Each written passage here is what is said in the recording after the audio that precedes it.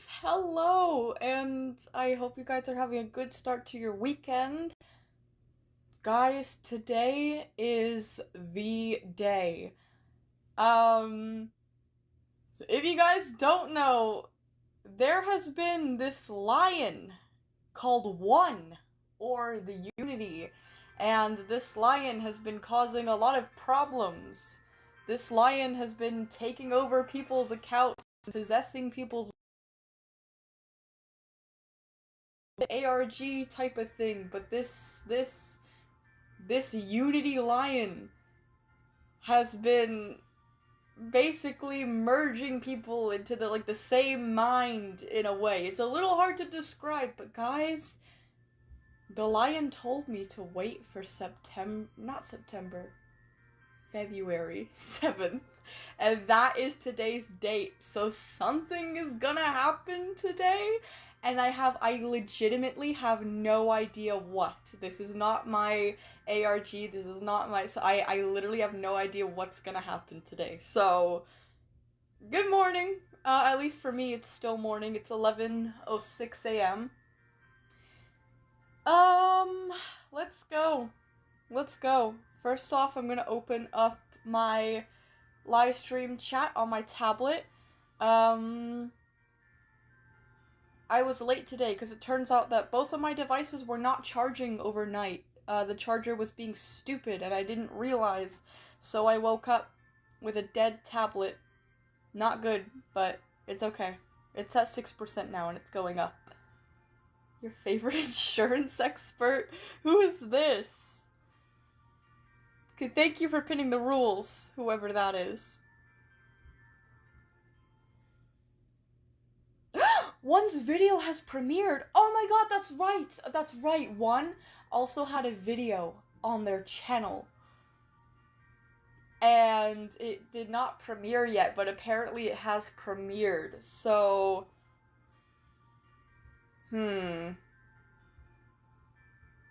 Hawk, who's Hawk? I ain't no bird. Is it Epsilon? I have no idea. Either way, thank you for the rules, whoever you are. The video is out. You are the one to mock, Violet. Oh my god. Uh-oh. Uh-oh. Okay, let's go and see. I think I was subscribed to that channel, so I should be able to find it easily, right? Subscriptions. It came out 8 minutes ago. It's a 30-minute video. Unfortunately, I cannot screen share it to you guys because I'm streaming on my phone. And I'm gonna be watching it on my tablet, but I'll tell you guys what happens, and I'll link the video in the chat for you guys, and I'll put it as a part of the video description if you guys are watching this as a VOD and not when it's live. Hello, by the way. I hope that you're having a lovely day or night whenever you're watching this. Anyways. Okay, let's watch this. I'm gonna turn down my game volume. Let's see what this is about.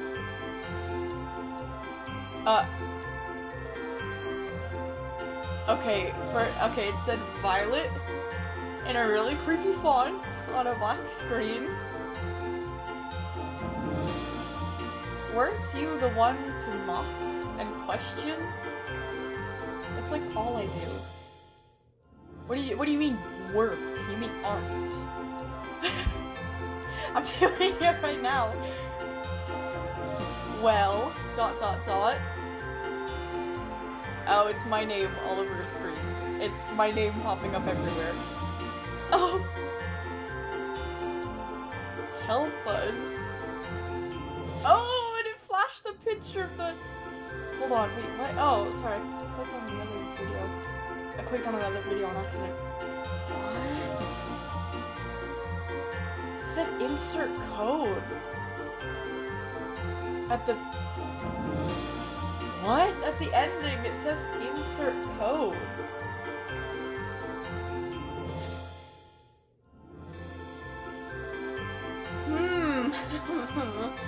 Huh. And then there's a comment on this video that says, "One might save us. One will save us." Okay, let me check the video description. Maybe there's something there. No, there's nothing. So maybe there's a code within the video that I missed? I don't know. Let's see. Let's go back into my live stream chat for a second. Let's see if one is still around. Meanwhile, I'll customize my animal to get ready to go into game. I think it's only right. I think it's only fitting that we be the deer again. You know, the sacrificial animal. Oh, nothing special in the video. I skimmed through it via a frame viewer at suspicious spots. Spectrograph is unlikely. Oh, thank you, Quartz! Thank you! Damn, Quartz, you are very reliable. That was very helpful. Ooh, we're at 40. Oh, we were at 44 views. That's amazing. Honestly, it looks like an idiot did a sloppy job at editing. Can't even delete a single ending. Also, I've had Pro for the longest time. I think you might need to, pay to remove that. I don't think so. I don't know. But wait, that's interesting that you drew attention to that, because the outro said insert code. So I don't think it is accidental, to be honest. Why would it say insert code? You have to manually add that text. Let me get into a game. If you guys want to join me, my name is going to be Soundwave. I'm going to be on the farm map in the US East. Boss, it's me, Hawk. Oh, check Epsilon's Discord messages, okay? This is fun. Remember, if you're late, you... What? No, that wasn't a thing! You never said that for this stream! You never said that for this stream! No, that is for Sundays. For Sundays only. Why is your name that? I'm not gonna let you in with a name like that. I'm gonna be honest. That's suspicious. Not you! I remember you, player. No! I'm a Oh, I was gonna say, no, I'm a lady deer, and then I thought that I grew antlers out of nowhere, but it was just some other deer joining. No, I meant to be the male deer so I could have the cool antlers. Whatever. I look like premium lily doe. No, I don't have to admit to anything. No, I don't. You're late, your friend will be correct. No, you guys didn't say that for this stream. It doesn't count for this stream. It only counts for the Sunday ones. You guys are just making up shit at this point. You guys are just making things up. Oh my gosh, all these weird individuals trying to get into my game. Player, I remember you. I don't know how, but I do. You're not getting into my game, silly Billy.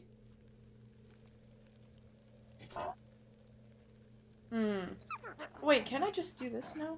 I don't know if it works, but... Error code. Okay, let's let everyone in. Let's focus on what one said, because that... Also, I don't have to admit to anything! I didn't do anything! If you know, you know. I didn't do anything. It seems you upset that foolish feline. Huh? What do you mean? Who's the foolish feline? You must be referring to one, because I'm actually a centipede. Sometimes. Tell your game name again, it's Soundwave. Like the Transformer. Oh, there's text before the CapCut on a second rewatch. Too hard to make out. I could try to do it. Text before the CapCut. Help us. Okay, there's something at the bottom of the screen that says help us. That's what something says, but you said it was before the CapCut screen.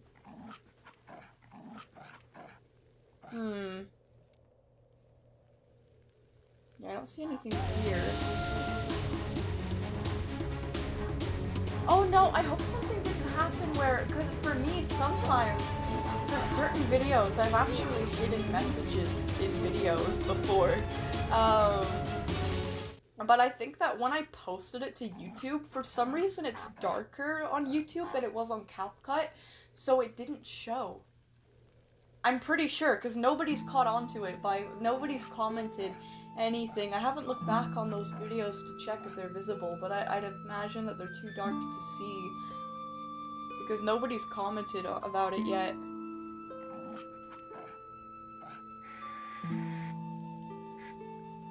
I'm trying to look through to see if there's any weird text.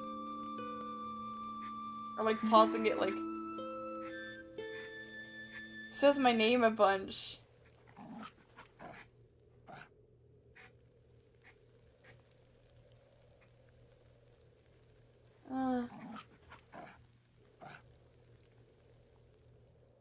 Were you referring to the thing that says help us at the bottom of the screen, Quartz? Was that it? Oh, wait, what? Hold on. Hello, ghosts! Oh my goodness, 2 months into the membership. Thank you so much! Hello! And yes, you're absolutely correct, Ghost. Fight the Unity. Okay,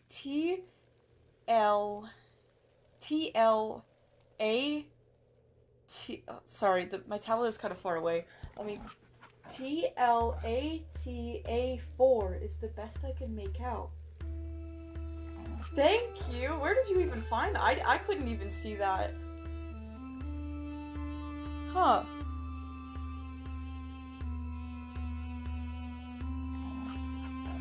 Lightpaw, what do you do with a loving feeling and the loving feeling makes you all alone? What do you do with a loving feeling? For some reason I'm reading that as in like the same like rhythm of like the song that's like, is it what shall we do with a drunken sailor? Or what should we do with a drunken sailor? What do you do with a loving feeling? I don't know what you're talking about, by the way.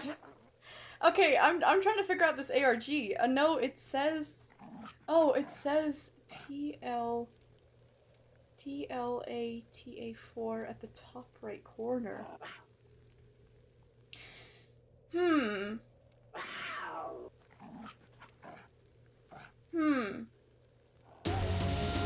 Okay, and the video said to insert the code, but it never said where. So I wonder... Insert code. Do I comment it? Do we comment the code? What was it again? Hold on. Was it TALA? Or was it, no, was it TLA? Hold on. I might need to write it down. Guys, I'm gonna be honest. My brain might be especially scrambled today. I barely got a wink of sleep because, so, while I'm looking for a pencil, I'll explain. Where's my pencil? I swear I, just had one. I was sketching before I got online. Where is my pencil? Whatever. I'm gonna go look for one in my drawer. Anyways, so yeah, last night it's not, important or serious or anything. It's just, I was spray painting in my room, because there's no space in the garage, with all my windows open and my doors open, all downstairs, because I'm trying to customize a Ford Mustang RC car to look like Knockout Salt Mode from Transformers Prime. But because chemicals and things like that can be very harmful to centipedes, because they breathe through their skin. It's really interesting. I had to bring Melania, her enclosure, her case, upstairs, and I was so scared because I knew that my cat was in my mom's room with the door closed, but I was so scared. I was like, what if? What if the cat goes out and, eats my centipede? Anyways, okay, what's the code again? Let's see. Let's go back into my live stream.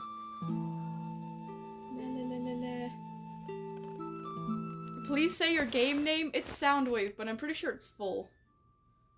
La la la la la. Le le le le le. Oh, it might say Nightfall? Oh. They said it was a code, so I don't know. Maybe it is. Okay, we'll try both. We'll try TLA. Where is the chat? I just lost it. TLATA 4. And we'll also comment Nightfall as well. If that doesn't work, then I'll try to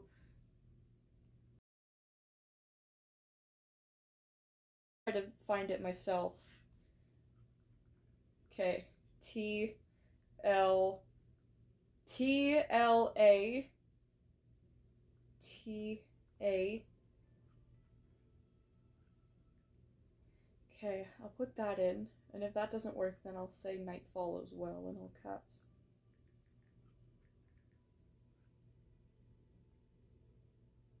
But you said it was in the right upper corner? Like before... I don't see anything. Let me turn my screen is on full brightness. I'm like pausing and unpausing every 2 seconds. Okay, there's the lion. Is it on this frame? No. That lion looks so creepy in the dark. Oh! Did I see something? Hold on.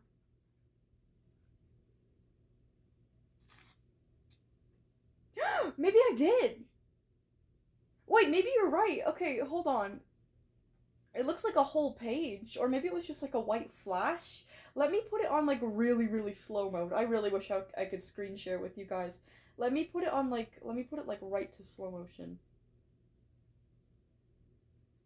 It looked like a whole page, but like I could be wrong. Like it could be just a flat. No, that's definitely something! What? No, it's not. Maybe it is. There's, okay, at the 25-second mark, if you watch it in slow motion, it flashes for a moment, but it almost looks like a very, very, very low quality image of like a page with like writing on it, like in pencil. But it could just be like a grainy, like static TV from the CapCut, like transition effect. There's, if it is a written thing on a paper, there is no way that I can make out a single word. Try. Yeah, there would be no way to make this out, like, at all. So I don't think it's that. I think I think I'm looking too closely into things. I can't see any text in the upper right corner, though. Hold on, let me go back onto that, like, frame, kinda. Let me try and find it. No, I missed it. My pause game is not that good. No, I missed it again! I'm really trying here.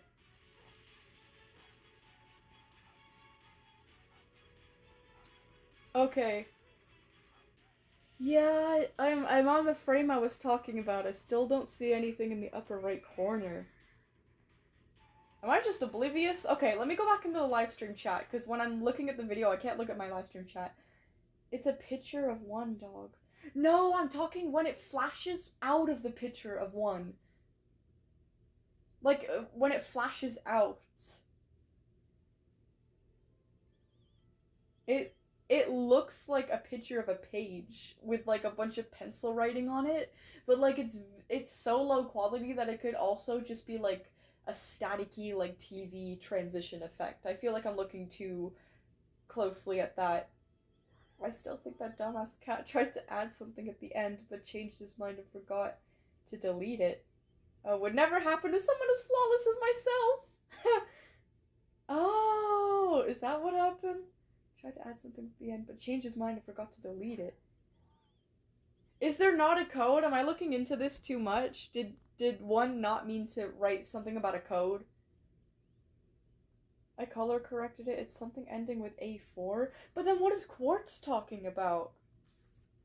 Okay, what second, like what timestamp in the video do you see this text in the upper right corner? I still wanna look into this.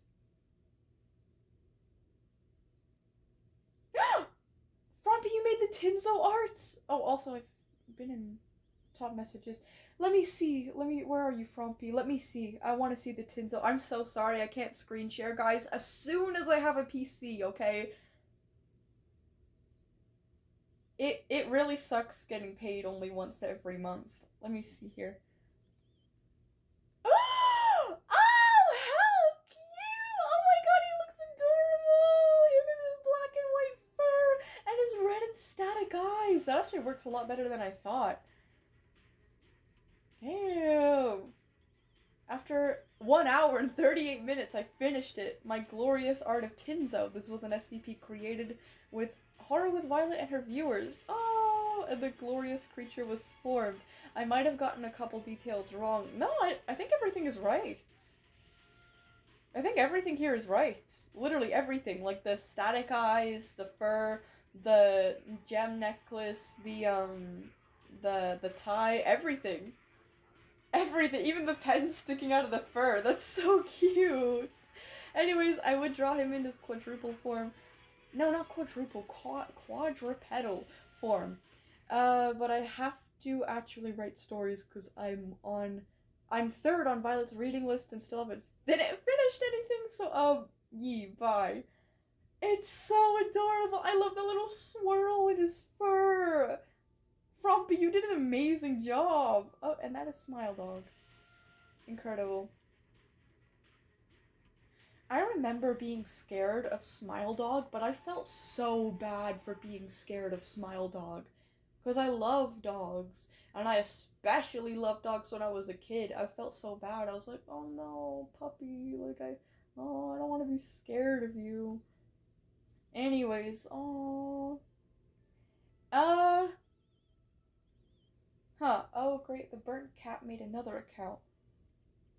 What?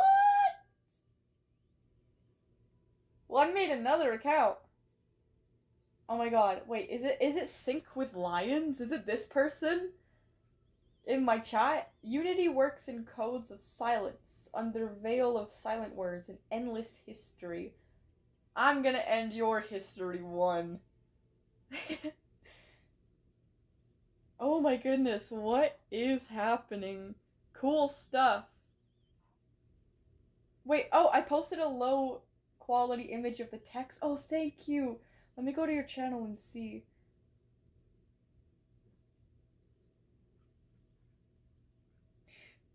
On the help us frame? How are you seeing anything here? In the upper right corner, you said? Like, it definitely says help us at the bottom, but I don't see a single thing.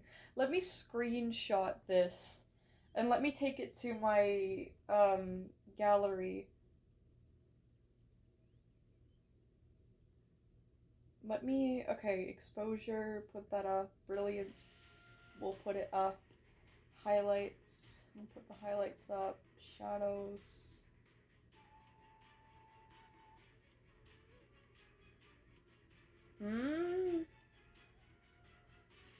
I'm starting to see like a bunch of like colored pixels, but I don't think it's supposed to mean anything. I think it's just like the screen glitching out, kinda. Okay, I turned the black point off and I don't see anything at all. Like the black point, I turned it completely down. Saturation, we'll turn it up. Vibrancy, we'll turn it up. Yeah, I'm seeing pixels that like aren't even supposed to be on this screen. If there was hidden text there, I think I would have been able to see it.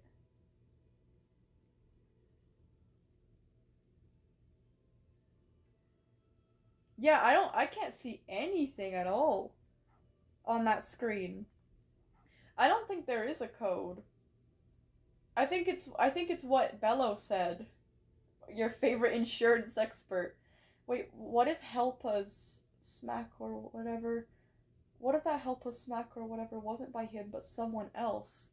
I'd assume so. I'd assume so. One better not be asking for my help.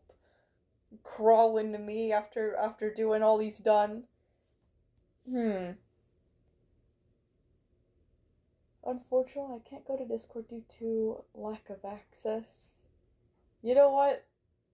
You're not missing out on too much. I'm glad I have it, because it keeps me in contact with my mods and my buddies, and I'm also able to do really cool things like roleplay and see cool fan art and things like that, but like Discord as a platform, meh. Oh! You want to be added to the list, Neptune? Let me pull up in my notes app. I will add you to the list. Neptune. There we go. Huh. That would also explain this other account. Okay, so... Okay, hold on. What's the other account? Who's the other account again? Where are they? The Burned Cat made another account. Where are they? Oh wait, I posted a color swap version of the text. It would be much clearer, Violet. Wait, let me see. Let me see. I have to restart YouTube to see.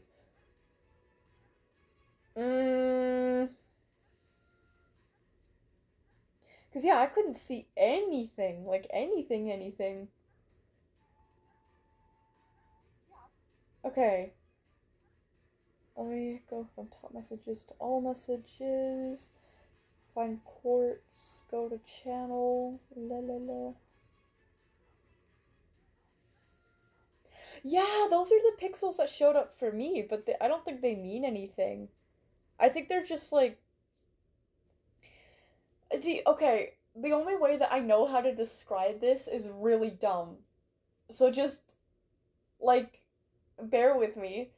Do you know those videos where, like, that one guy makes, like, can make the flag of Poland out of any image just by messing with, like, the saturation and stuff? Because, like, little pixels that, like, weren't there before start showing up when he, like, turns up, like, the saturation and the contrast and all that, and he's able to keep messing with it until he gets red and white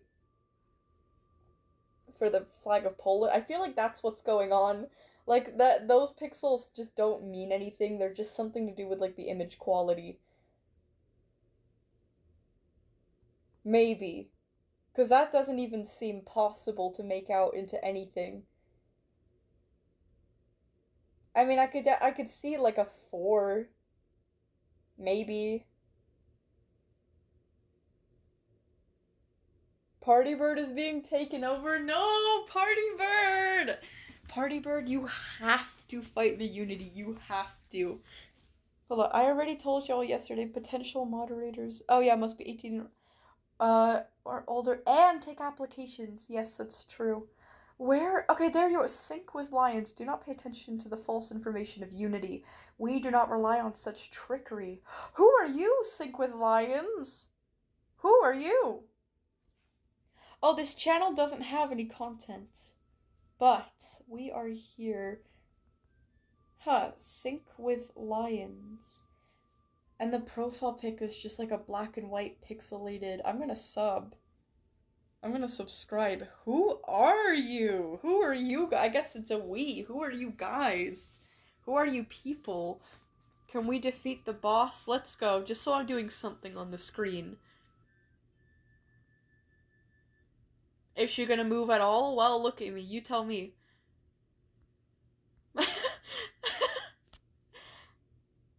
Sorry, I've been very invested in this ARG today. I know if I play the game too much, I'm gonna get really distracted. So, you know. Oh, I wanted antlers. I wanted antlers. Potential victims.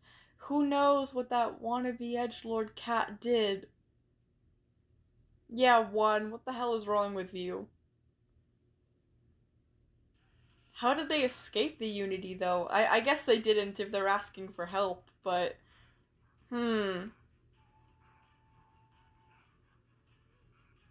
Wait, Violet, somebody said read my story, please? I think that was Enlit. Wait, Vio can read my story, please. I was told it'd be last week. Well, like that I would read your story last week, then totally, I will add you to the list. No, please, don't kill me, please! I'm gonna kill the bull before the bull can kill me. The bull doesn't stand a single chance.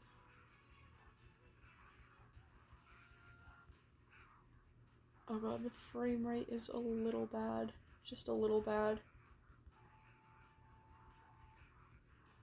No! Oh, yes. Okay, anyways. Boss out of character, how about we make an extra channel in your Discord for theories about one? Ooh! Absolutely, we should do that. You can do it right now if you wanted to. Because I'm invested. I'm interested. I'm interested in learning. Okay, if the Sync with Lions, is that what it's called? The other account is the Victims of the Unity. Huh, how are they? Wait, Synchronization is that which opposes the Unity. Whoa! Oh, what does that mean? Hey, if we're gonna start a theory channel, I'm gonna start taking more screenshots and things. I feel like that's important. Synchronization is that which opposes the Unity.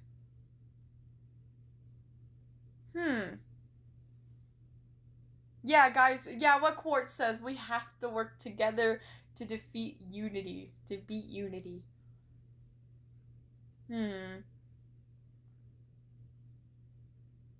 Okay, interesting. Huh. What if a nuclear bomb with max radiation hit Canada? I'd be dead. Like, what if an asteroid hit your house? What if a gamma ray struck your country? Like, what does this even mean? Do not bend to the wills of Unity. I've been doing that this entire time. Unfortunately. I sacrificed myself as a deer once. Violet, do you remember me? I was the one who first told you what cinematic mode or whatever it's called. I don't remember you specifically, but I remember figuring out what cinematic mode is for the first time, and I felt so dumb. Like, rightfully so. Yeah, cinematic mode is great. You know what I really wish that there were modes where you can just play and, like, there were no enemies or anything, because that ruins my filming a lot. I wish there was, like, a creative mode, basically, where you could go onto any map and you could, like, turn off the enemies, and you could also control the weather. Like, you could type in commands to control, like, the time and the weather. Because for me, when I'm filming, like, gameplay of Wildcraft, one of the things that ruins it is, like, the weather changing, the time changing, or like a random animal coming to attack me, because that can still happen when you're in cinematic mode. It's very annoying.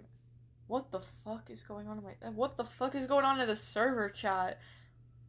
Dr. Gears is coming. Oh, and it's spelled upside down. How did you do that? What the hell? Error code Dr. Gears. Where are they? Oh! No, that's just error code. Oh my god. Okay, where is he? Where is he? I'm so scared!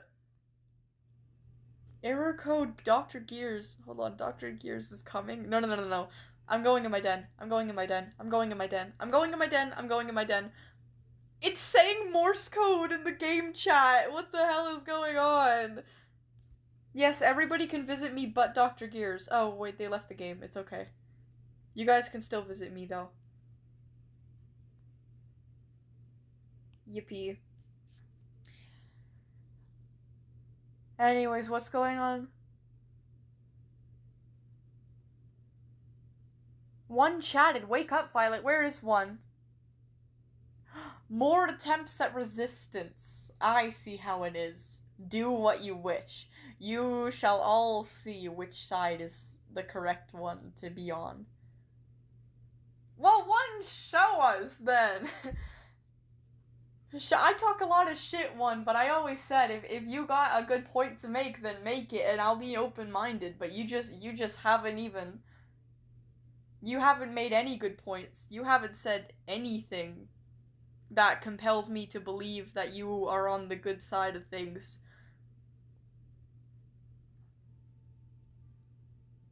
The only thing that I can think of is that your mindset is similar to, like, the frenzied flame from Elden Ring, where you think that if everything was one, like, kind of thing... I don't know. Actually, it's been a while since I played Elden Ring. But basically, you think that, like, if everything was combined into one thing that was just, like, neutral, neither good or bad, that would be, like, the ideal for, like, the world and humanity. That's the only thing I can think of. You're a fool, man. You're a fool. You're a fool. Also, the Theories channel has been created. Ooh, and is already active and in use. I pinged you in it. Okay, very interesting. Error code can come in. Error code Dr. Gears cannot. Where's my...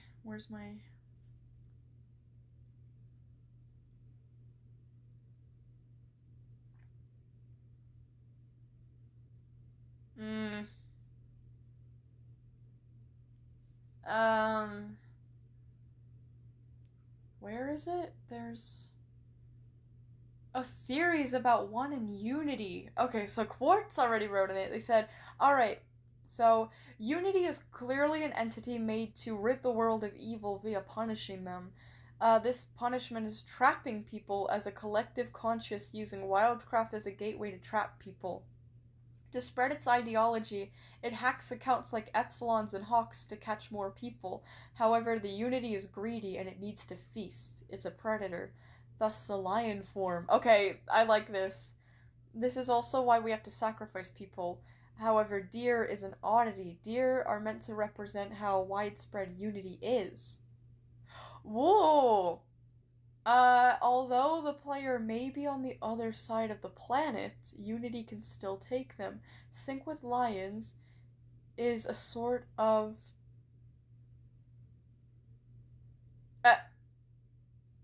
Neptune! One, that's off topic. Two, I feel like that would fall under a face reveal. We don't allow that.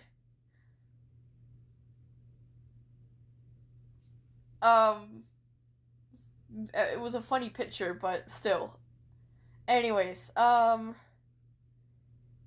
can still communicate with the outer world. Wait, sync with lions is a sort of escape attempt. They can still communicate with the outer world via the internet. Neptune didn't... Neptune, that didn't help much. I agree. Yeah, no random meme bullshit. I deleted it this time. Next time will be a mute. Yeah. Okay, sorry. It's alright. Just keep in mind, you know, the rules and everything, and maybe don't show your face so easily. But anyways. I kind of agree with this. I kind of agree with this theory. I don't think Unity views it as, like, punishing people. I think that he, like, views it as, like... I think he's trying to rid the world of evil, but he's doing it by, like, combining everyone into one, like, neutral being.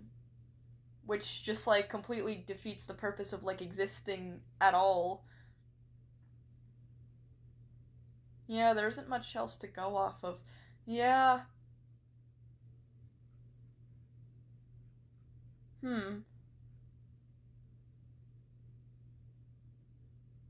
Okay, that's a good theory. Oh, one-chatted again? Where's one? Where's one? What is one saying now?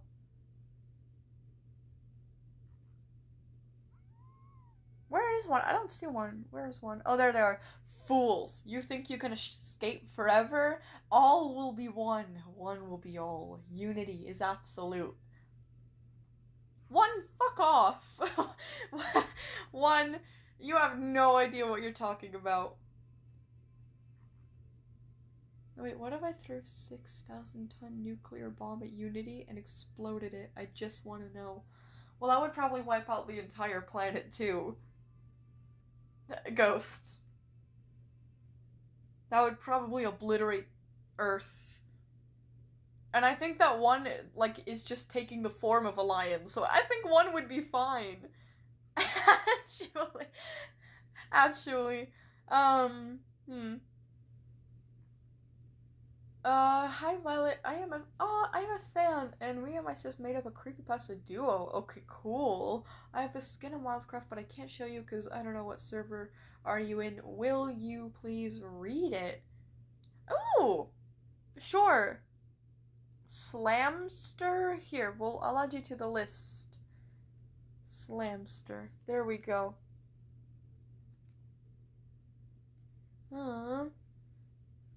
That other account demanded one should free those he has taken. How intriguing. Yeah, it seems like one already has some victims, but I wonder how. I wonder how he got them.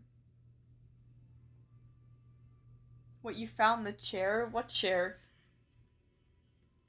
You found the chair, Violet. Haha. What chair? Oh.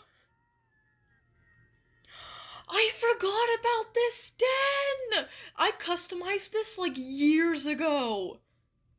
It's so nice. This is like a kitchen, like bar area. This is supposed to be like a fireplace.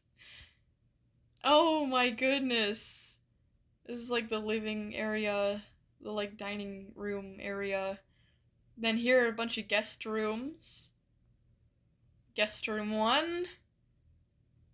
Guest room 2.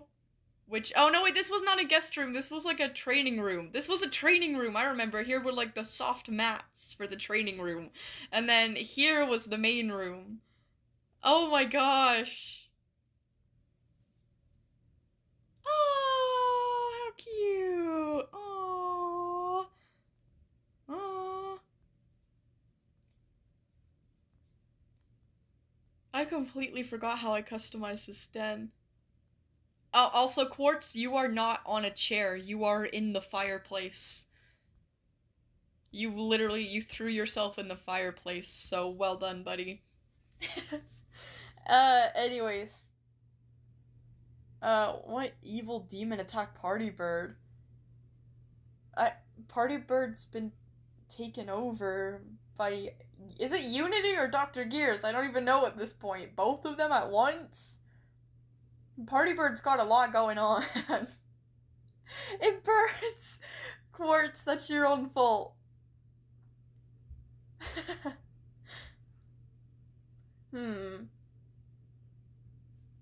Quartzite roasting on an open fire? What's good, Sigma? Oh, hello. Hello, Puggo Wuggo. That's a really cute name. Hold on. Oh, Violet. Hi, Violet. Sorry, I haven't been updating you on... Oh, fan art! I was really busy, because of school. I'll try making it today. Zira? Is it? Zira, that's amazing. Thank you. No rush or anything. Take your time. I'll probably be alive by next week, so I'll be able to see it then, too. So, take your time. I can't wait to see it. Skibbity Sigma Alphas.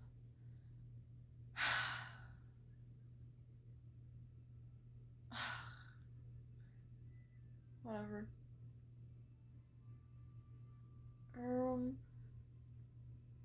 Little did Party Bird know he is just, well, paralyzed and can't talk. Well, I'm still alive. I'm not Party Bird, though. Well, who are you, then? What? Oh, the ominous smiley face. Stop talking about 6, 7. Oh my goodness. Enough. Enough. It's not funny, guys. Not to me. Wait, Dr. Gears is a victim of one! That's coming from the Sync with Lions. Dr. Gears is a victim of one. Let me let this person in. What did they say? 1. Those you see now are but fakes who push its ideals. What? What? Wait. Oh, 1 said something. Still clinging on to those mortal ideas. Perhaps more drastic measures must be taken for you to stop trying to escape the true fulfillment of unity. Hey, don't you dare, 1! Hey! Hey, pal. Hey, pal, you're on thin ice, buddy. You're on thin ice. You're barking up the wrong tree, 1. That cat is beefing with the other account. This is unexpectedly entertaining to watch. I love drama. I love drama so much. Who wins? Synchronization or unity? Synchronization will win! I trust synchronization more than 1, because I've asked 1 so many times. I've said, hey, maybe I would be open to your ideals if you would explain them better, and then he just keeps being vague about it. I don't know.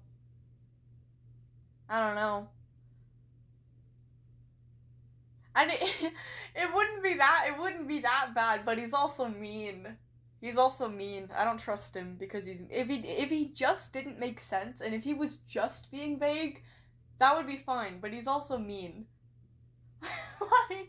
like he doesn't even sound like he cares about people. So, yeah, I don't trust him. If you choose to escalate, then so we shall prepare.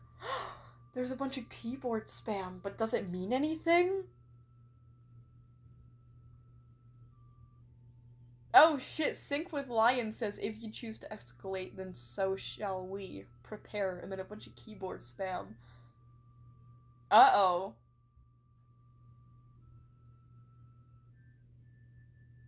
Neptune, you don't have to sacrifice yourself! Oh my gosh, you're just giving yourself to what? You're just giving 1 another victim.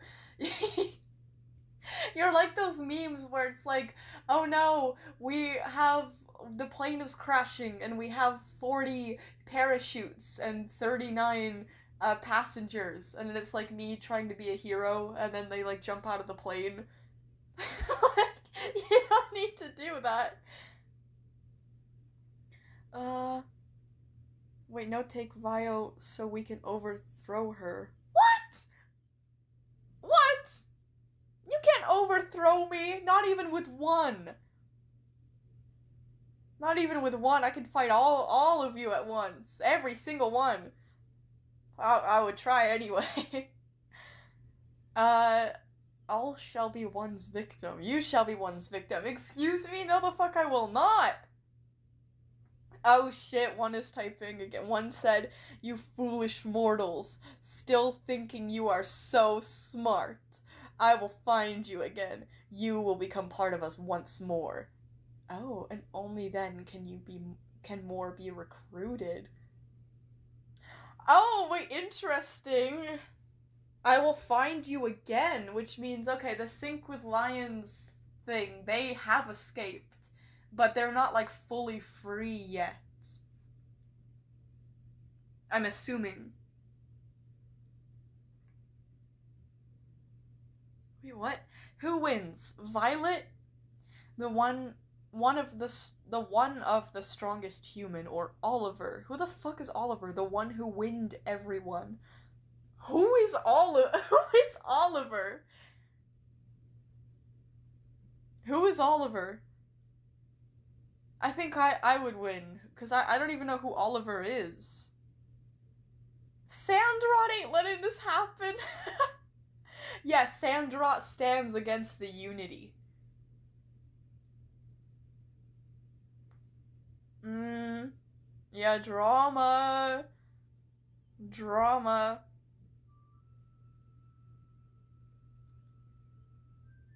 Frumpy, run your necks. What? Not Frumpy. Don't do that. What the fuck happened to my profile pic? No, Frumpy! Frumpy's profile pic is 1 now. Is it 1? I don't know. It's really small on my screen.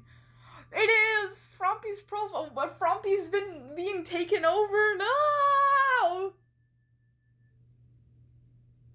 Chat, help, I'm scared. My profile pic has changed. No, release me. No, you have to change your profile pic back, Frumpy. You have to resist. Please. Oh no. Yeah, leave Frumpy alone. Let me change it. Leave her alone. No. Wait, the server has good or higher rep. We leave them alone. If not, we stay. Wait, what? Oh, you're talking about the creepypasta? Oh, the story is that our creepypastas were something supernatural that slipped into early models and codes of Reapers at Project Tarn, heading into servers and checking reputation. If everyone in the server has good or higher rep, we leave them alone. If not, we stay. Abilities: flying, phasing, doxing, and banning. Oh, cool. Keep in mind that this is not real. We just have our friend pretend to be. Oh, pretend to be banned. The way to summon us is to spam in a chat full of very bad reps. Even if one player only. Purify this place of sin. For 5 minutes, we will follow you through servers. Oh, that's creepy. The way to be safe is to stop. Ah. Oh god, what the hell? Something is wrong with... No! Ghost has been taken by the Unity too! Guys, please! You guys have to resist. We cannot become we cannot become one. Okay? Oh my gosh. Yeah, Soundwave is my username right now. Very cool username for a very cool character.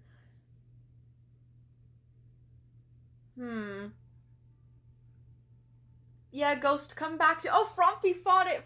Frumpy's winning. Yes, we got Frumpy back. Good job, Frumpy. Come on, Ghost. You can do it too. I wonder if Bella was gonna try and find Violet, lol. I hope not.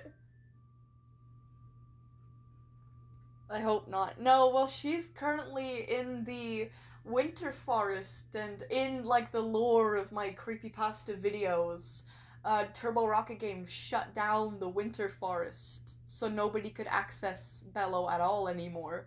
So she's been completely shut off. Bello is scary for me. She's scary even for me. Also, I'm trying to find some way to... I don't know. I can't really explain. Never mind. Never mind everything that I was just about to say, because it's spoilers. It's spoilers for what I have planned in the future. I have a lot planned. We're gonna see a lot of characters returning and giving a lot more lore. You guys are gonna learn a lot more about a certain quote-unquote doe. But that's in the far future, because I do want to finish a certain novel before I release anything more about that. And I won't say anything more than that. Anyways. You had a nightmare that Bello killed you? That's terrifying. Bello is in the Winter Forest. Oh my gosh.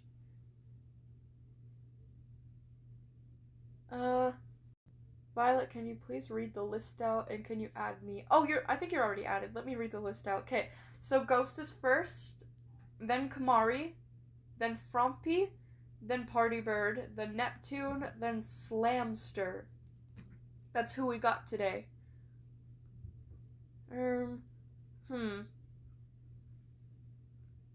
Should we go out and kill the boss again?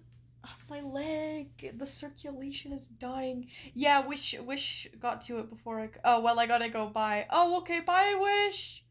Bye, Wish. I'm gonna go kill the boss just for something to do. Then, we're almost an hour in, so we can start reading stories soon. I thought... Oh, shoot, that's right, I forgot to add you to the list. I'm so sorry. Here. Were you before, or I think you were before Slamster, so I'm gonna add you second to last.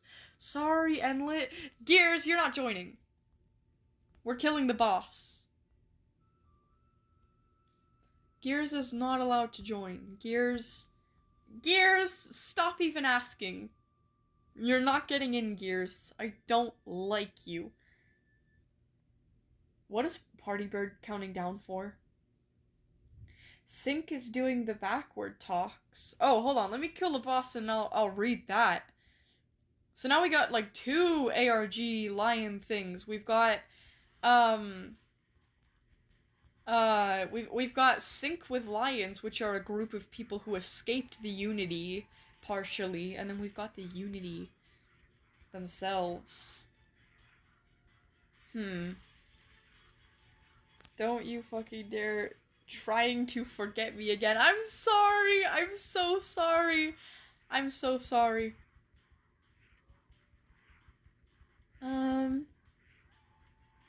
Well, Gears is banned from... Yeah, Gears is banned. Gears is banned from everything.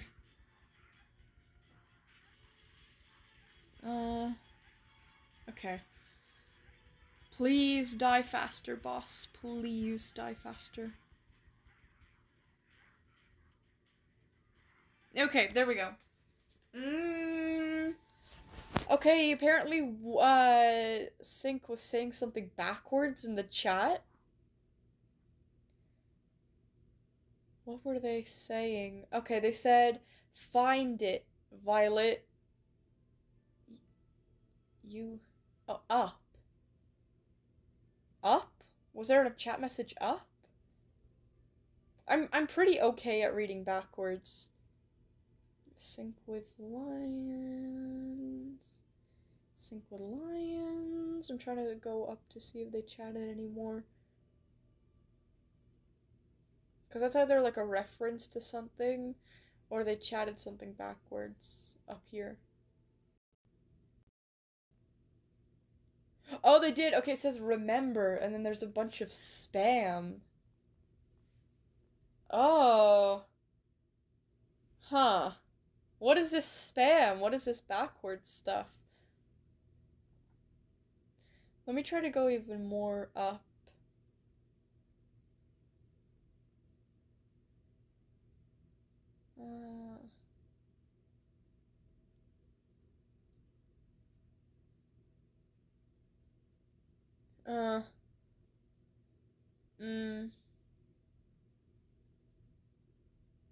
I don't think I see anything past that. Oh, wait, no! No, wait, yeah, okay, that's just the same spam, but I'm gonna screenshot that, too. Just in case I need that. Okay. He said numbers. Is there gonna be another date, maybe? Look for the numbers, you dense insect. Excuse me! Excuse me! I didn't even get a chance to try yet. Okay, so 1, 9. The text almost looks like French. Okay, 1, 9, 2, 3. Remember, 1, 9, 2, I'm not missing any numbers, right? 1, 9, 2, 3. What could that mean? Like the 19th? The 19th of February? And the 23rd of February? Huh? Because it couldn't mean, like, the 19th of, like, hold on. I could say maybe, like, the 19 as in the day, 2 as in February, then 3 as in what? What would 3 mean? 19th of February, but then what would the 3 mean? Right? Okay, what's the other spam say? The other spam doesn't have any numbers, so it has to be this. 1923. Wait, unless that's like a historical date, or unless the Unity could be traced back to 1923.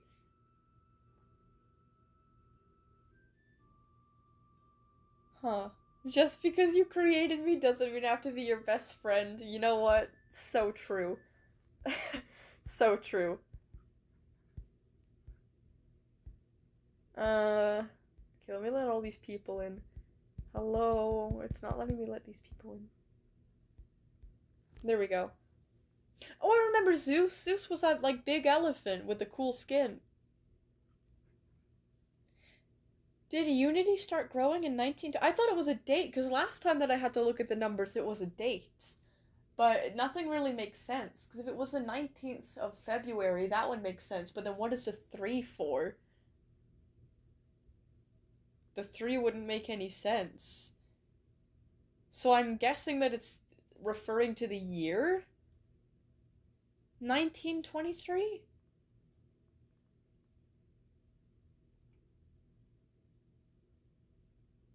Huh. Hmm. Oh, okay, they said, something in backwards again. They said, will meet once more, soon. What? I'm so good at reading backwards, but what? Are you leaving Sync with Lions? You stay safe. Don't get caught by one. Oh, for fuck's sake, one's here. He said, look at you all, acting oh so smart, but falling upon the slightest hint of a challenge. Pathetic. But no less is to be expected of mortals. You can't even communicate clearly. You can't even communicate clearly. Bro is getting more aggressive. He's so mean. He's so mean. Wait, 1923 was a year to remember in many ways. From the rapid destabilization of Germany, is Unity German? Was that the specific year that Germany was destabilized? I don't know. Because I don't know. Because the war ended before that. I know the 20s for being like the roaring 20s when, like, you know, everybody was like celebrating and like happy and whatnot before the depression hit. Wait, if Unity is German, Hawk? Oh my god. Oh wait, hold on. Ghost type something backwards. One is tr oh, trash. One is trash. Yeah.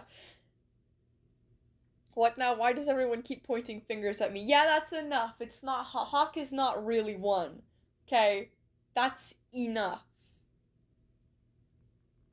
Chase the fastest wolf is terrifying. He is. I like Chase's ears though. Wait. Oh, they chatted again. One will fall. Oh, ma under mo under Malik? Am I reading that right? Goodbye. Does that say Malik or am I dumb? Under Malik? No, that's Malik. Right? A M-A-L. Hold on, let me see that again. Let me see that message. Where is it? I lost it. Lele. Yeah, who the fuck is... Okay, it is Malik. Who the fuck is Malik? Ah! Yeah, get him, Zeus. He's killing me. Actually, get him, everyone. But especially Zeus. Zeus is the biggest and the highest level. Get him, get him, get him. Who is Malik? One will fall under Malik. Goodbye. Who is Malik?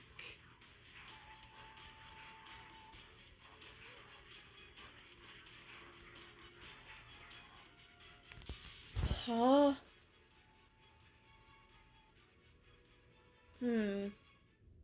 What was I gonna... Oh yeah, Malik, maybe the... Okay, name meaning. Let's see if that can give us any clues. Oh, Malik is a primarily masculine name of Arabic origin, meaning king, master, or ruler. Oh, shit! Hmm.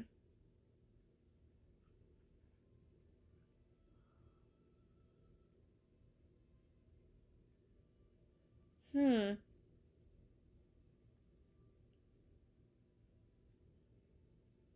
Wait, hold on. Yeah, the name Malik means king. But also, I'm seeing something about...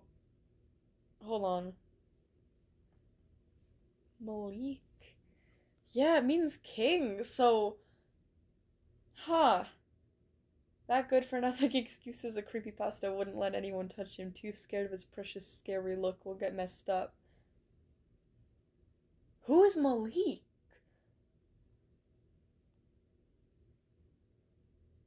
Why hasn't Malik done anything already? Who is Malik? I'm gonna lose my mind. Who is Malik? I need to know now. This reminds me of something. This reminds me of something. This reminds me of something. Who is Malik? Does one know Malik? Check the Discord, Raw. I have ideas. Did y'all base this off of something? Did you guys base this whole story off of something? Okay, hold on. Quartzoid said, in 1923, here are some interesting facts. Technology and invention. Clarence Birdseye invented frozen food, revolutionizing food preservation. Edwin Hubble discovered that the Andromeda Nebula was a separate galaxy, fundamentally expanding our understanding of the universe. The first 3-position traffic signal was patented, I don't know how to pronounce that word, by Garrett Morgan, improving road safety. Oh my god, I'm just gonna say something random. I saw a short the other day. Apparently roads, like in the 1900s and like before that, roads were supposed to be for walking, right? You were supposed to walk on the roads. But once cars came out, people would start fucking running over people on the streets. And the people would get blamed by it, right? Because like the car companies didn't want to be held liable. So I don't know, instead of putting like regulations or whatever, they said that like people weren't allowed to walk on the roads anymore and it was the cars' space. And they basically came up with the name like Jaywalker to like shame people for walking on roads. Or so, I don't know, the name Jaywalker like meant something. I think it was like a character, Jaywalker. I forgot why it was named Jay. But they came up with a character who would like walk on roads and like got ran over or whatever, and he was depicted as like being an idiot. And that's why like it's called jaywalking, to cross the road. Anyways, culture and media. Walt Disney and Roy O. Disney founded the Disney Brothers Cartoon Studio. Interesting, on October 16th, laying the foundation for one of the world's most influential entertainment enterprises. Oh, empires, yeah. Time magazine launched on March 3rd, becoming a defining voice in global journalism. The Hollywoodland sign, later known as the Hollywood sign, was integrated in California. The 1923 Great Kanto earthquake in Japan killed over... Holy shit! 140,000 people. That's horrible. With a devastating Fire-nado claiming fucking 38 lives in 15 minutes? What? How have I never heard of that? I used to look up, like, tornado disasters, like, all the time when I was a kid. I used to, like, read about it. I can't believe I never heard of that. What the fuck? That's so sad. That's scary, honestly. In Germany, Adolf Hitler led the failed beer hall. Oh my god. Putsch? If that's how you say that word, resulting in a 5-year prison sentence.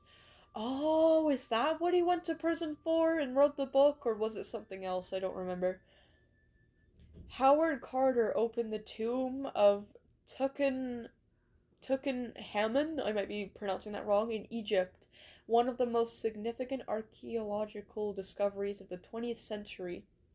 Over 80% of males born in the Soviet Union in 1923 did not survive World War II. Oh, holy shit.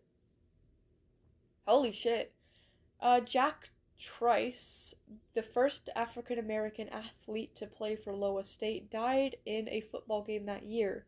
The Rosewood Massacre in Florida saw a violent KKK attack on the black community, resulting in multiple deaths, and a lot of death-related things. Holy shit, what a devastating year.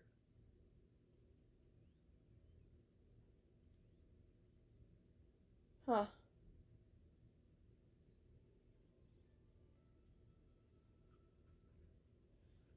Damn. Okay, I don't know if any of that is, like, could be linked to one. I mean, it was a disastrous year. Maybe it would make sense that,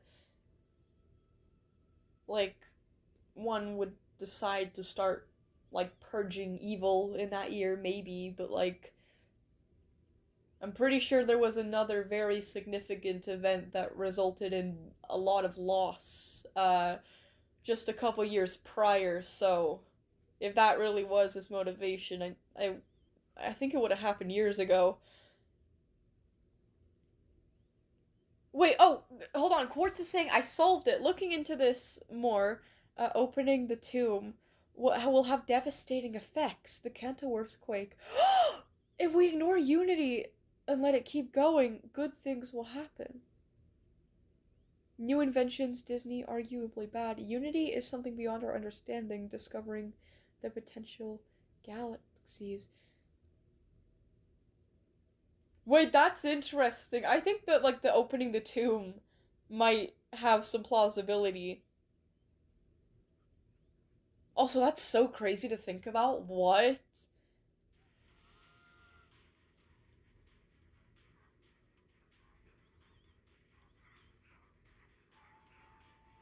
Wait, what? Did you mean to say World War One? By the way, I'm just reading this over again. When you said over 80% of males born in the Soviet Union in 1923 did not survive World War II, did you meant to say World War One? Okay, it's safe to say this is more than just a dumbass hacker. Yeah, yeah. Clearly some kind of entity, anomaly even. At this point, I'd rather take the fucking twisted bile virus over this Unity shit. And I think it's interesting, but take a shot every time Bello says edgelord. The first and only thing we'll ever agree on. Don't get used to it. Alright. Alright, Bello. Oh! One has become all Frompy. No! Frompy's been taken over! Violet doesn't care. What for you all? Excuse me? Yes, the fuck I do! One, piss off.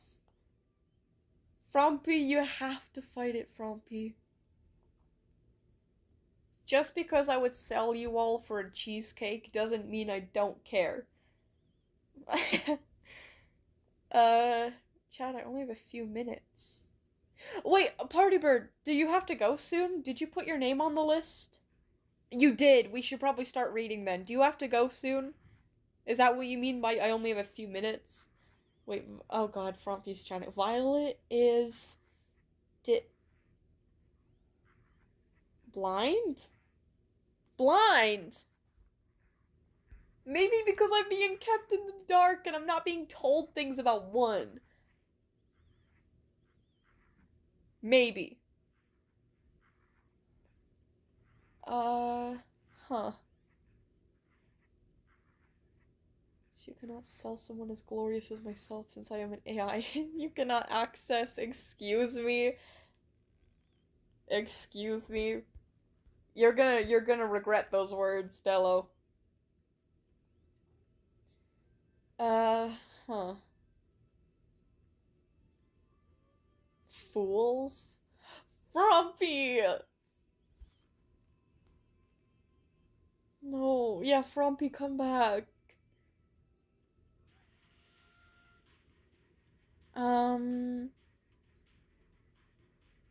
Wait, what? Oh shit, you're trapped. Wait, what? You're the guy obsessed with a stupid horse. Wait, who? Bello, you're the reason RAM prices are so high!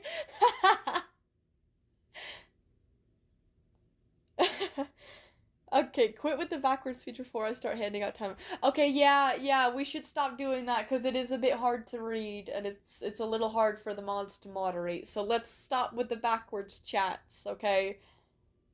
One one is not an exception from the mods. Okay. Huh. Where's Party Bird again? Oh, they said yes. Okay, so we're gonna start reading, like, immediately. I'm gonna start with Party Bird, because Party Bird says they have to leave soon, so let's start with Party Bird. Sorry. Okay. So if you guys don't know, I'll explain it real quick, while I switch servers. Party Bird writes things that don't make sense on purpose. They write very, like, it's supposed to feel like a fever dream. You might feel confused at certain points while reading this. It's because it doesn't make sense. It's not supposed to make sense. And they recently started a new series where it's supposed to be like that show, that one show that's like about the objects and they like compete in games and stuff. I don't know what it's called. But if you know, you know. It's like, I think it's actually called The Object Show. Maybe, I could be wrong. Anyways, okay. Yeah, last time we had the characters. The characters are named Toilet, Freezer, Trash Bag, Towel, Atomic Bomb, Greg, Cup, Pants, Doorknob, Doorstopper Jr. Oh, I accidentally went out of the page. And last time... I don't know what happened last time, to be honest. Okay, the first challenge is to climb a mountain. The last 2 people to reach the summit is up for elimination. And the characters that came last were Cup and Towel. I voted Cup to be eliminated. I was the only one who voted, so I think I win. Anyways. Okay, now we have part 2. Warning beer, okay? Trigger warning beer. Thanks for the heads up. Thanks for the heads up. No, I can't be doing all these YouTube links. I can't be doing all this, Party Bird. Party Bird said that, or not said that, the last time Party Bird added a bunch of random YouTube links sprinkled in between, like, their story. And they were just so random and unrelated to anything. Oh, you don't have to, like, click on the links. Okay, I'm just gonna read this real quick. We'll do the, like, if the other mods want to come on for voice acting for other stories, we'll do that. But this story, because Party Bird has to go soon, I'm just gonna kind of do it, save time. Anyways, Doorstopper Jr. was banging their head on a brick wall repeatedly Doorknob was questioning their existence, and everyone else was chilling. Someone grabbed Doorknob and said, "Oh, who's grabbing me? I can hear you yapping for..." Ew. So I had to burp. Ew, that's disgusting. Anyways, I can hear you yapping from a kilometer away. What's the big deal? Pants said. Frowny face, Doorknob said. A cup of beer teleported right next to Greg. I think Greg's just like a normal human, by the way. Anyways, a cup of beer has finally fallen upon me. Greg drank the beer. Then he acted weird. Greg grabbed Pants and started... Okay, there's like dialogue, but it's just a bunch of like keyboard spam with symbols, so obviously I can't read that out loud. Greg said while repeatedly exploding Pants. Okay, then recovered them. I have an idea. Let's do the challenge, Greg yelled. Everyone knew Greg was drunk. Has Greg calmed down yet? Atomic Bomb said. Cup answered, no. The challenge is to survive. The 3 people annihilated first will risk going through the second dimension. No matter where you reside, I will always find you. The counter has begun. Run! Then there's a YouTube link, but I'm gonna skip over that. Everyone was shocked. Everyone run for your fucking life! Atomic Bomb said. Atomic Bomb and Pants found a hole to hide in. Doorstopper Jr. and Towel found a bush to hide in, so they hid in it. Cup tried to get... Hey, I thought Cup was eliminated! Hey! Cup tried to get in, but they didn't allow him. Oh, dude, you are eliminated. Get out. Go eat paint off a wall or something. Doorknob said. Wait, how do you know I'm eliminated? Cup asked. I found a paper on the ground and it said you were eliminated, Doorstopper Jr. said. Okay, Cup said. Greg found a doorknob in Doorstopper Jr. I see you! Here I come, here I come, here I come, here I come, here I come, like a million times in all capitals. Here I come, without any spaces. Here I come, Greg said. Greg killed Doorknob, but Doorstopper Jr. escaped. I am announcing that a person here has been completely wiped off the face of the universe. That's right. Oh yeah, there is still 2 more people to perish, Greg said to everyone. Oh gosh, Pants said, but Greg heard them. He found the hole where Atomic Bomb and Pants were. Fuck! Get off, Pants! Atomic Bomb said. Freezer, toilet, and trash bag were in space, by the way. Why are they in space? Anyways, why are they in space? Anyway, Greg teleported everyone to him. I just don't know who to put up for elimination, Greg said. I've made my decision. I'll take both. Here comes the wand, Greg said. Everyone was screaming. Greg squished everyone. Now, reader. Wait. Greg recovered everyone. Atomic Bomb said, Are you still drunk? Nope. I haven't been drunk for a good while now, Greg said. Cup, you are eliminated. Why aren't you in the second dimension? Wait, no! Cup said. What the fuck? There's dialogue here. It's like a bunch of A's in all capitals because Cup is screaming, but then in the middle of like the screaming, there's an @ to Dr. Gears Gaming 4143. What the hell? Anyways, I'm gonna ignore that for now because I gotta move on. Cup has entered the second dimension after that. Everyone is up for elimination. Readers, comment A for toilet to be gone, B for freezer to be gone, C for trash bag to be gone, D for towel to be gone, E for atomic bomb to be gone, F for pants to be gone, G for doorknob to be gone, and H for doorstopper junior to be gone. Voting ends on... I don't fucking know. Find them. Be more specific. 1. What? Okay,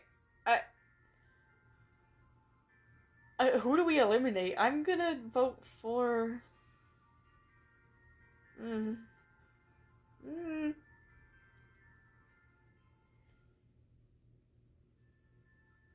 Eh. I guess Toilet. Toilet hasn't done anything wrong, but like I don't particularly hate any of the characters. Anyways, okay, that was Party Bird's story. That was pretty interesting. What is this YouTube link at the end though? I'm kind of interested. What is this? 30 Black Knife, Deltarune Chapter 3+4, soundtrack, Toby Fox. I'm getting an ad though, so I can't see it. Oh! Oh! Okay! Ooh!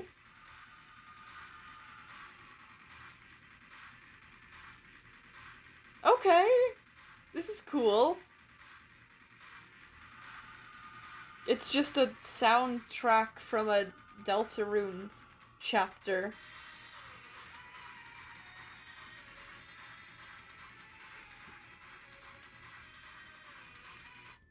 Very cool, very cool. Huh. What is Dr. Gear's Gaming 4143? The fuck is this? It's like a YouTube account.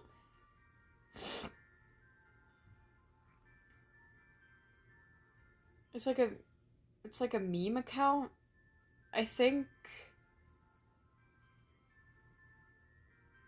I don't know, to be honest. I don't know. I'm scared.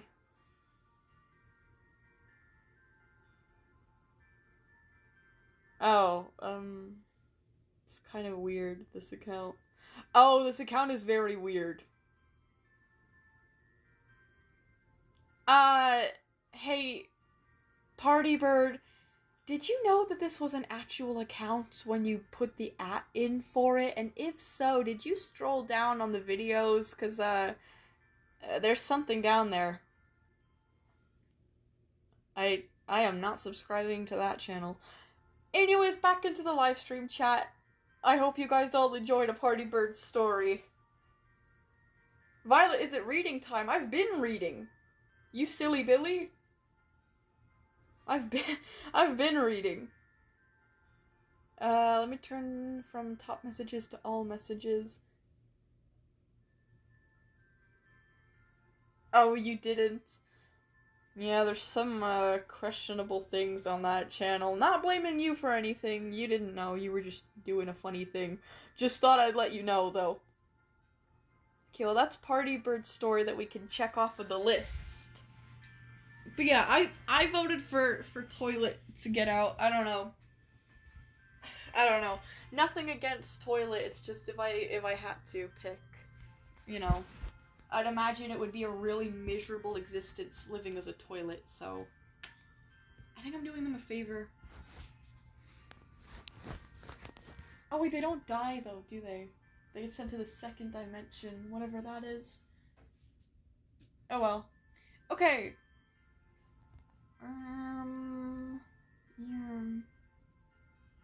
Yeah, it is reading time. Next on the list is Ghost. Oh my god! There's drama in the chat! Bello and Chase. They're arguing.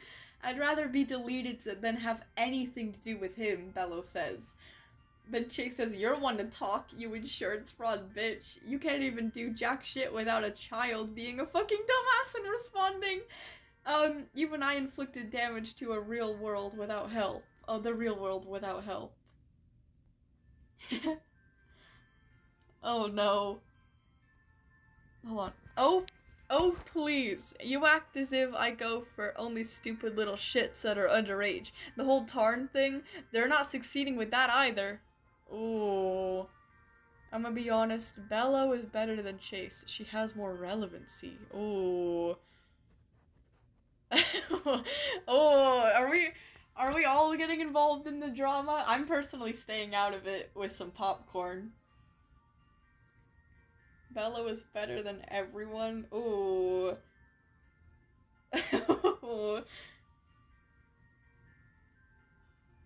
I love witnessing drama. I don't know why, I love witnessing drama so much. I just love watching two people have it out. Especially when like my friend is involved, because I'm like, get him, bitch.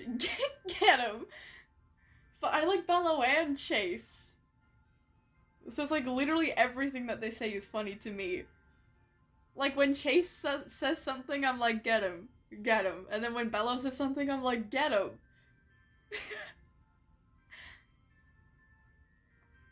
Oh, chat, I'ma go see you soon if stream doesn't end. Goodbye, Party Bird. Thank you so much for showing up. Thank you for the lovely story. I like Chase, yeah, but Bello has better Thames of writing relevancy since Chase appeared like once. Oh, yeah, that's true, I guess. Bello is very reoccurring, I guess you could say. But Chase is involved with, Chase is more relevant in, the Cyberdark universe. So there's that. Is there an audio error? It's kind of echoey. I did move my phone over. Is it like a natural echo, or is it like, does it sound like not, like what kind of, what, huh? I moved my phone over, but I do that every time that I start reading. Because I like set my tablet up against, my tablet and my phone, I set them up against my pillow. I've never heard anything about echoing before when it does that, so I don't know. Is it like glitchy echoing, like there's something wrong with the mic, or is it like natural echoing, like it sounds like I'm just in an echoey room? Like what kind of echo are we talking about? I hope my audio isn't glitched. New Flash, learn to spell, dog! She's only more relevant because that a stupid fucking cheetah. Hey! Who hasn't done any more content on the chaos I've caused? Hey! New Flash! I broke that stupid game mechanic for pure murder, haha. This is so great. I can't be the only one that really likes, like, watching people get involved in drama, right? I don't know. Bello, come back here or I'll punch you into my TV. Uh-oh. Perhaps using those powers to practice proper grammar would be a good step before continuing your shenanigans. You don't want your victims to call your bluffs after all. I feel like Bello knows French. I don't know why, but it's a feeling. She technically knows, like, every language.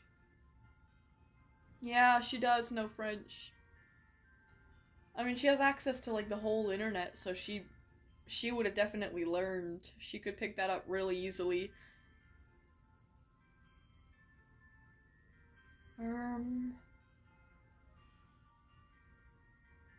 Wait, new Flash is what? Newsflash, what is this? I'm crying. I love spelling crying like that. Oh, Violet is forgetting, so I'm sorry, reading. I got sidetracked by the drama. I'm sorry. Oh, believe me, I have abilities you dense humans could only dream of. Uh-oh. Anyways, we gotta read, guys. We gotta keep reading. Here we go. Oh god, Ghost, your profile picture is terrifying now. SCP soon! Ooh, and it's like a picture of a cult or something? What is going on here? They kind of look like me, not gonna lie, a little bit. The hair. What is going on? It's like 3, I'm assuming women, in like a forest. And they look like they're doing some kind of cult ritual, and their faces are like, kind of like black, faded out, like you can't see their faces, and there's like a circle drawn in the grass. They look like they're doing some kind of ritual. Where did you find this image? This is cool. Okay, we've got Sunken Deep, a warrior cat story, and we got voice acting, so you guys can come and call. So for me, I get doodle and pudding and pancake if epsilon. Wait, didn't we already do this? No, I don't think so. Didn't we already? No, I don't think we did do this yet. No, we didn't. Okay, yeah, this is new. Then we have SCP soon. Then we have Sunken Deep Chapter 2. So we have 2 chapters of the Warrior Cat story. Alright. Okay, let's see the chat for a second, then we'll invite the fellas onto the call for voice acting. No, I just exited my stream and I have to reopen it! Where are you, Ghost? There you are. Wait, no, you said next stream. Oh, yeah. Okay. Okay, all messages. Oh! My throat says no. Oh no! Okay. Okay, yeah, Hawk cannot voice act today. Epsilon, would you still like to? Oh, I unfortunately can't join. Data's being shit. Okay, understandable. That's alright, you guys. I got this. Don't worry about it. You will be missed dearly, though. Get it? Dearly. Did my game crash or something? Why am I not in the game anymore? Hello? Oh, disconnected. Okay, I'm gonna be the male, because I'd like to have antlers, please. Why can't there be a skin for the reindeer, where, like, the females can have antlers, too? Because apparently female reindeer have antlers. Okay, I'm gonna join the I'm gonna go for the gatherings. Okay, so you guys can join me in the gatherings. Join game. I'm gonna go to Wild Plains 2. How come when Bella and Chase argue it's funny and cool, but when me and 049 have romantical dreams, we get slimed out by a coagulation of several horrors beyond our human control? Because love is just so easy to make fun of, and drama is so much better. Like, I want to see drama. I don't want to see you and the Plague Doctor, like, living your best lives. That's not entertaining to me. And it also makes me jealous because me and Dio can't have anything like that. Not yet. Anyways, okay.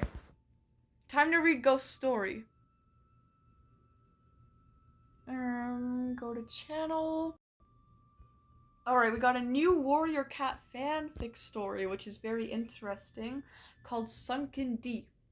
So let's begin. The sun hung heavy over the verdant plains, casting long, golden shadows across a sea of swaying emerald grass. Ooh, pretty. In the heart of this tranquil expanse lay Pudding. Oh, that name is so cute! To any passing hawk, she looked like a fallen sack of flour, motionless, dead to the world, and utterly committed to the art of a 24-hour nap. Oh, she's lazy as hell. Her breathing was so shallow, it bordered on the meditative, I don't know, a feline coma that only the end of the world could disturb. Or, perhaps, a very small rabbit. The rustle sounded 20 yards away. Pudding's left ear twitched.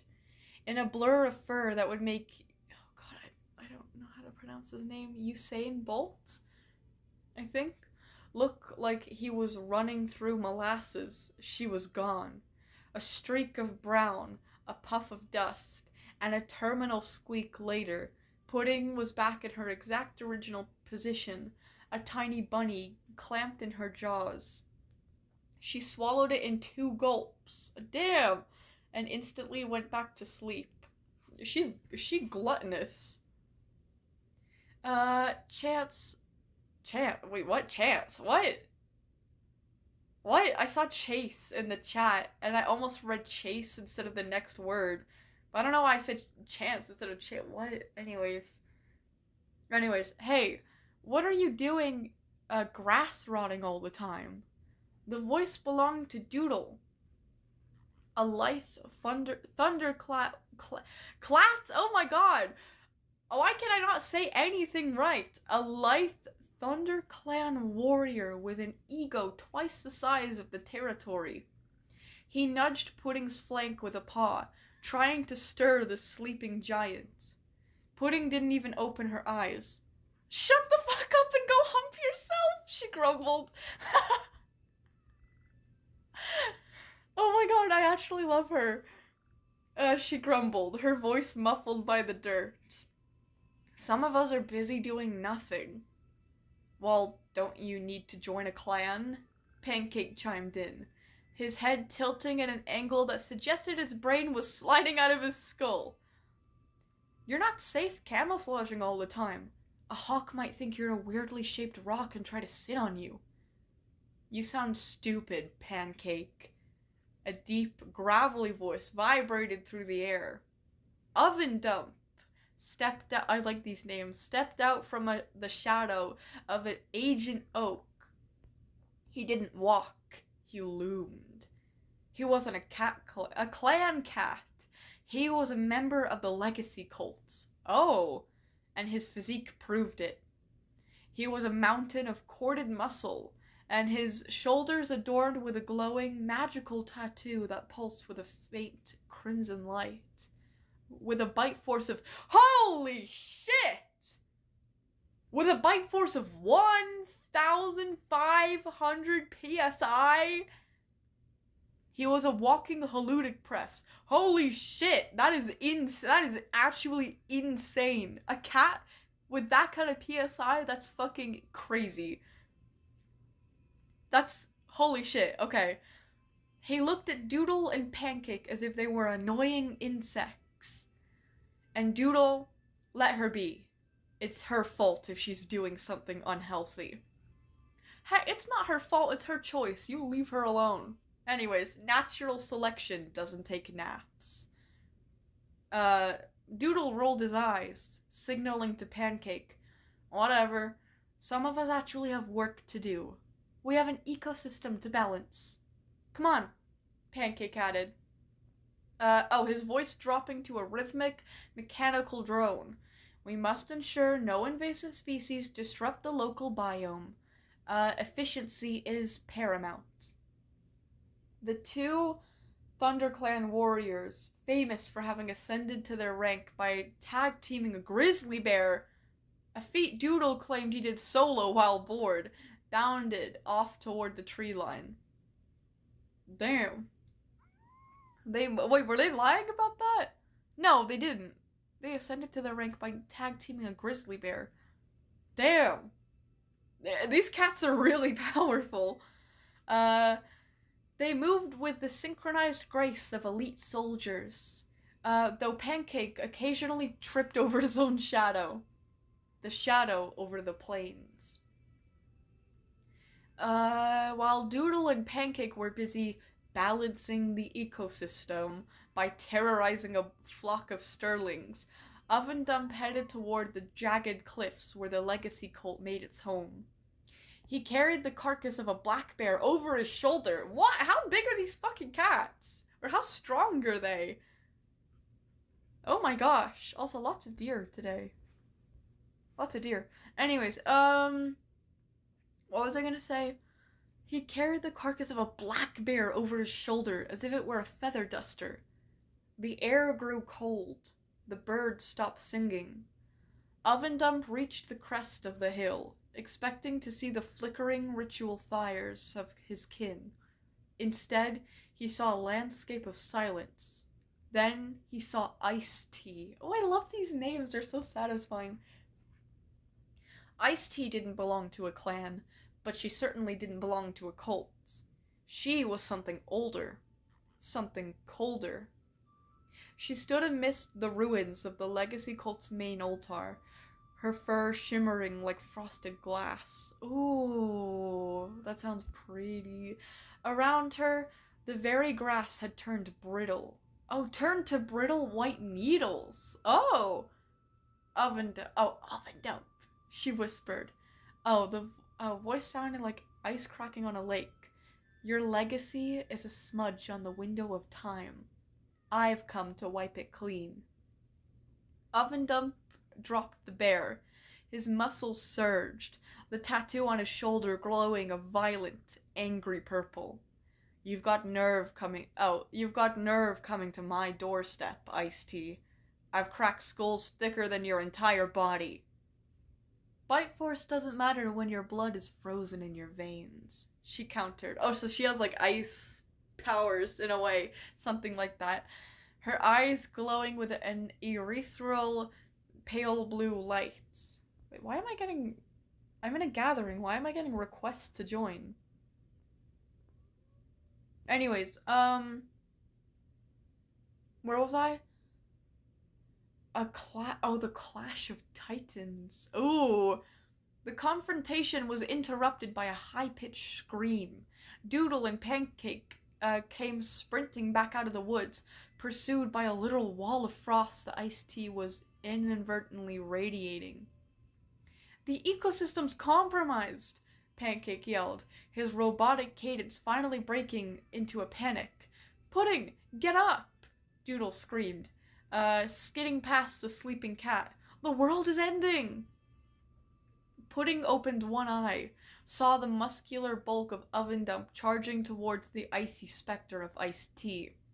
She saw the magical runes flare. She saw the frost creeping toward her favorite napping spot. Finally, she stood up. She stretched, her joints popping like gunfire. I was having a dream about a giant tuna, Pudding said, her voice dropping an octave into a predatory growl. Oh, she wasn't being whiny, she was being mad. And you people just can't let a girl rest. The four cats, the elite warrior, the robotic strategist, the cultist powerhouse, and the sleepy speedster all turned to face Ice-T. The plane was no longer a place of peace. It was a battlefield.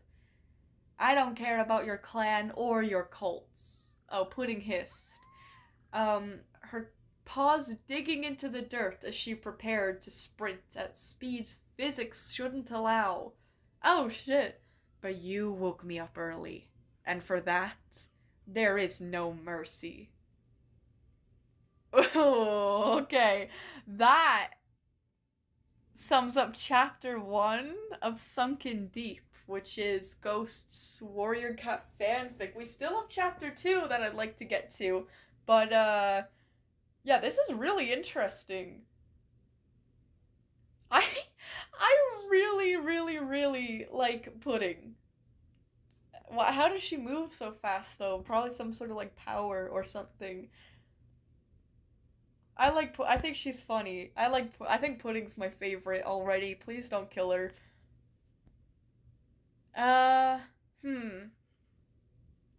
Wait, does Lightning McQueen have car insurance or life insurance?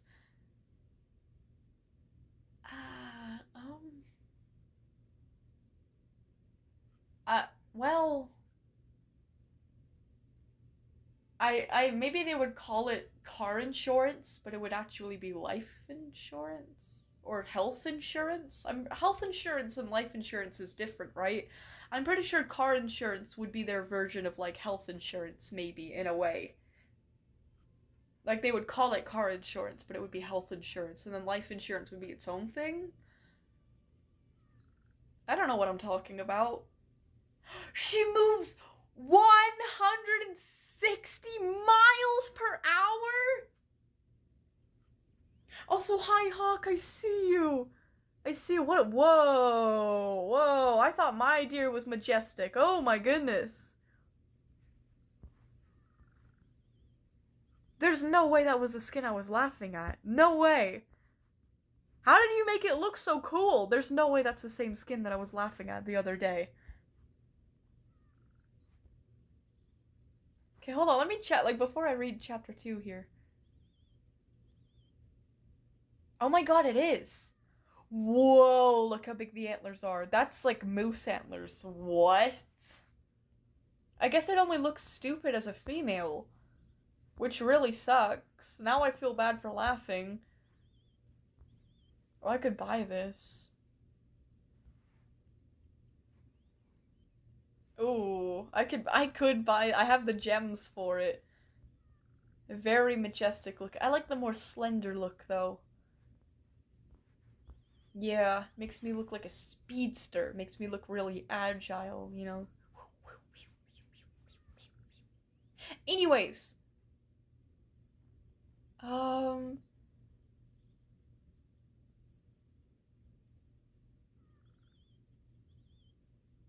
Wait, what?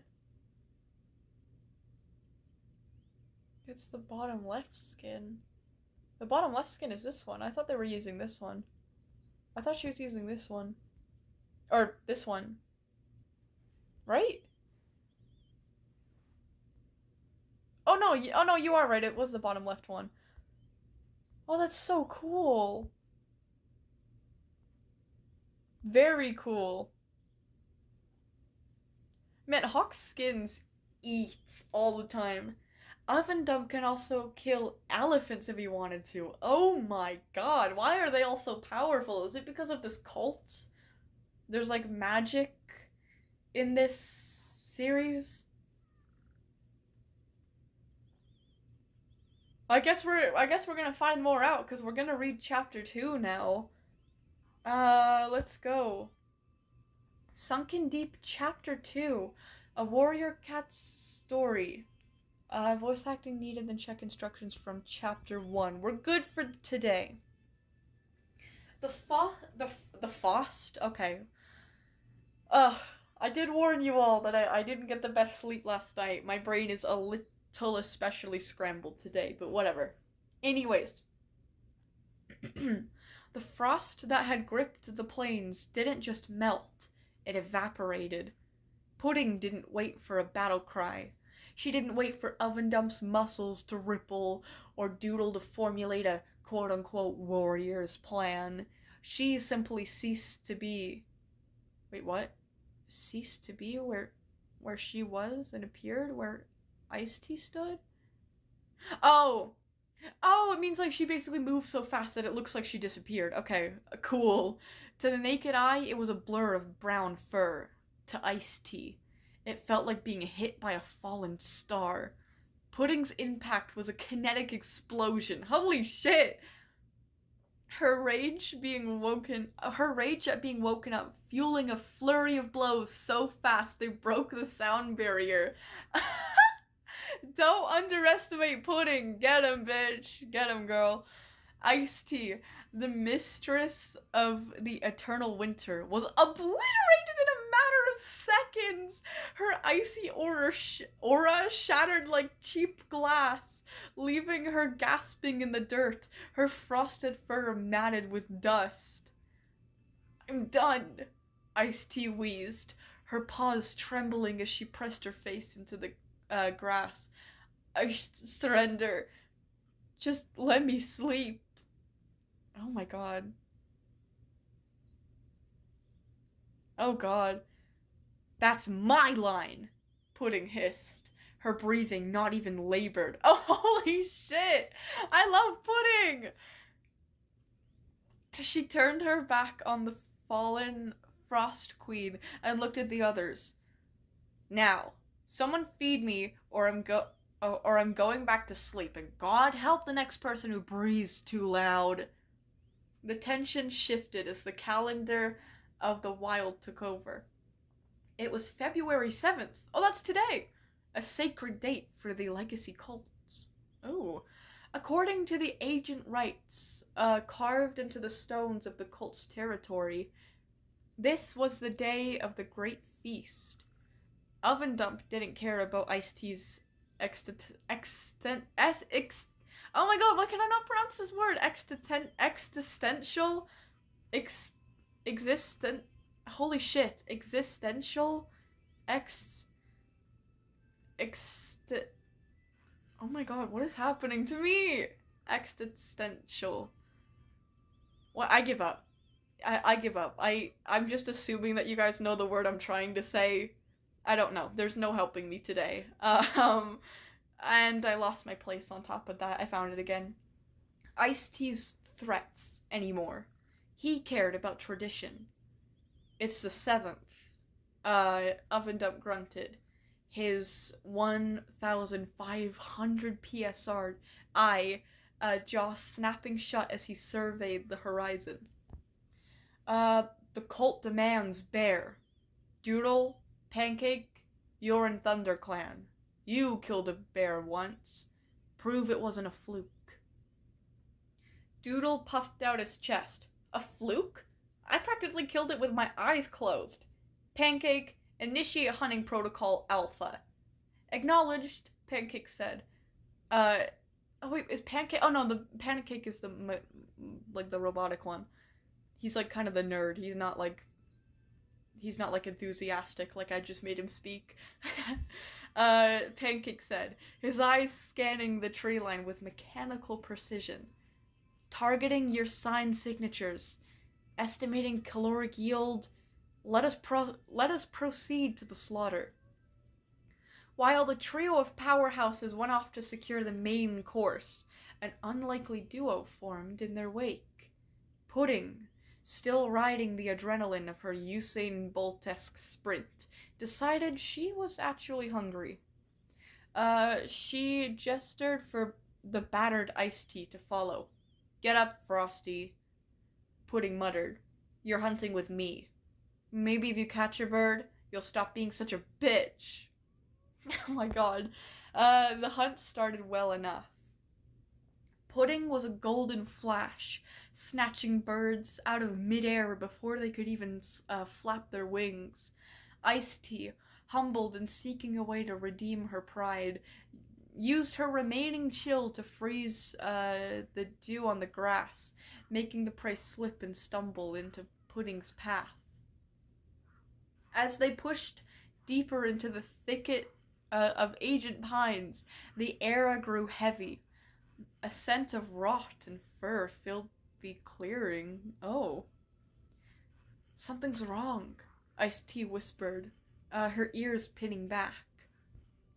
Behind the massive sequoia, if I'm saying that right, a bear emerged, but it wasn't the usual prey Oven Dump hunted. This was a titan, scarred, half-blind, and driven by primal hunger. Pudding prepared to spring, but she slipped on a patch of mud. In that split second of vulnerability, the bear lunged. No, if something happens to Pudding, I swear to God, please. Ice-T didn't think. She threw herself in front of Pudding, her icy powers flaring one last time to create a shield, but the bear's raw power was too much. With a roar that shook the earth, the beast's claws tore through the ice and Ice-T's side, mauling her into the dirt. Pudding's eyes went wide. Ice-T! Oh my god, no! Pudding didn't say that, I'm saying that. Oh my god, no! A roar echoed from the trees as Oven Dump, Doodle, and Pancake arrived, dragging their own bear kills. Seeing the new intruder, Oven Dump didn't hesitate. He slammed into the beast with the force of a freight train, his magical tattoo burning white-hot as he drove the predator away. The Cave of Secrets. The group retreated frantically to the ThunderClan Cave Hospital, a hollowed-out limestone cathedral filled with the scent of dried herbs and damp stone. Doodle, dropping his ego for the first time, worked feverishly with cobwebs and marigold to bind Ice-T's shredded flank. How the frick did Ice-T get hurt? Oh, Oven Dump roared, his voice bouncing off the cave walls, shaking the stalactites. She was supposed to be some kind of god. How does a god get mauled by some common forest rug? She saved me, Pudding said quietly from the corner, her usual lethargy replaced by a haunting guilt. The statistical probability of her survival was low, Pancake added, his voice flickering like a dying light bulb. The bear's force exceeded her structural integrity. "Shut up! Both of you!" Doodle snapped, his paws covered in blood. "She's stable, but she needs rest." Suddenly, the shadows at the back of the cave began to shift. It wasn't a cat of the forest, nor a cat of the colts. A figure stepped forward, her fur a bizarre, vibrant green, the exact color of a tropical bullfrog. Oh. Her eyes were wide and unblinking, glowing with an inner, chaotic electricity. "The bear was just the beginning," the newcomer croaked, her voice sounding like two stones grinding together. "Oh. I am Screaming Thunder. And if you think the bear was scary, you haven't seen what's coming through the grass." The 5 cats froze. The hospital cave, once a sanctuary, suddenly felt like a trap. Oh, what the hell? Okay, well, that was chapter 2 of Sunken Deep. Very interesting. What is with all this magic and cults and stuff? That's very interesting. I'm assuming that's something that you like added. That's like an original concept. That's pretty cool. I'm glad to hear that Pudding lives for another chapter. I don't know, I love Pudding so much. It's just, it's her sass, to be honest. But anyways. Great, right? Absolutely great. Screaming Thunder is 10 times stronger than Oven Dump? Oh, shit. Oh, shit. You all hate me, don't you? Oh my, why is the plague doctor in my chat? Get out! Stop guilt tripping, stop compliment fishing, or whatever it's called. You all hate me, don't you? That's probably how you're saying it. Even though you're like a 600-year-old man. You all hate me, don't you? You all hate me. Let me guess what you're gonna say now. No, it's fine. I can just go. I'll just go. I'll just leave. Quartz especially wants you to leave. Quartz wants you to leave the most. Okay, fine. I'll stay for Quartzoid because I love him.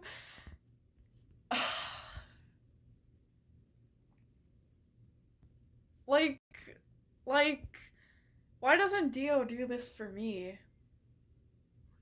Whatever. Okay, that was incredible, Ghost. Well done. That was very, very good, and I can't wait to see where this story goes. I'm praying that Pudding stays alive. Ice seems nice enough, you know? I mean, like, she was a bit of a bitch. She had her reasonings, and then, you know, she did save Pudding, so she is clearly a good person, so I'm hoping too. Never thought I'd say that one.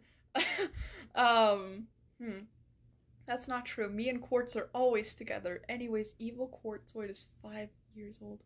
Wait, what? I'm not Epstein. What? What? Somebody will die in chapter 4. Please don't be Pudding. Be anyone but Pudding. Please.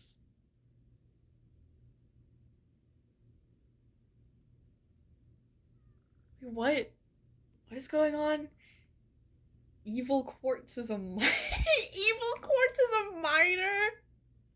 I like to think that's the only thing that makes them evil. Who is Pudding? Are they 4-9? Fuck off. Pudding is a fat cat character from Ghost Story, but they're incredibly powerful and agile and fast. They're a very formidable foe, okay? They're great and they're full of sass.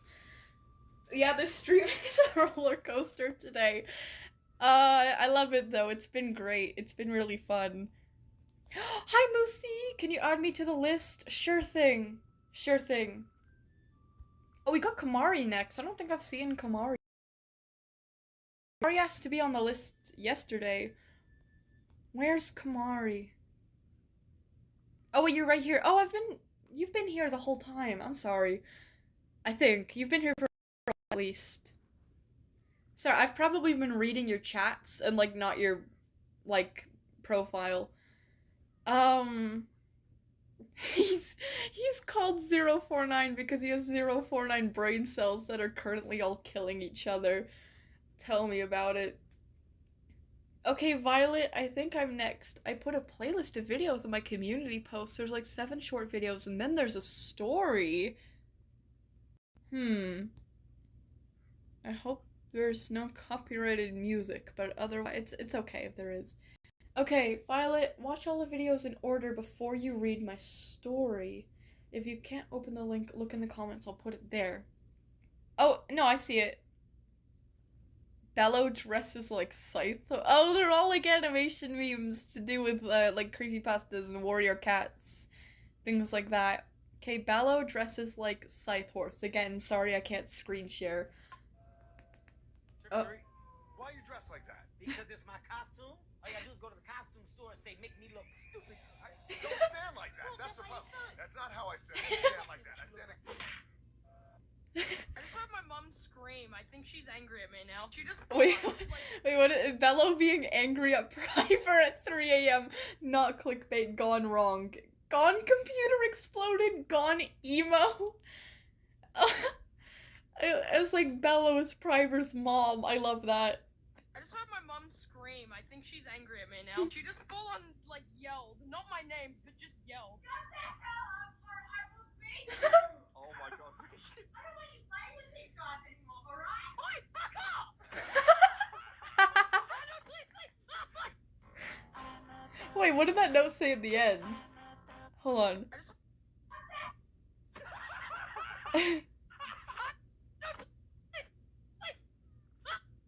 Bello made his computer exploded. Heartbreak emoji. That's what Priver deserves. Oh, Chaser. Oh, it's like a light motion creepypasta. Oh. Damn, okay, it's got a good amount of views too. Very cool. Can you tell what my favorite creepypasta is? Aww. Oh! Wait, that's actually really cool.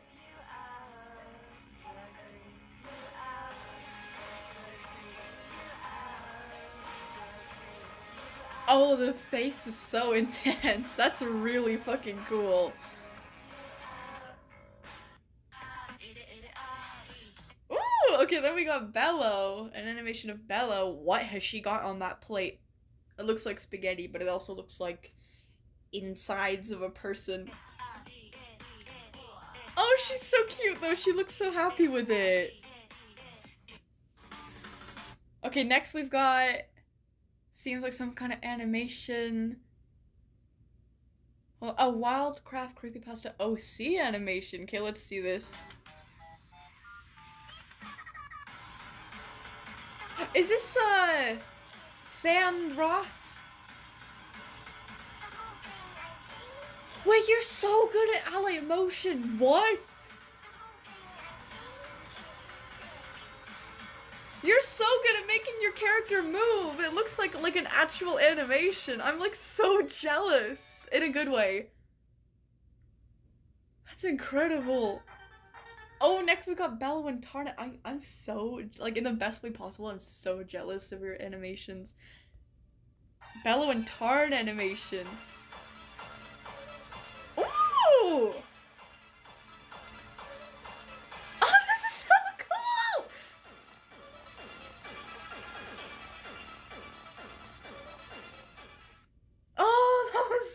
fucking cool. Oh, who was this again? I remember this Wildcraft creepypasta. This is so good. Ah! That's so scary. The fox at the bottom of the screen. Okay, right into the next one. We got a weeping tiger PMV. Not too sure what a PMV is, to be honest. Whoa.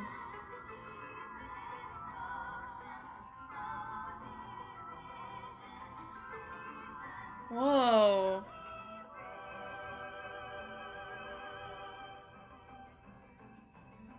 Wait, what? Hold on. There's like text flashing. There's like hidden messages in a way. Was it worth it? Oh, so I think it said she said it would be safe. Hold on. Oh, yeah, she said it would be safe. I should have known it was coming. What is this about?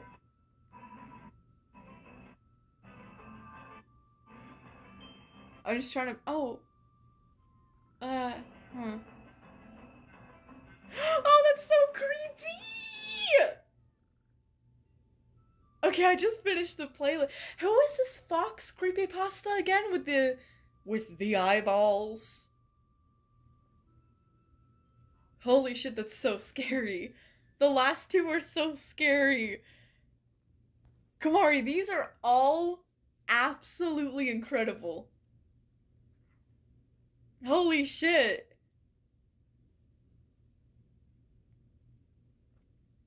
I'm so jealous of how good you are with Allied Motion. it's what is it called? Like envy? Not jealousy, envy, I think it's called. I don't know. But oh my god. All of those videos were incredible. Incredible. Let me go back into the live stream chat for a moment. And then I think you said you had a story too, right? I think so. I'm thinking about going back to gacha stuff actually. Yes, it's crazy, but I suck at art, and I used to have some neat designs in there. And that is your God-given right. If you want to be on gacha, I fully support it. That is. I don't know what to say other than that's like completely, like, up to you, like in a good way. Like, you do it, girl.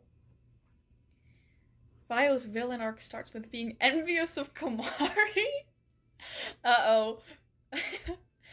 Oh,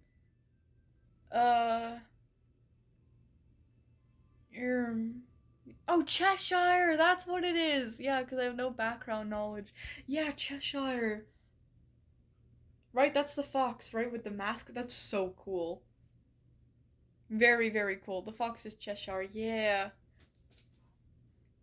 Huh. I want to see, like, a full video on Cheshire. Wait, Bello in-game sent gears to your location? Lock your doors?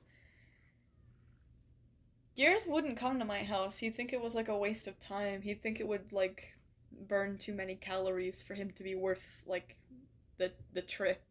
If that makes sense. Your ex is spam texting you, just block them. I need to know what to send him to shut. Just block. I'm serious. Just block them. Just block them.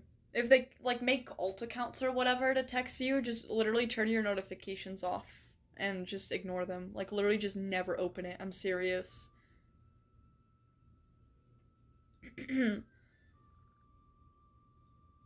A lot of people... Okay. Should we have therapy Thursday right now? This is actually, I learned this through experience, and I learned it through my mom. My mom actually studies psychology. She's been, like, running, like, online courses for, like, things like this for a while now. Anyways.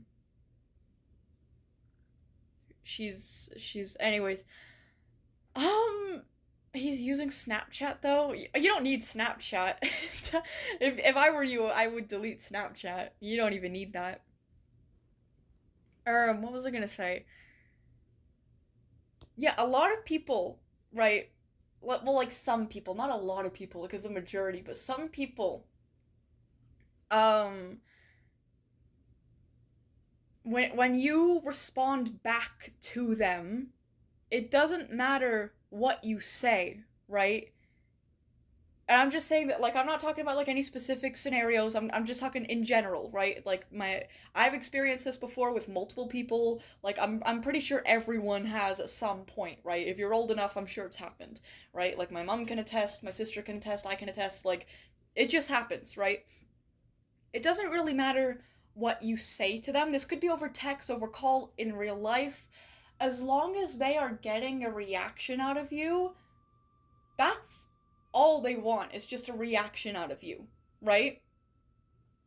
A lot of people, like, again, I really don't like to demonize, like, mental conditions and disorders and things like that, but you see this a lot with people who have, like, NPD, but, like, it could be anyone, really, and not all people with NPD do this, but basically, they like to feel like they are in control of either you or a situation, whatever, right? So when you respond to them, whether it's text, speech, IRL, like, whatever, it doesn't matter what you say. You could say, like, oh, you hurt me so much, and I'm so upset with you, and this is what you did, and, like, you're this, and you're that. They don't care about that, and they don't even realize it consciously. A lot of the times they just think, I am causing you to have this reaction right now, which means I am in control. I am able to affect you, and I am able to make you respond to me, and I have control over this situation, and I am relevant to you. That is their mindset, right? So sometimes, trust me, I had to learn, sometimes the best thing that you can do for yourself is just cut contact, like, literally just block them, or don't speak to them. Obviously, it's different if they're, like, a family member and, like, you're in situations where you have to see them regularly, but, like, if you can, literally just ignore them. Just ignore them, because that tells that person, you have no power over me, you are not going to draw me into this or that, you're not gonna,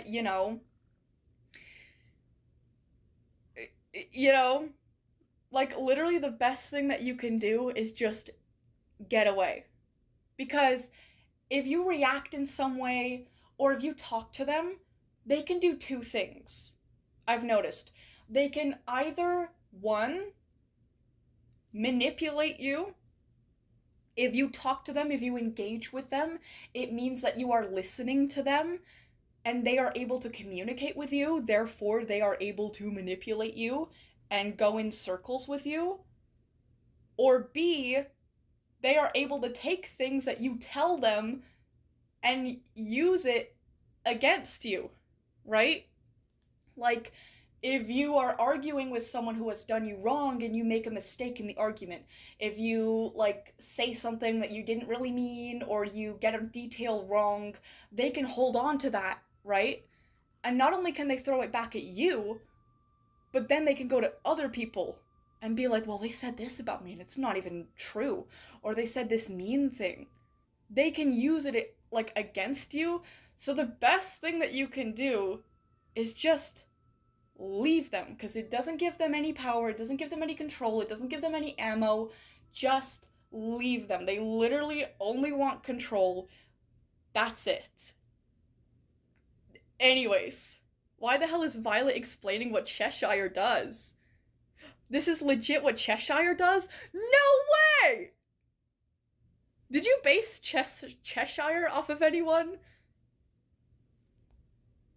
Just proves, again, how pathetic humans are. Like, my dad used to do that. My dad was, like, a prime example. My dad said, okay, if you guys don't know, my parents are divorced, right? I'm not, like, trauma dumping, I'm just saying this as a fact.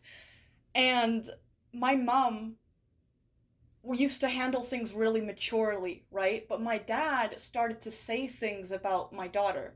No, her daughter, my sister. Sorry, I don't have a daughter. Except if you count my centipede. She's my child. Anyways.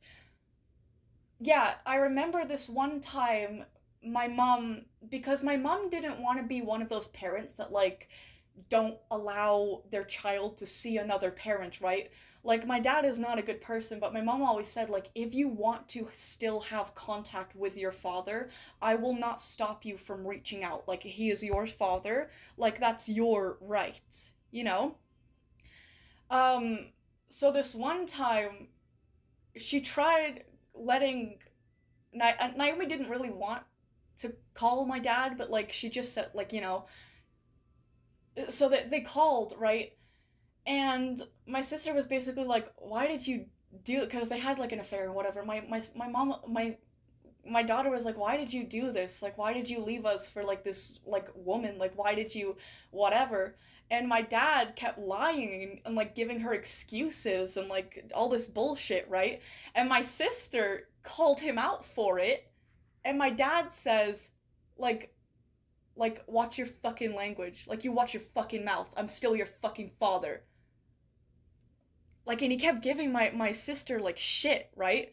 My mom lost it because my dad was like, your mouth, like, you're so venomous. Like, your mouth is so venomous. Like, you watch your fucking tone. Like, I'm still your fucking dad, right? So, my mom my mom loses it. She snatches the phone and she's like, "Don't you fucking talk to my fucking daughter that way. You're this, you're that, you have a small wiener." She didn't say it that way, but I'm just trying to keep it appropriate for you guys. She like absolutely lost it and went completely like out of her own character, right? Like she said like a bunch of shit towards my dad, right? She lost it, right? But then my dad was like, after all of that, he was like, "Oh, really?" And she was like, "Yeah, really." He was like, "Okay. Well, the lawyers are gonna like this one." Prime example. Prime example. Anyways, yeah, I didn't mean to get too sidetracked there, but like, that's, again, Therapy Thursday. This is stuff that I would have killed to hear, like, ages ago. Just leave them alone. Don't respond to them. Just block them on everything. Ignore them the best that you can. And never let your emotions slip. But yeah. Lore on Cheshire. There are a manipulative little ghost bitch that tortures and manipulates children, and they are lesbian. Also, yes, I have a story you can read now. Yeah, let's focus again. I just wanted to, give you guys some advice, whatever, because I would have killed to hear that. And, somebody is going through it with their ex right now. I'm so sorry to hear about that. Hopefully that helps you. Anyways. Laura on Cheshire. I love how you said, "and they are lesbians." That could either mean two things. Cheshire is a lesbian, or Cheshire only manipulates children who are lesbians. But yeah. Wait, what happened? Every day I get texts from creeps trying to romanticize kidnapping with me? What? Like, people romanticize goth girls because my boyfriend posted my number online when I dumped him. That's fucked up. That's really fucked up. Yeah, change your number and try to ignore it. Yup. I don't think it's too expensive or, like, tedious to get your number changed. I do think that you need to bring, like, some ID on you. But I think you can do it in Walmart, actually. In some Walmarts, there's, like, a tech department where you can get your phone number changed. So, I would do that if I were you. I'm so sorry about that.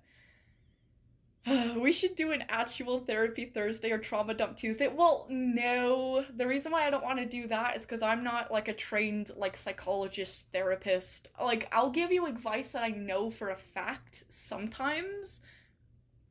Because, like, experience and the fact that, like, my mom is, like, really into psychology and, like, this is what she knows for a fact. But, yeah. Otherwise, I'm not really trained to be, like, doing this type of thing. Also, it's not what my channel is for. We're a horror channel, and I guess people can kind of be horrific sometimes, but that's not what we're here for. Anyways. Okay, we've got a story to read from Kamari. Alright, let's not get sidetracked anymore. I might extend the stream for half an hour, just for my little sidetracked thing. But anyways. Violet, watch all the videos in this folder before you read my story idea. I did. Absolutely incredible, by the way, animations. If you can open the links in the comments, I'll put it there. Ooh, these designs! Is that Dr. Polly? Is that Dr. Polly? There's no way. Is that like a Dr. Polly design? No way! It's like a bee character, like a bumblebee character with a lab coat. Oh my god! That's so cool. That's literally so cool. I need to draw the Bug Gang together. Yeah, Dr. Polly, Dr. Moosey, I need to draw the Bug Gang together so badly. Oh my god, that's incredible. Okay, anyways. Whoa. Whoa. Who's this pink character?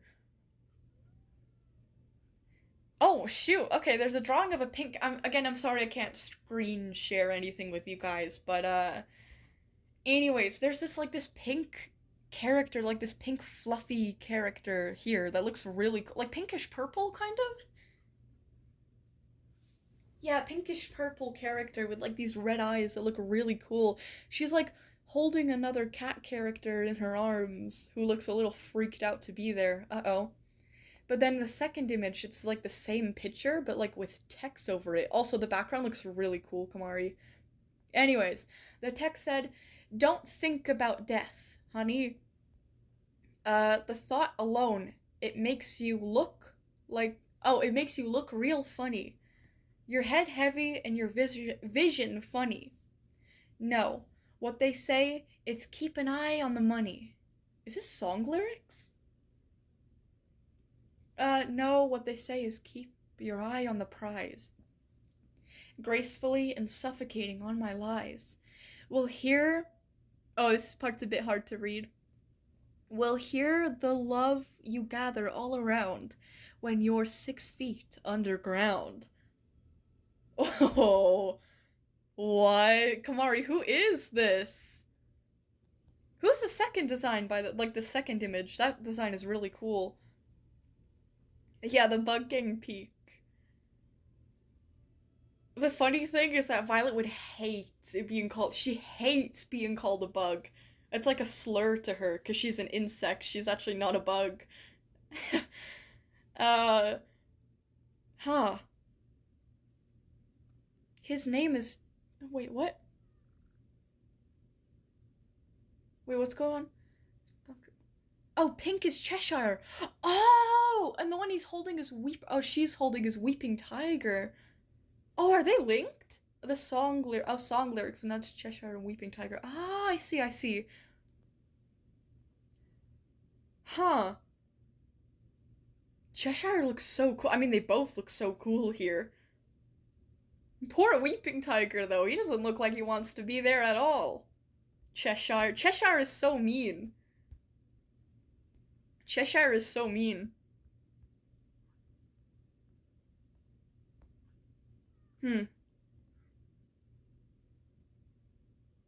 I just woke up at 5 a.m. today. Oh my god, Kamari.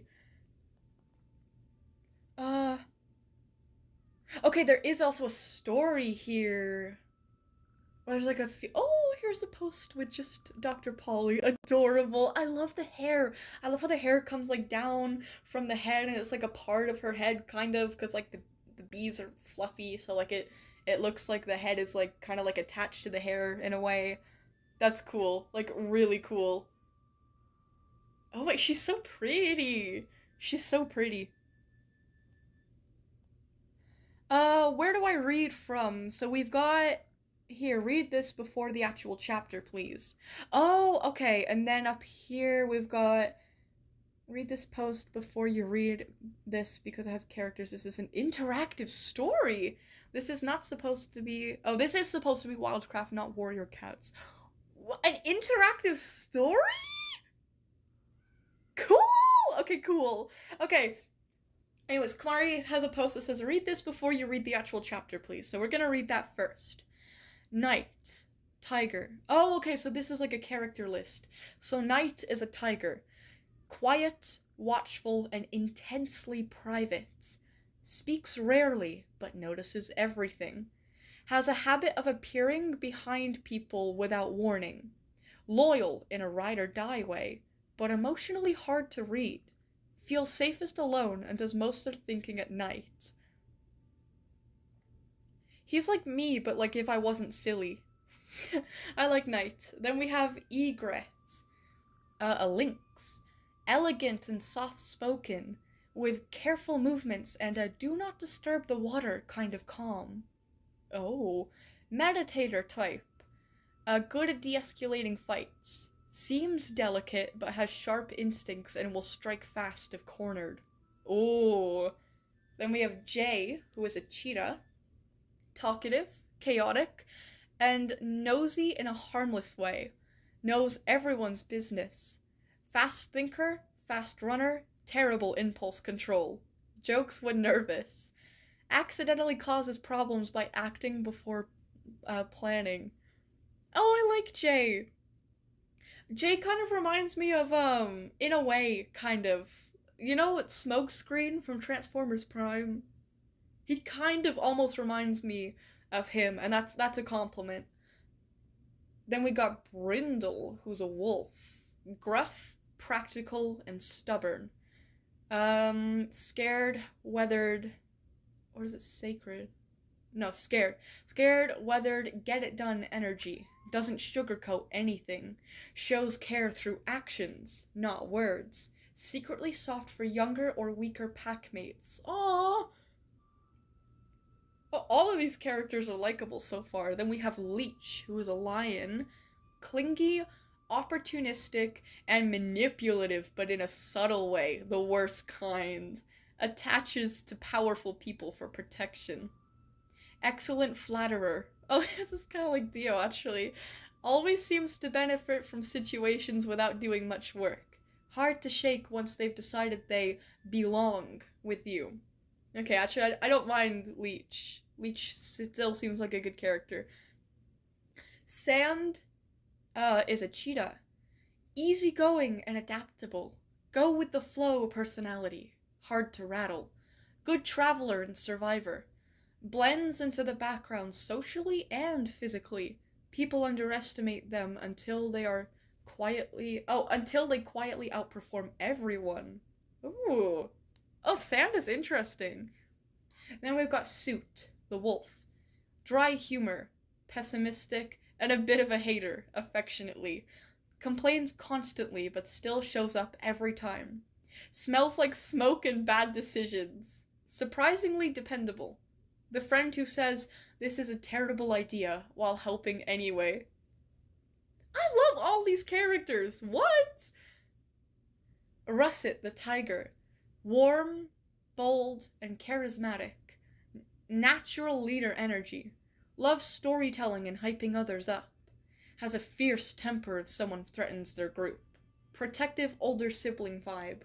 Aww. Quail. A lynx. Skittish, observant, and clever. Startles easily but memorizes escape routes wherever they go. Great strategist because they're always planning for worst case scenario.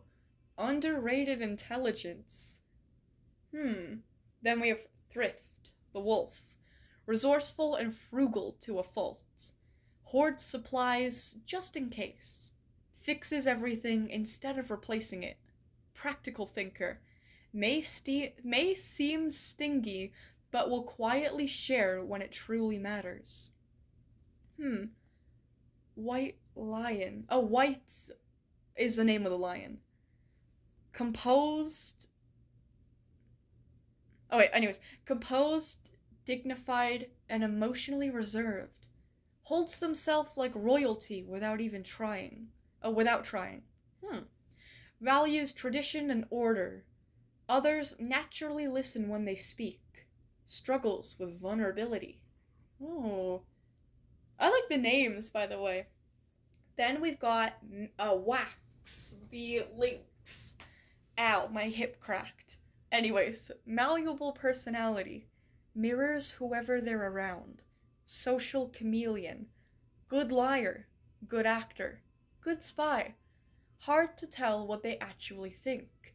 Slips between groups unnoticed. Oh, interesting. Okay. Light is a cheetah. Optimistic, energetic, and stubbornly hopeful. Tries to see the good in everyone. Encourages others constantly. Tends to promise because they genuinely believe everything will work out. Morale booster of the group. Aww. Then we got Poppy, the lynx. Bright, cheerful, and stubbornly kind. Talks to everyone like they're already friends. Brings food, patches wounds, remembers birthdays. Aww. Stronger than they look, and surprisingly fearless when protecting others. She reminds me of Pinkie Pie. I like Poppy. Deputy, the wolf. Rule follower, organized, and painfully responsible. Lives by lists and schedules. Takes leadership seriously, and carries everyone's problems on their back. Not very fun, but extremely reliable. Then we have Plum, cheetah. Dry-witted and a little dramatic. Loves aesthetics, poetry, and quiet shade under trees. Pretends not to care about others, but absolutely does. Gives sarcastic advice that somehow always works. That was interesting. Starling the lynx. Fast-talking mimic. Picks up voices, habits, and phrases from others. Social butterfly who floats between clicks? I don't really know. Great messenger and information gatherer. Hard to pin down. Hornet, the tiger. Hot-tempered and confrontational. Always ready to fight first and ask questions later. Protective of their Territorian friends. Intimidating, but secretly just hates feeling helpless. Aww! Oh, I already have a soft spot for Hornet. Then we have Raven, the wolf. Clever, quiet, and calculating. Strategist type. Watches from the sidelines and predicts outcomes. Rarely wastes words. People underestimate how much they're always planning. Fire, the lion. Here we got a long character list, but that's good. I love series with a lot of characters. Passionate, loud, and inspiring.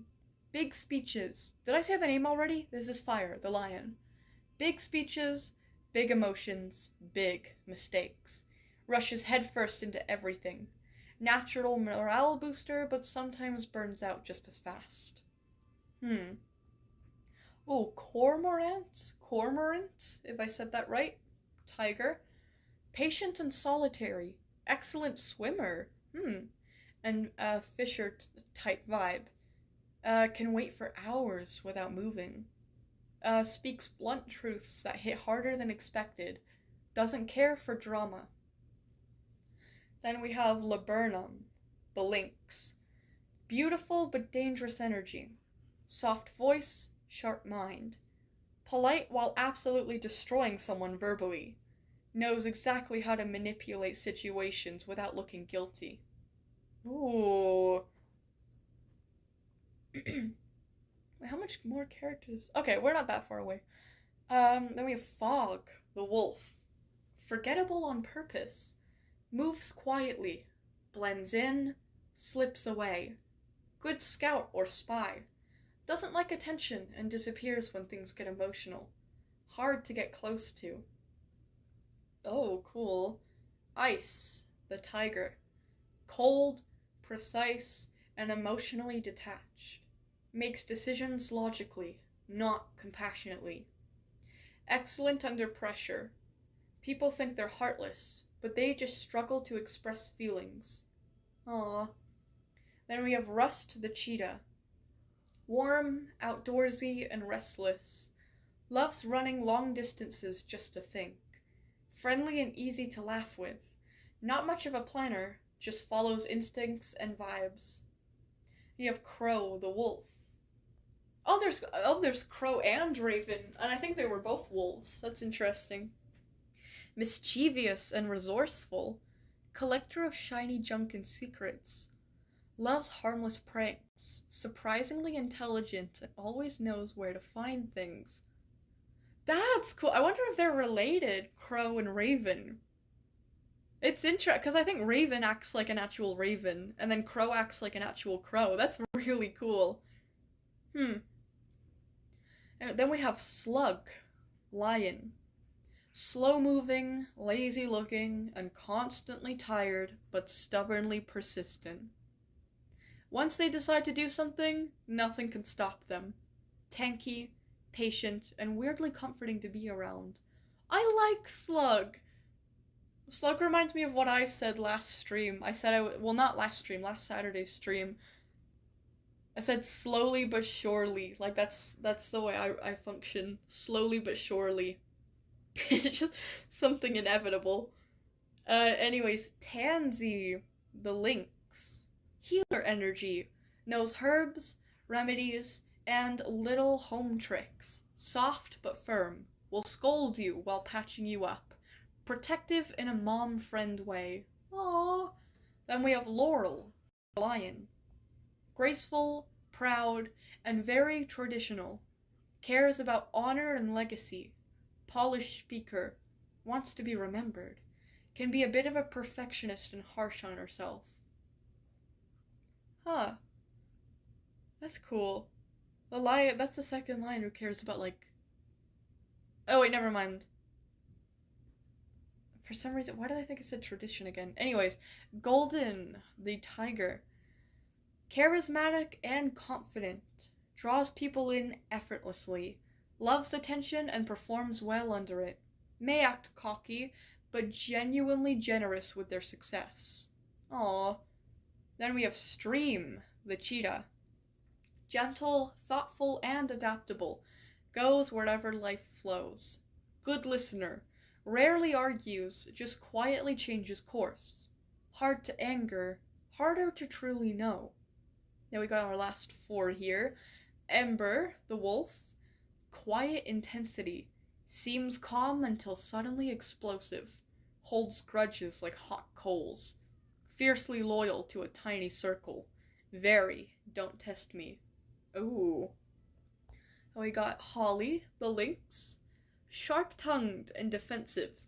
Acts prickly to keep people at a distance. Surprisingly sentimental about small things. If they trust you, they are incredibly protective. Oh. Then we've got Juniper, the wolf. Playful and outdoorsy. Loves climbing, exploring, and getting dirty. Encourages others to have fun. Hates staying still. Optimistic but grounded. Then lastly, we have Rook, who is a lion. Serious, tactical, and chess-brained. Thinks 3 moves ahead. Often comes up as second in command, or strategist. Comes off as intimidating, but values fairness deeply. This is a very good cast. You have a really good way of describing characters. Like, it's very simple and to the point, but you can really get a grasp of, like, the type of people that they are just from these short few sentences each. That's incredible, Kamari. Well done. So, yeah, that's our cast of characters. Now we're gonna move on to the actual chapter itself. Now that we know all of the characters. This is an interactive story, which is really cool. This is our first time doing an interactive story, so that is awesome. Alright. Here we go. Oh, okay. The gathering place is crowded. Voices overlapping. Tales cutting through the air as conversations collide and dissolve. Some stay close together. Others keep space like it's armor. Night stands near the edge of the firelight. Jay doesn't notice until they jump sideways with a sharp yelp. "Why are you like that?" Jay says, paws pressed to their chest, breathing coming fast. Knight doesn't respond. Russet the tiger lets out a rough laugh and nudges Jay with their shoulder. "Keeps you alert," Russet says, or gives me a damn heart attack, Suit mutters, already seated like they plan to stay there all night. Egret stands a little apart, tail neatly wrapped around their paws. They speak rarely, but when their voices spike, their ears flick and tension eases. Brindle stands with Deputy, both steady and focused. Deputy's posture is rigid, attention pulled in every direction at once. A Thrift hovers nearby, adjusting packs and checking knots, counting and recounting what's already been counted. Jay keeps talking. "Fire tried to give me a speech earlier and fully forgot where he was going halfway through," Jay says. Okay, Fire's kind of me for that. Fire stares at the flames like he's considering throwing himself into them. Light jumps in quickly. "It was still good," Light says brightly. "It had heart." Plum flicks their tail from the shade. "It had ambition," they say, which is different. Poppy moves through the clearing, nudging food towards people, checking on scrapes, remembering preferences without effort. Tansy follows behind, correcting posture, muttering soft scolds, making sure no one ignores an injury. Holly stays close, eyes sharp, watching the crowd more than Poppy. Wax drifts from group to group, laughter adjusting, posture shifting, blending in wherever they stop. Oh, cool. Wait, is his name Wax because, like, wax is malleable? That would be cool. Anyways, Crow is everywhere. Trinkets clink softly against his chest as he bounces between conversations, showing something shiny to Sterling, who immediately laughs. "You're impossible," Croak says, amused. Raven watches from the edge of the firelight, expression unreadable. Fog slips through the clearing without drawing notice. Laurel, crosses the clearing once, exchanging quiet words with White and Rook before moving on. Later, she passes through again, speaking briefly with Fire. Nothing lingers. The night continues. Time stretches. The fire settles. Arguments flare and fade. Hornet nearly starts something over territory until Brindle shuts it down with a look. Sludge dozes. Ice speaks once, cutting a discussion short. Golden draws attention easily. Stream listens without interruption. Juniper climbs something they shouldn't. Rust the cheetah circles the clearing, restless. Crow laughs again. Crow flicks a pebble at Suit. Suit lifts her head up long enough to glare. "Fuck off." "Love you too," Crow replies. I like Crow. The shouting starts suddenly. Confused. Sharp. Someone swears. Someone else says no, like that might undo what's already happened. Wait, what? Crow is on the ground. Still. What? Wait, what? Okay, Poppy stops mid-step. Tansy moves forward out of instinct, paws working, then slowing. They stopped. Their ears flatten. "He's dead," Tansy says. "No, I liked Crow!" "What?" Deputy raises their voice to cut through the noise. "No one leaves." Brindle moves into position behind them. Egret speaks calmly, steadying the rising panic. Fire paces. Light stays close to the others, voice soft and encouraging. Names surface. Suit, Wax, Hornet, Russet the tiger. "I didn't do it," Suit says. "I was behind the ridge with Brindle fixing the snare." Brindle confirms it. They were there the whole time. I was on patrol, Hornet says. Alone. I was moving between groups, Wax says easily. Talking. Same as always. I was with White and Rook, Russet said. White and Rook both confirm it. Questions follow. Timelines are repeated. Small details don't line up perfectly. One explanation bends more than the others.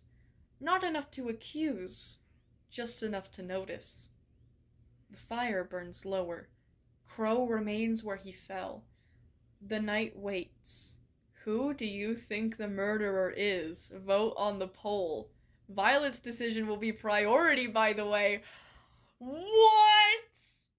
Oh, this is so interesting. What? Guys, it's like a murder mystery that we have to solve, I guess? Right now, we need to... We need to say who's gonna be accused for the murder of Crow, guys. What are we gonna do? We have to choose between Suit, Wax, Hornet, or Russet. I don't think Hornet did it, I'm gonna be honest. Hornet doesn't seem like... let me read the story again, because we probably maybe I ignored some details.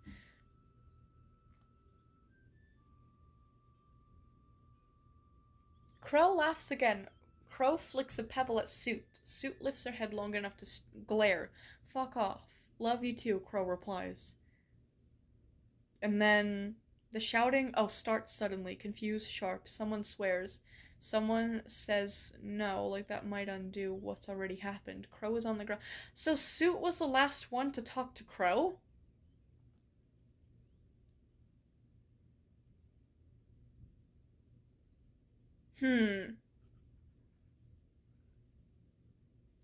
I don't know, something about Suit lifts their head long enough to glare. Kind of makes it seem like he doesn't even want to acknowledge Crow at all.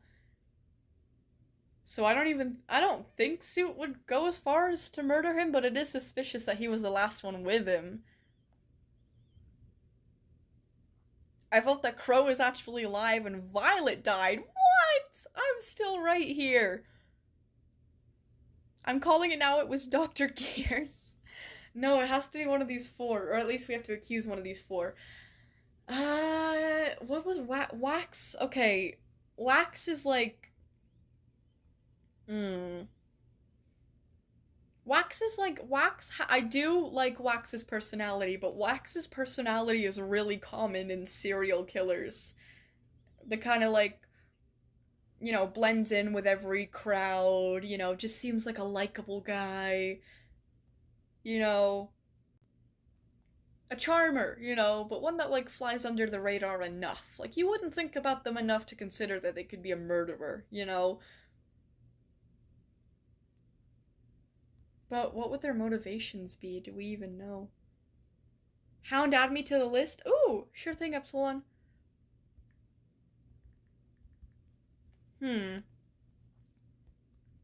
Okay,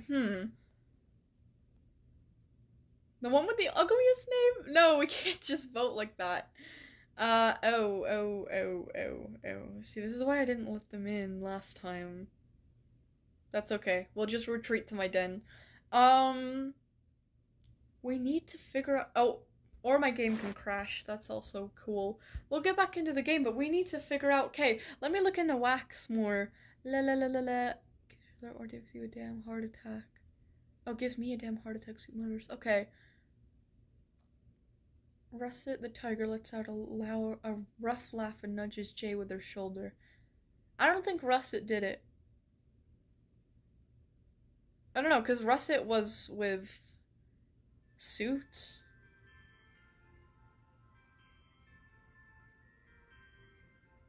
It was with White and Rook. White and Rook both confirm it. Wait, but wasn't Russet with Suit, though?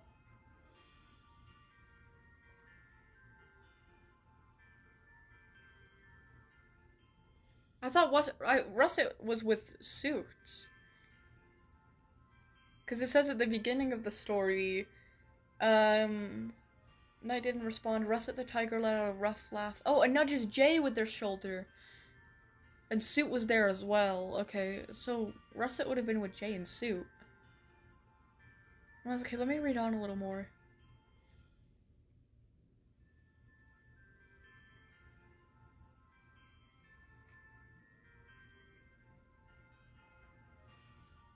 I don't know, we can't pick Fog as an option. I wouldn't want to, but...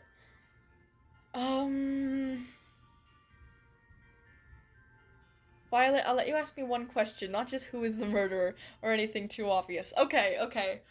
What question should we ask? I feel like we should be a little careful with this. Because to me it says Russet was with, Jay and Suits, but Russet says I was with White and Rook. But then if he was lying, why did White and Rook confirm it?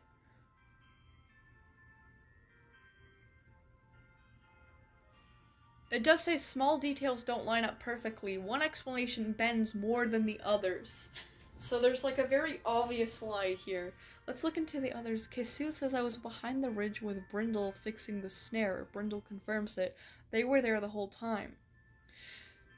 Okay, how long was it since... Oh, hold on.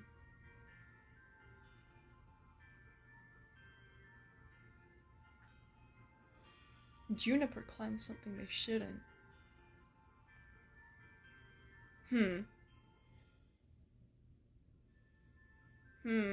Juniper climbed something they should. I wonder if that's relevant. That's not my question, okay? My question is, how much time passed between Suit and Crow talking to Crow dying? Like, did Crow leave Suit and then died? Like, was found on the ground after?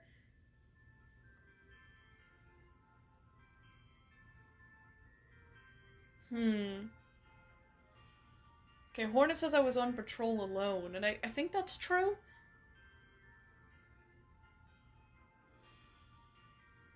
I know that, like, Hornet's, like, the protective type, so, like, it makes sense that she would be on patrol alone.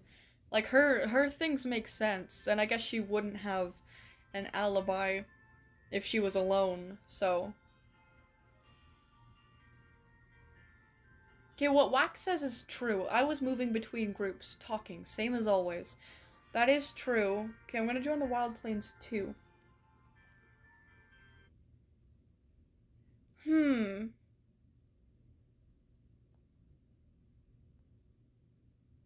13 minutes and 20 seconds. Okay, so it has been some time. So, Suit. Okay, I was behind the ridge with Brindle fixing the snare. It says, Snoot lifts their head long enough to glare. So Snoot probably was working on something that like involved him needing to put his head down. So, I believe Suit. I don't think it was Suit, actually. I don't think it was Suit, and I don't think it was Hornet. So that means it's either between Russet or Wax. Maybe it was Russet. Russet says I was with White and Rook. White and Rook both confirm it. But in the beginning, Russet the tiger let out... Okay, hold on. Night stands near the edge of the firelight. Jay doesn't notice until they jump sideways with a sharp yelp. Why are you like that? Jay says. Paws pressed to their chest, breath coming out fast. Night doesn't respond. Russet the tiger let out a rough laugh and nudges Jay with their shoulder. Keeps you alert, Russet said. Or gives me a damn heart attack, Suit mutters. Oh. Already seated like they planned to stay there all night. Okay. So Suit wouldn't have moved then. So that means, okay, so if Suit was there all night, and Russet was, at the beginning of the story, he was with Suit and Jay, but now he's saying that he was with White and Rook, it would have meant that he moved? He moved somewhere within the time of this story. he went from, like, one location to another, unless, like, the others came over to him. Yeah, Laurel crosses the clearing once, exchanging quiet words with White and Rook before moving on. That kind of implies to me that Russet was not there at the time, because why wouldn't Laurel talk to him too? Kind of implies that Russet wasn't there. Russet was not with White and Rook during that time. So, Russet would have moved from wherever Suit and Jay was to where White and Rook was. So what was he doing? Where did he go? Where did he go? Hint? It was a big slash on their neck. Okay, it was Russet's a tiger. Russet's a big fucking tiger, right?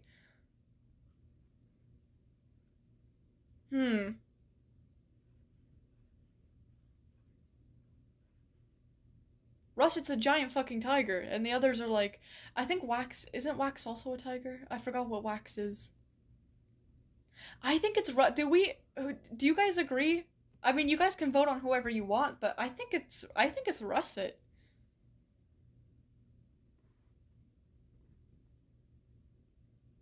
Oh, there was another hint. It was a big slash on Crow's neck that killed him. I mean, it would have been a big animal then, I'd assume.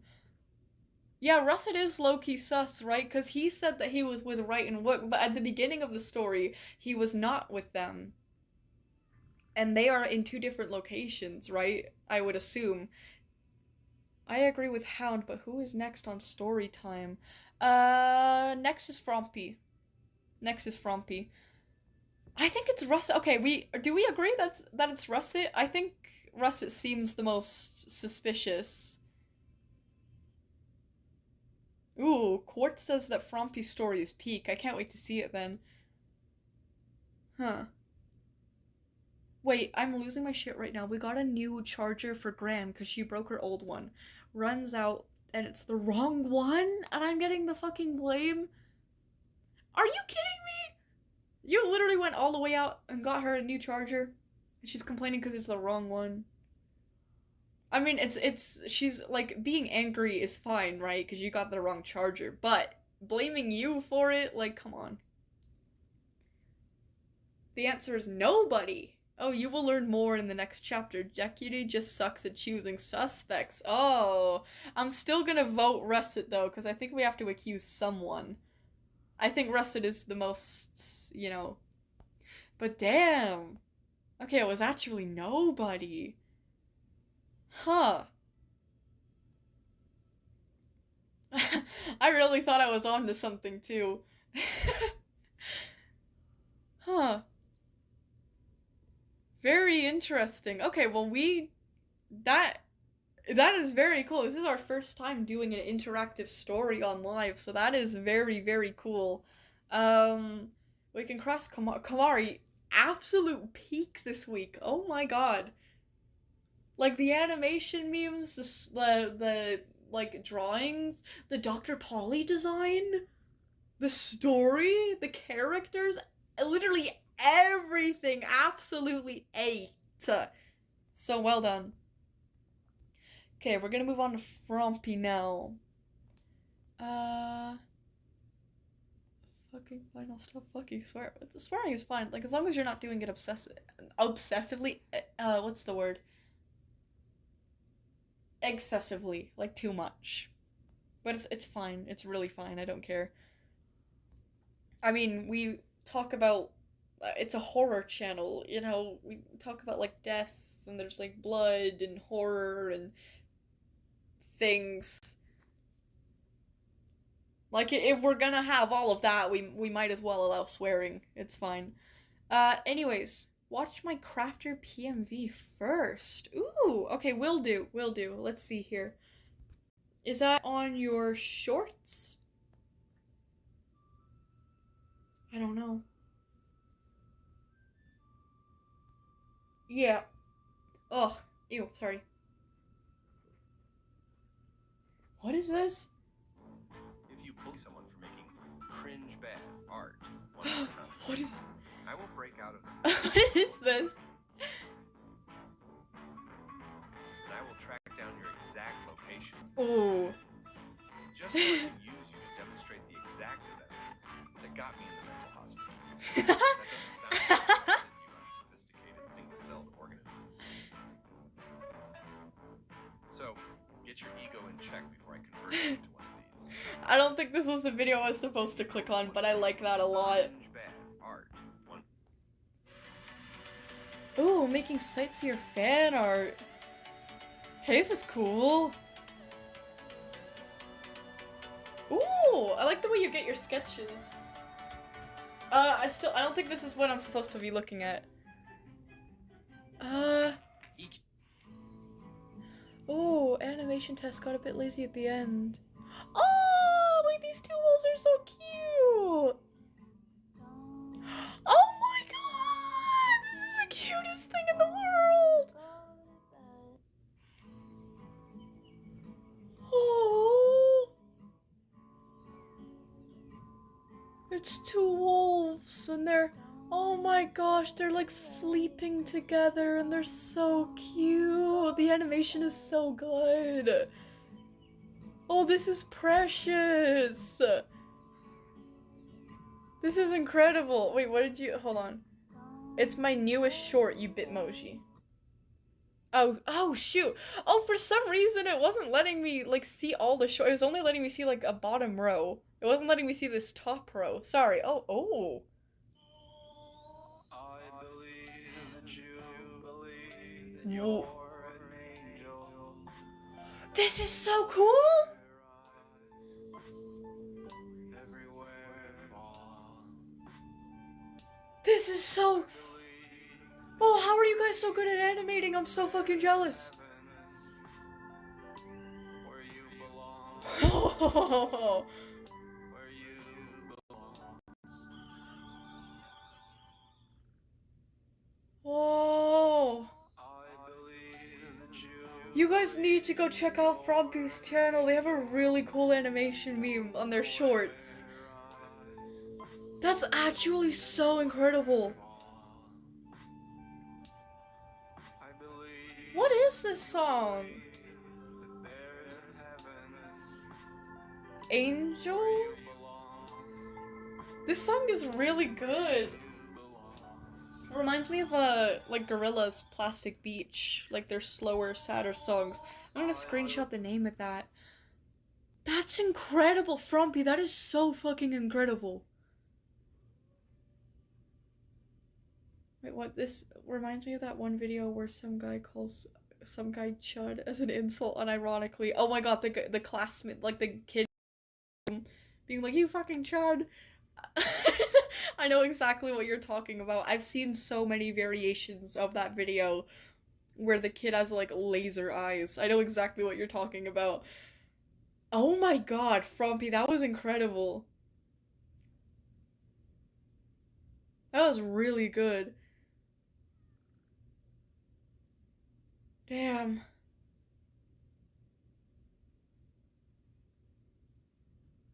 Yeah, that was really like I'm kind of left speechless. Like that was really impressive. That was great. Ooh, this took so long. Anyways, bitches, I finally made chapter 1 of the 80 sub special, Terrors. I really hope you enjoy it, and it comes with really cool art. This be some kind of troubled mammal here. Looks pretty good. Oh!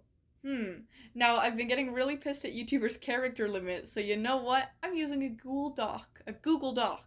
Yep, exactly. If it doesn't work here, try the link in my pinned comment. Sorry it took so long. Absolutely. Art takes time. Art takes time. If there's one thing I hate, it's being rushed and rushing people. Anyways. Okay, let's open the Google Doc. Open it with Google. La la la la la. La la la la la la. Whoa, okay, very cool art.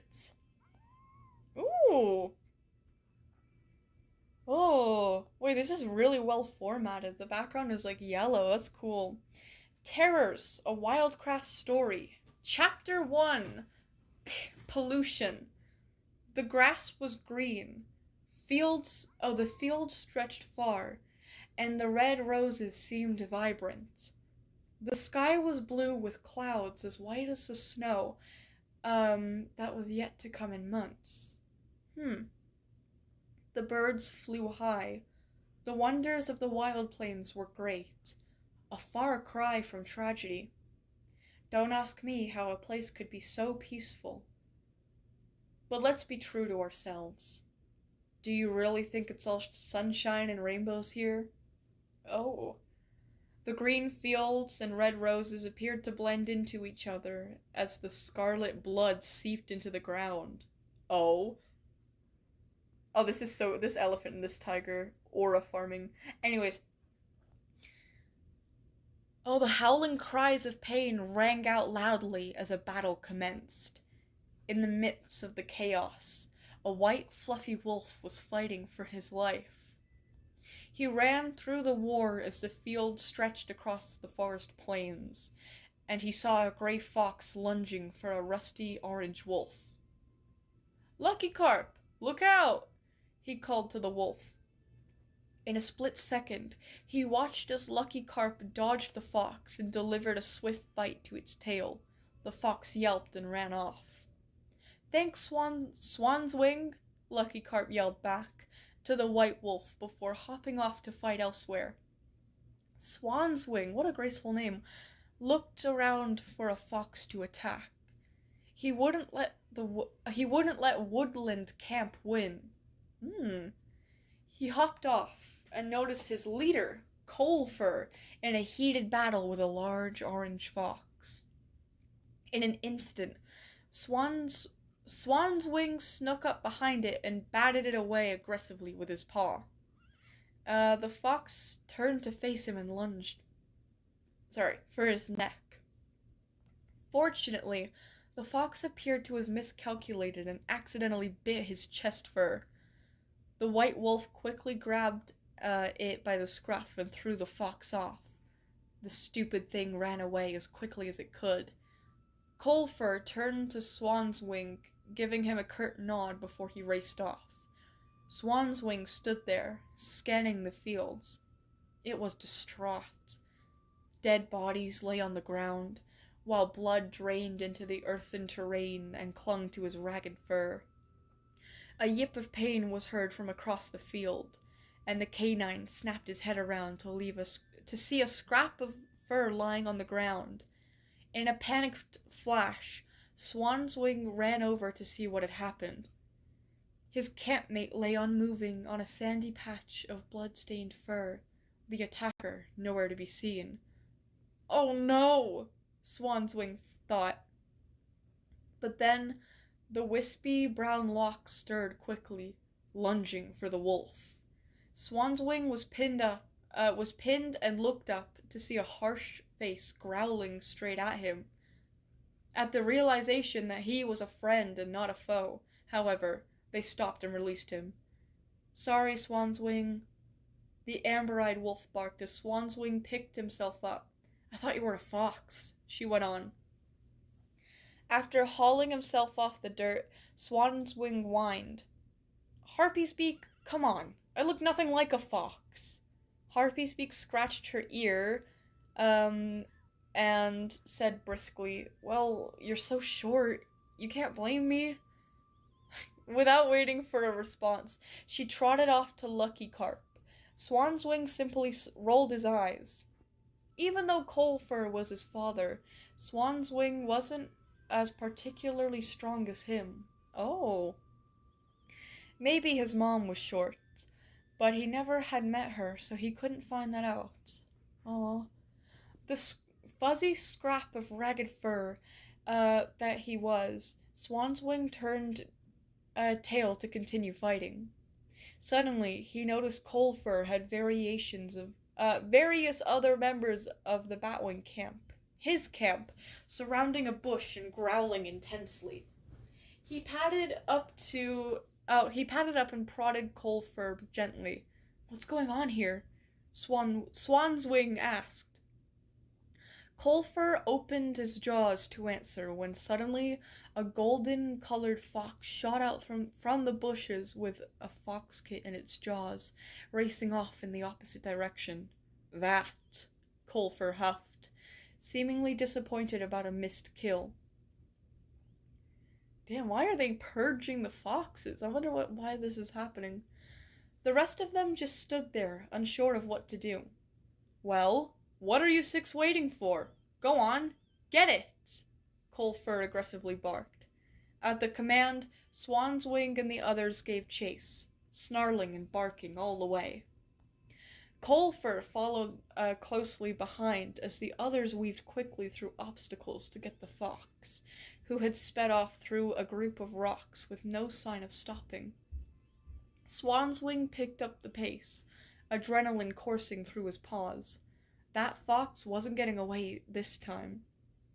In the time it took for Swanswing to push ahead of everyone else and leap over a boulder, the frightened fox tripped suddenly, dropping her kit and falling on the ground. Oh no! The wolf took his chance and pinned her to the ground. Wide, terrified brown eyes stared back at him as she cried out, trying to free herself. The kit stood, frozen in fear with a small scratch on its cheek. Swanswing suddenly started to rethink this. He should let them go, right? I mean, it was just a mother and her baby trying to survive, and he was about to kill them. That was sickening. Plus, he never really liked killing anyways.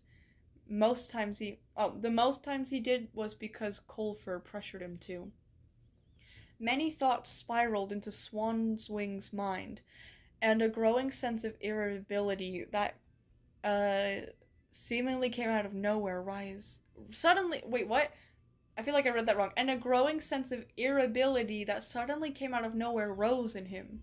Suddenly, a voice spoke, saying, "What pointless endeavors must you busy yourself in?" Swanswing didn't exactly recognize it. "Huh?"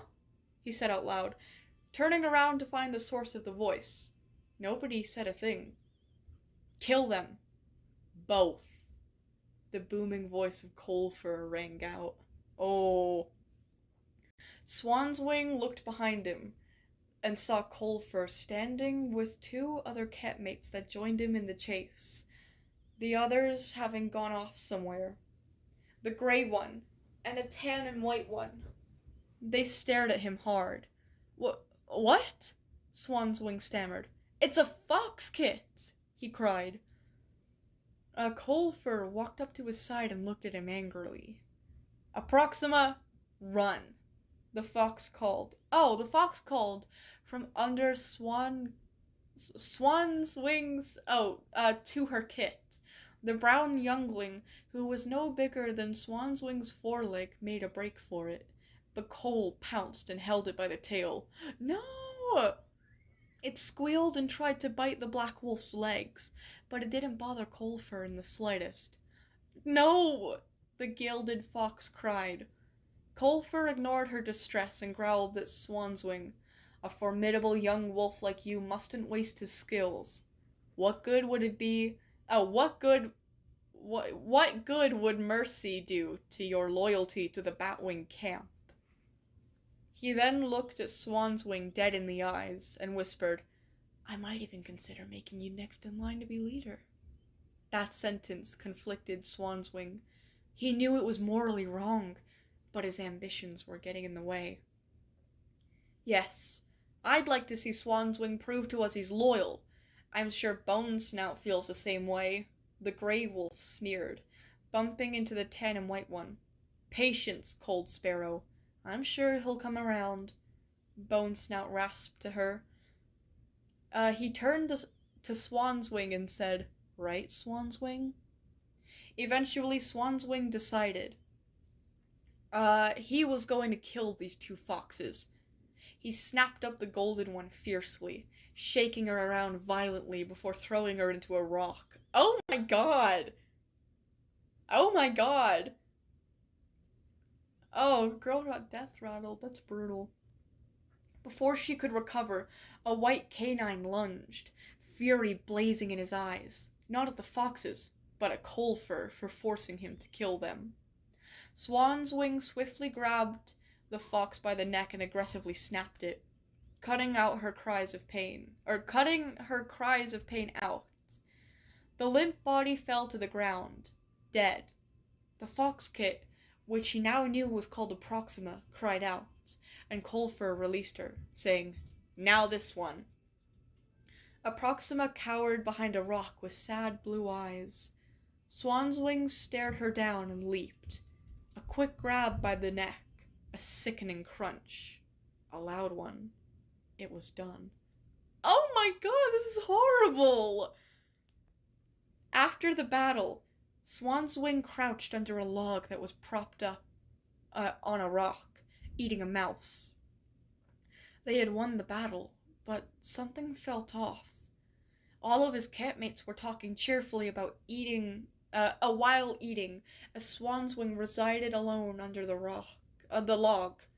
He felt unsafe, unhappy, unsatisfied. Thinking, Swan's Wing remembered all the things that had happened to him. He reminisced on the 5 he killed. His first victim when he was still fairly young. It was a wolf. He tried to raid the camp's supplies, and Colfer pressured Swan's Wing to kill him. Then, a few moons later, there was a battle with Smoke Camp. A wolf had killed one of his friends, and in revenge, Swan's Wing killed him, as the only time he killed someone without pressure from Colfer. Damn. Then, a while later, there was a battle against a rogue group of lynxes. Colfer helped Swan's Wing attack one, and forced Swan's Wing to take the final blow. He thought about it. He thought about how many of his friends had died because of Colfer. After a while of contemplation, he made a quick decision. All the manipulation he dealt with, all the lives he took away, it all led up to this. He was going to leave. Oh, this is so fucking cool. Anyways, when midnight fell and his campmates went to sleep, Swan's Wing snuck out through the camp to escape.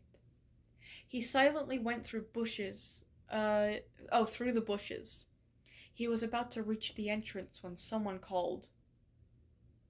I don't know that person, by the way. That's just a spam bot on Telegram. I don't know. They don't know who I am. I don't know who they are. Anyways, where was I? Where was my place?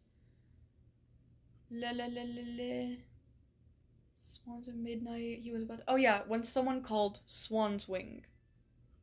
Where are you headed off to? Swan's Wing froze. He forgot Stonewalker was on night guard duty.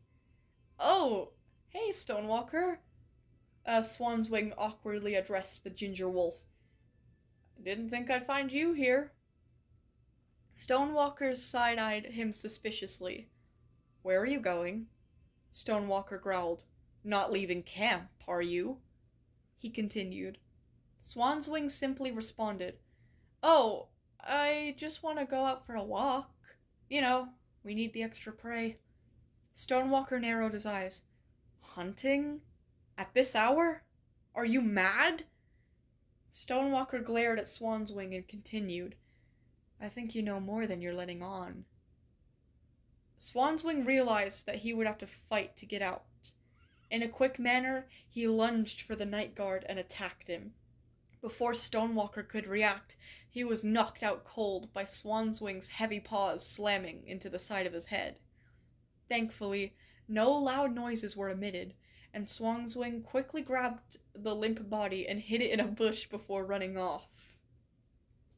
He reached the forest quickly, the whole time thinking about everything that happened. He did horrible things under them. And he was finally free from them. Okay, in between that sentence, it says a few words. Oh, it says he killed them in reverse, but it's scratched out. Okay, that's really cool. After all that happened, he just wanted to rest. He quickly rested below an oak tree, endowed... Oh god, I might sneeze. Oh, sorry guys, bless me. Anyways, he quickly rested below an oak tree, endowed in green leaves. Or endowed? I think it's endowed in green leaves. Stars shone down on the grass. The moon hung in the sky. The full moon hung in the sky. Swanswing admired the calming scene just for a moment before laying down and sleeping. This is incredible! What? You guys are on fire today! What? This isn't good. So that wraps up, I guess, chapter 1, Pollution of Terrors. The horror story, or not the horror story, but the Wildcraft story by Frompy Wolf. Holy shit. How cool is that? Do they have clans divided by species? This is really good. Colfer is such a menacing villain, by the way. I don't know why, but I can really vision, like, how broad and, like, intimidating he looks, like, in the story. That's incredible. Who's after Frog? Who's Froglicker? That was incredible. Who's next? It is Neptune next. My legs are kind of dying though, but it's okay.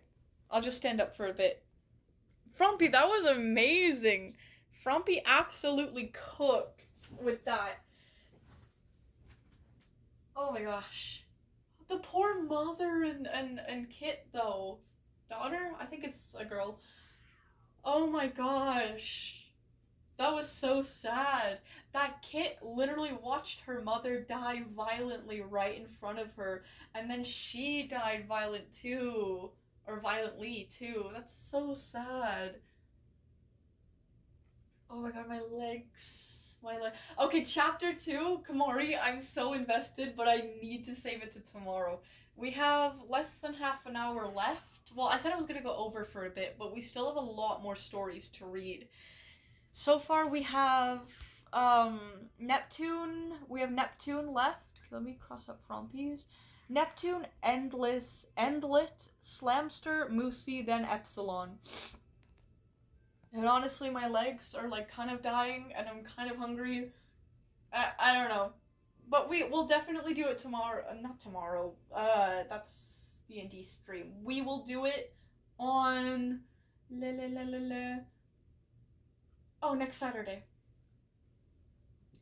Yeah, Frumpy, Enlet is right, you are a W writer. Where's Frumpy? Oh, there you are. Violet, go up to see my last message. Froglicker is even more wilder. Chapter 2 is genuinely gonna be horrible. Like, genuine trigger warning. I'm pretty sure there's gonna be some really horrible imagery there soon. Damn, well guys, keep that in mind.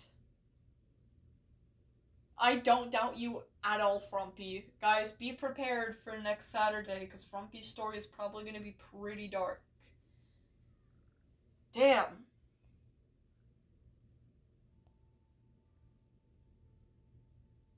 Okay. Alright. I had my little standing break. Let's get back to it. Next is Neptune. Is Neptune here right now? Is Neptune here? Neptune. Oh, there you are. It's Snowfix fanfic, by the way, Violet. Oh, yippee! Okay, I'm eager to hear about that.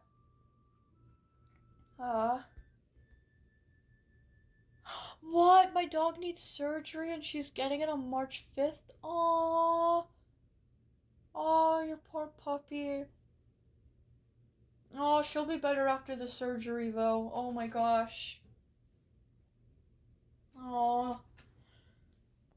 What is this, Neptune? Your background for your tablet or your phone is fucking me being bald? What is wrong with you? Damn, my eyeliner was eating that day, though, I'm gonna be honest. Ooh. All my sketches. Neptune, you have really cool sketches. Anyways, pretty sure I saw that last week. Anyways. Hello, everyone. I need a bit of help with voicing and maybe some filming of a Warrior Cat Ultimate Edition movie. Oh, very interesting. If you want to join, here are the requirements. I need to be comfortable with you, I need to have spoken with you, and are okay with joking around with each other. 14 plus, you need Discord, Google Docs link. Oh, that link is, it doesn't seem to work. Anyways, before, okay, Surf Star, a lighter male voice. A Black Star, clan leader, a deep male voice. Okay, so this is just like a what is it called? Like a roll call or whatever? I forgot what it's called. But like you're looking for voice actors. Casting? I don't know. Okay, interesting. Very interesting. Huh.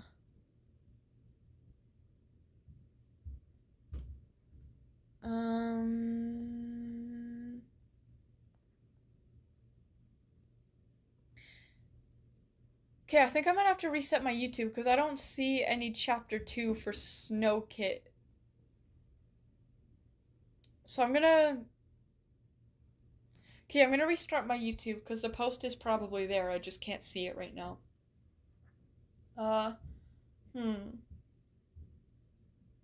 could so do a deep voice. Oh, cool.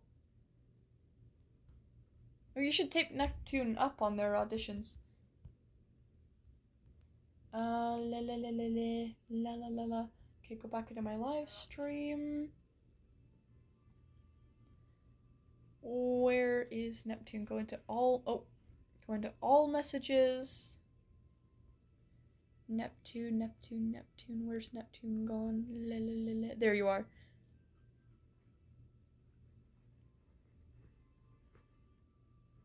Wait, you said it was Snow Kid's fanfic. I'm pretty sure cause, hold on, the only thing that I can see here is...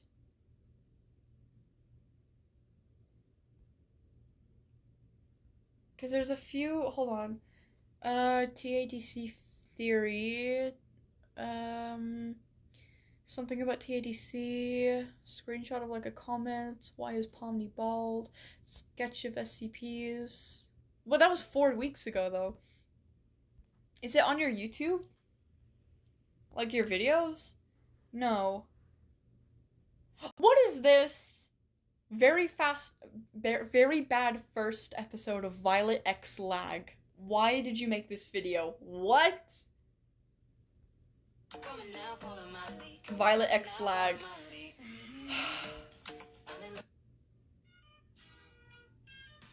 Okay, it's me on live. Hold on. Okay, hold on, I have to read this. So it's me, live chat, Frompy, I ate Violet, Neptune, Evil Quartz ate my dog, Evil Quartz, I don't give a fuck, Neptune, they deserved it. Oh my god! I'll open the chest, maybe a cat will be there, okay, that's what I said. Okay, I'm like smiling, I'm really happy. Oh! A bomb was inside the chest. Live chat disabled by a moderator. And I look very not happy about this. A little surprised even. Hello? Violet? Oh, I look very mad. Oh, and then my screen lags. Okay. Then it says... Yay, the chat is back. Hawk, don't abuse chat, y'all. Frumpy says lag. Julian says Violet X lag. Party Bird says lag. Horror with Violet. Guys, I'll restart the stream. A bunch of keyboard spam says, oh my god, Violet, I'm your biggest fan. You can no longer chat, this live stream is over, I think it says. Oh. More episodes of Violet X lag will be coming out. No! Why?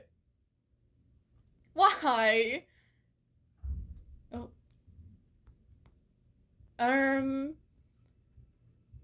Yeah, I don't see anything new.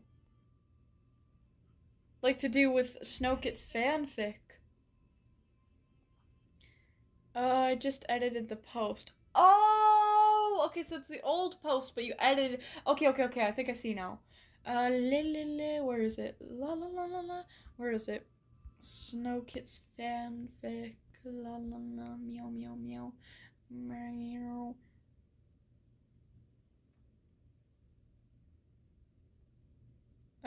Where is it? Oh yeah, okay. If Snow Kit lived, a warrior cat's fanfic. Oh, this was like his diary, right? Okay, update, I'm banned from... Oh, wait. Where did we leave from last time? Like, where did you edit this from? Because I can't remember.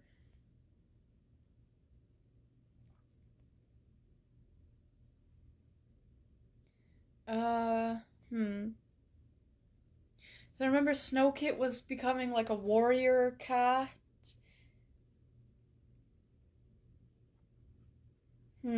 I don't know when I stopped.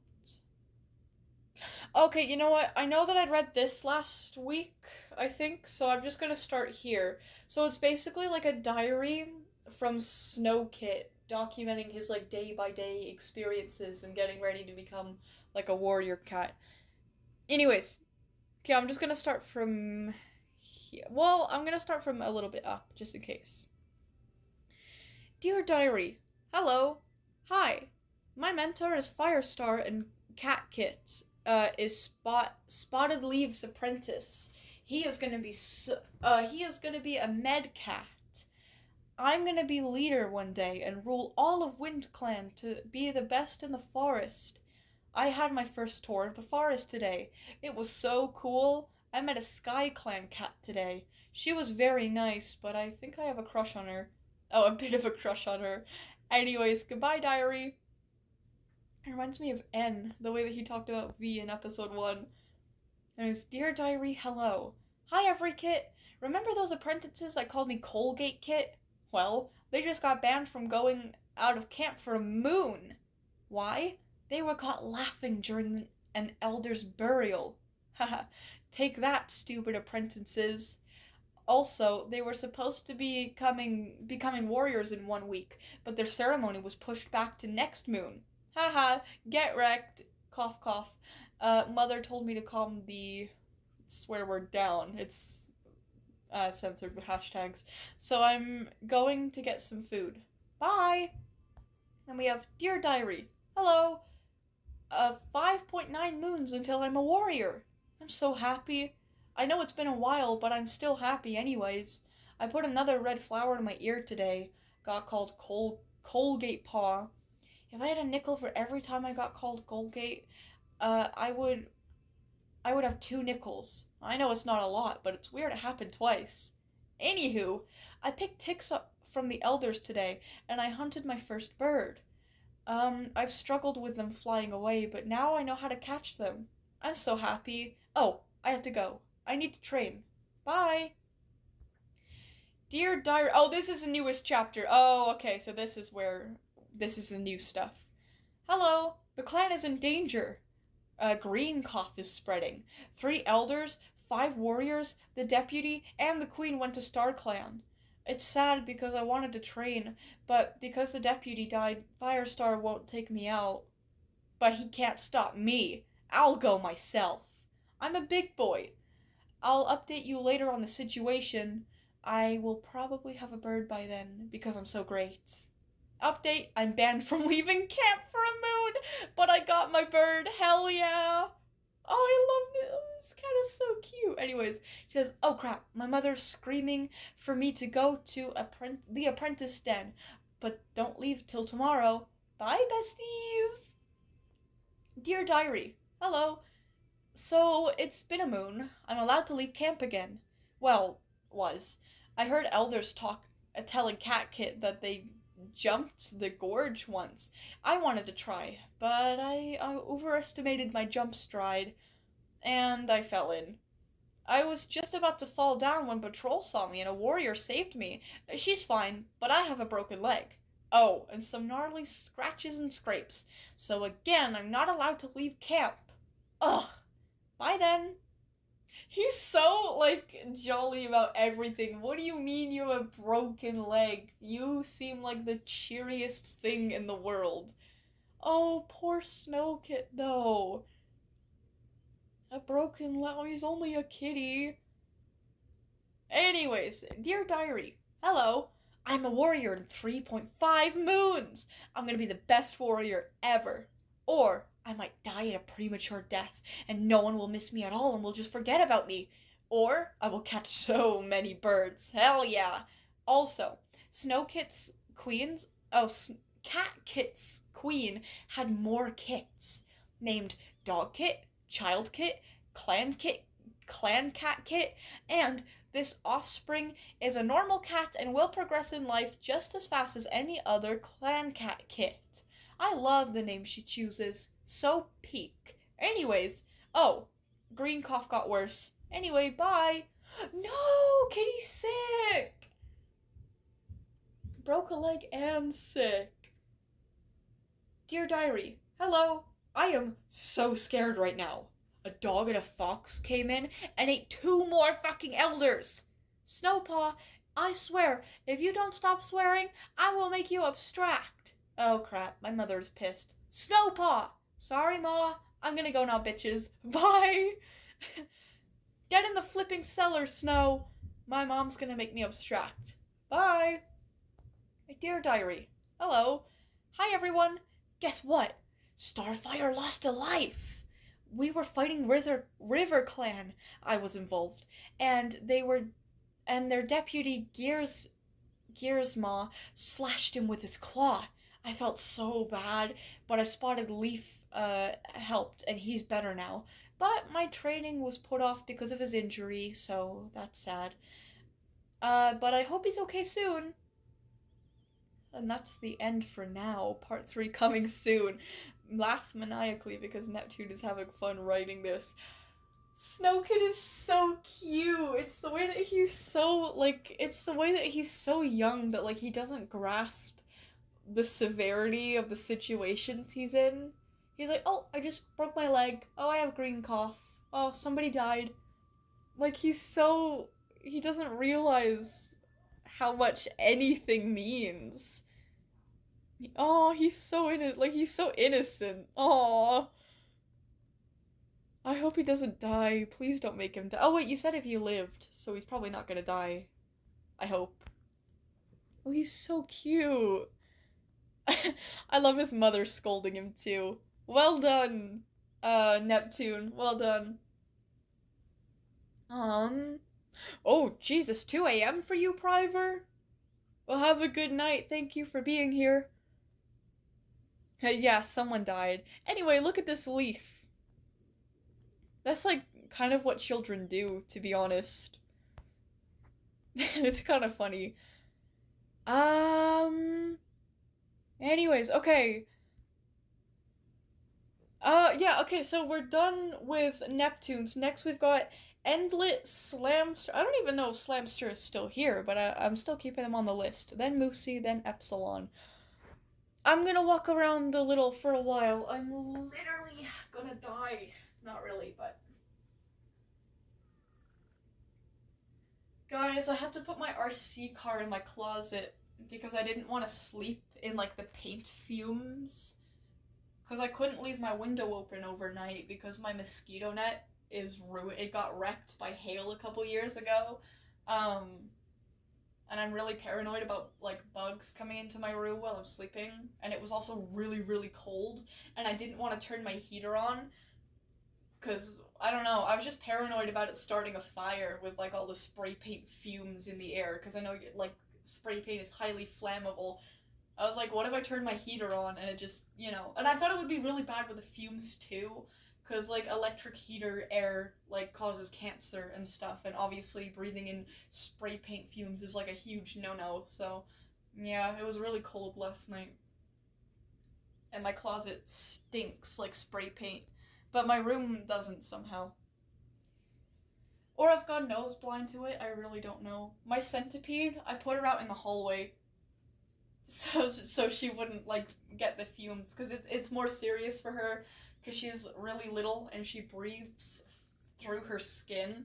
She has like little pores on her side basically, and those act as trachea. It's really cool actually. I love centipede anatomy, but anyways. Okay, yeah, next up is who was it again? Endlit, that's right. Is Endlit still here? I'm in all chats. What is her name? Well, my centipede, her name is Melania. Like the boss from Elden Ring. Because she's got like this like reddish color. She's a stone centipede. So she's got like this really like reddish color. Like she's not like red, she's more like brown red. But still, it reminds me of Melania's hair. And I also just think it would suit her a lot. So I called her Melania. Working on chapter 4 right now. Oh! Interesting. Listening though. Okay, sounds good. What chapter were we at with you, Endless? I don't really remember. Oh, it doesn't matter because we got a new thing here. Pretty sure this is new. Chapter 2 of Dangerous Bond. Oh, chapter 2 is called Dangerous Bonds. And this is chapter 2 of Endlit Endlessly's Warrior Cat Ultimate Edition's fanfic. Enjoy. I will. Okay. Just gonna shake out my legs one more time. And let's... Oh god, my phone is hot. My phone is like... My phone is heating up my entire pillow. Like, not my entire pillow, but like a really large portion of it. Hey look, Dark X Wolf 17. Anyways, okay. Chapter 2. Dangerous Bonds. Moonpillow sat next to his brother, his fur standing on edge. He had to tell someone. Had to get alone with the deputy. Hello, little brother, Morning Dove growled, warning him again about telling anyone. Oh my god, this story was so... I remember it now, this story is so sad. This story starts so tragically. Oh. Anyways, Morning Dove growled, warning him again about telling anyone. It had been 2 days since the murder had occurred, and nobody seemed to be able to tell how strange it was that Morning Dove had to wash his paws and fur every night of suspiciously red, but now brown and dull and dry liquid. How weird it was that he never went to mourn the medicine cat, or how he didn't show any grief. Nobody suspected him, because nobody saw how abnormal it was to clean the body before the death was even announced. Moonpillow's ears twisted back. Hello, he whispered. Look, we both know what you were doing was wrong. Besides, they did have an apprentice, so we're not without a medicine cat. Your little partnership was wrong. Illegal. I was doing what was right. Fixing it. Because I knew you would never end it. I could have killed you, my own brother, but I didn't. Be grateful for that. Morning Dove hissed to his brother. Man, Morning Dove's gotta go. Holy shit, you could not say anything to make me feel a shred of sympathy for Morning Dove. Anyways, listen, you can say what you want about it, but I loved him. If I had a choice, I would have preferred that you killed me instead. If it meant that Willowbranch lived, I would have gladly taken his place. Moonpillow growled, moving away from Morning Dove just a smidge. Don't be like that. We both know you won't tell anyone. And if you do, the deputy knows too. I told him before I killed him, and we have an agreement that he'll defend me from accusations. Oh, and I'll keep fixing those that disobey the warrior code. Morning Dove confessed. Oh no! Eagle Feather knows? How could he? I have to warn someone. The new medicine cat? Another warrior? No, I have to tell the leader. But no, what if they're involved too? I have to deal with this alone, Moonpillow thought. He anxiously fell silent, listening to the leader as he spoke. All kits who need apprenticeship, please step up now, Vulture Star called. A shrimp kit, dune kit, web kit, Owl Kit and Forest Kit rushed forward, in front of the tall rock. Vulture Star smiled, looking at the 5 kittens. Forest Kit, Owl Kit, Web Kit, Dune Kit, Shrimp Kit. Do you all accept your new names as Forest Paw, Owl Paw, Web Paw, Dune Paw, and Shrimp Paw? He asked. One by one, they said, yes, Vulture Star, with little variation. Good. Now, Glassclaw, do you swear to teach Forest Paw everything you know? He asked. Yes, Glassclaw answered. He asked the same to Winter Howl about Owl Paw, and Lion Hiss about Web Paw. And then he got to Shrimp Paw. Morning Dove, he said, with little pause for thought. Do you swear to teach Shrimp Paw everything your mentor taught you, and their mentor taught them? Vulture Star asked, tail flicking. Morning Dove fell silent for a second, with Moon Pillow looking at him in horror, as the only other cat that saw what happened was given to him as an apprentice. Oh my god. Yes, Vulture Star. I swear to teach Shrimp Paw everything that they need to know, he said with a sly grin. Then, finally, Dune Paw. Do you accept the honor that will now be passed to you, as it was to me? Vulture Star asked. Dune Paw sat up and pridefully. Yes, Vulture Star, yes, she said, paws shuffling slightly with excitement. Then I swear to teach you everything I know, and mentor you until the time comes when you rise to warriorship, Vulture Star claims. Dune Paw smiled and grinned over to Shrimp Paw, trying to make him jealous, and it was working. Another thing, Vulture Star added. Lilac Paw, apprentice of Willow Branch. Please step up, Vulture Star asked. Lilac Paw stepped up sorrowfully. It was just a couple nights ago that she lost her mentor, and began dealing with the patience and prophecies of her own, though she hadn't gotten any yet. You have lost your mentor, and many others, through the moons. You have had plenty of reason to leave, and lose willingness to continue. But you persisted. Through everything that you have gone through, you showed courage. You showed greatness over your 15 moons of light. Now, it is time to have the title of Medicine Cat. Your new name will be Lilac Courage, in honor of your bravery and persistence, Vulture Star declared. Lilac Courage bowed her head in thanks, and walked back to her den. Moon Pillow nodded toward the Medicine Cat, and wrapped his tail around his brother's apprentice. Meeting dismissed, the leader called, jumping down and nodding toward Dune Paw. Moon Pillow said, Congrats, Shrimp Paw. You got a mentor, trying to act as if his mentor wasn't a murderer. He looked at Morning Dove, who had its claws unsheathed. Dismissed. Eagle Feather, Robin Foot, and Winter Howl, my den. We will discuss your findings so far and determine what needs to be shared and what does not. Everyone else, continue your daily tasks, Vulture Star demanded. Morning Dove stood immediately. Shrimp Paw, come on. I'll show you the borders and some good prey spots in on the territory, and then you can enjoy your new den.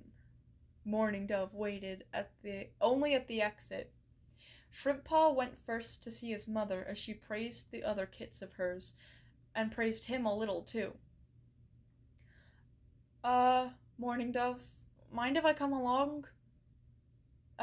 Moon Pillow asked bravely, secretly shivering. There were several cats around, and rumors spread fast in the Thunder Clan. Morning Dove sighed quietly. I don't see why not, he said. I'll just be showing him the borders and hunting spots, though, he added. I'm fine with that. I simply want to spend some time with my brother and his apprentice, Moonpillow said back. Oh, so suddenly you want to spend time with me when you ran from me a couple nights ago, he whispered to Moonpaw, quietly enough for nobody else to hear.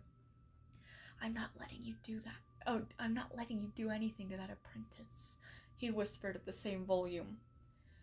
I only killed Willow Branch because you two were being unlawful, he remarked. It's none of your business, Moonpillow growled. Shrimppaw came over. Hi, I'm Shrimppaw. I'll be going with you, just in case we run into anything. Oh, I'm so dumb. That wasn't Shrimppaw talking at all.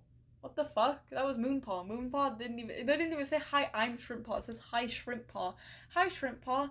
I'll be going with you, just in case we run into anything. Oh my god, I'm so dumb. Moonpillow said before Morning Dove could say anything otherwise. They went off, and Morning Dove immediately lowered the act once outside of the camp.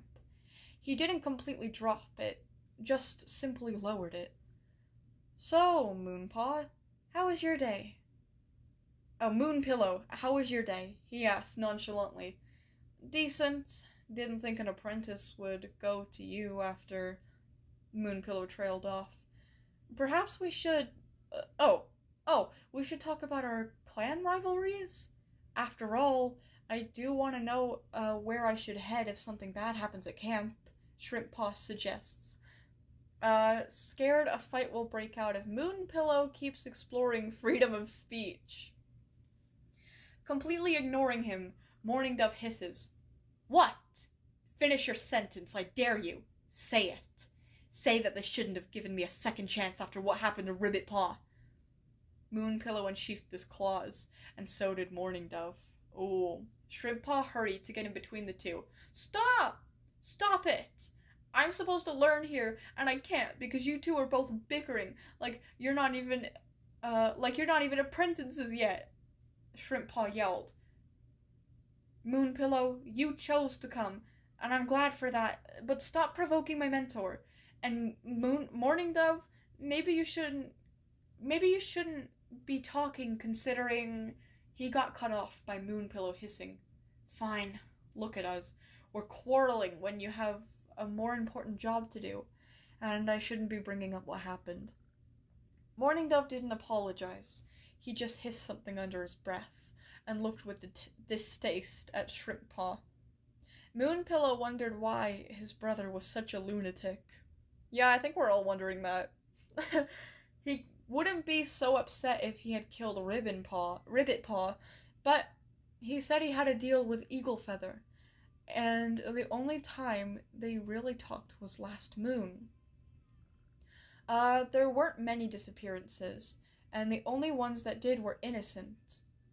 I'll have to do some digging later, he thought.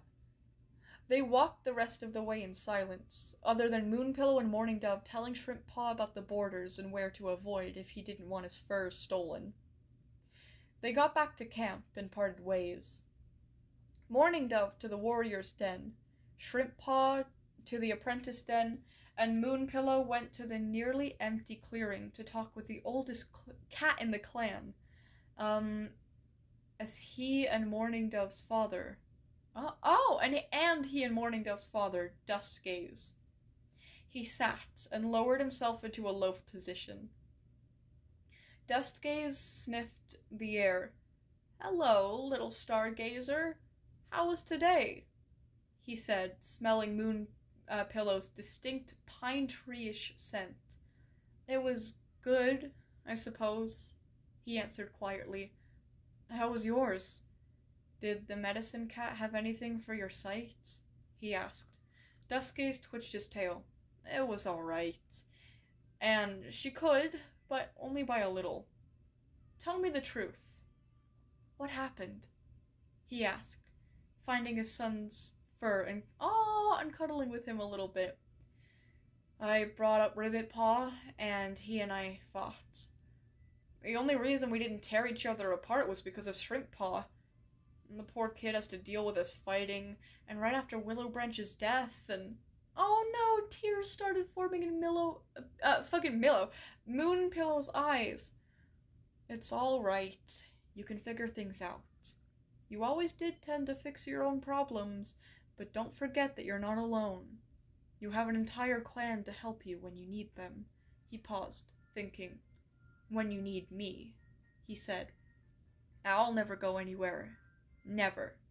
Remember that when you need help. When the worst storms come, look into the thunder. Look into its light and say, I'm not afraid. Not of you, not of anyone, because I have my clan. All right? Never forget, you come from Thunder Clan. Dustgaze finished. Moonpillow nuzzled into his fur. I promise I won't forget, he answers. His father's words lingered in his head, echoing. I'm not afraid. Not afraid. Not afraid, he thought. And that wraps up chapter 2. Dangerous Bonds. Oh, poor Moonpillow. I hope that Shrimp Paw is gonna be alright, considering his mentor, but holy shit. It's on Wattpad too? Oh, nice. Nice. I'll have to give it a follow later, if I can find it. Damn, well done, once again. Enlit, very, very well done. Huh. Skip chapter 3 of... You don't want to see Shrimp Paw harmed? No! You can't do this. Okay, well... Yeah, okay, that was really, really good. That will wrap up that. Then we've got Slamster next, which I haven't seen Slamster in the chat. I don't know if they're still in the chat.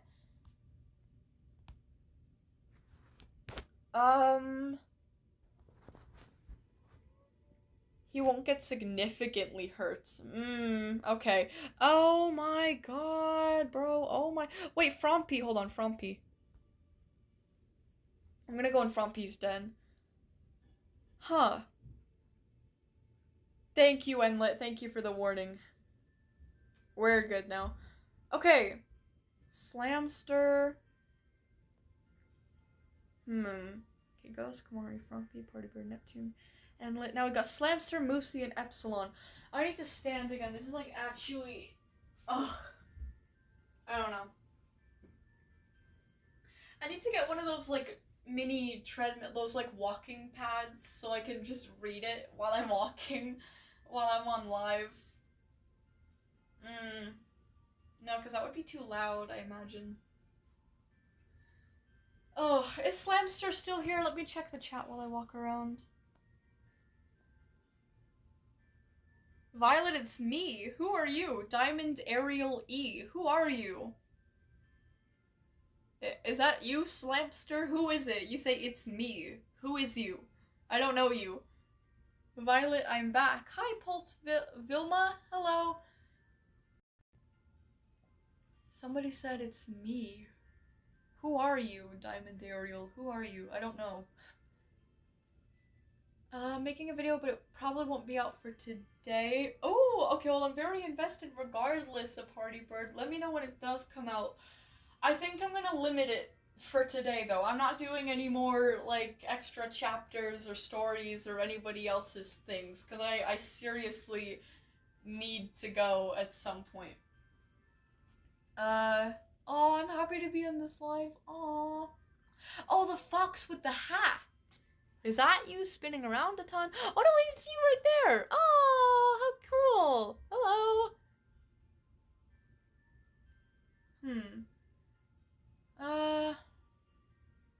Oh, isn't it feel free to read chapters 3? You know what? I don't see Slamster. I think I can read another chapter, but only one more, okay? I usually don't do this, but for today, I'm gonna limit it to 1 chapter per person, unless their chapters are, like, really short, because, like, I actually really gotta go this time. Anyways. Okay.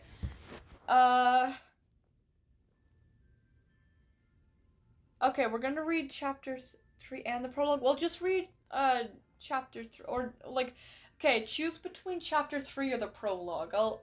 I'll read from one of those. I have to reset my YouTube in the meanwhile.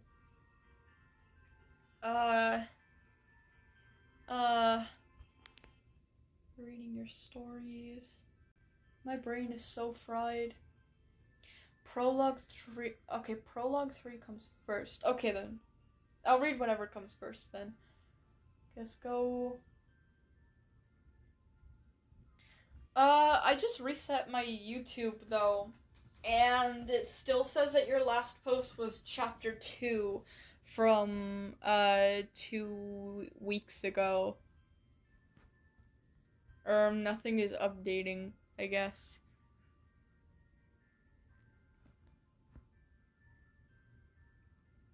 Oh, it's only on Wattpad. Okay. Alright, I can do this. I won't die. At Wattpad. How do I find your account? Here, how do I find, what's your account name? Can I add you? I don't do friend requests on Wildcraft.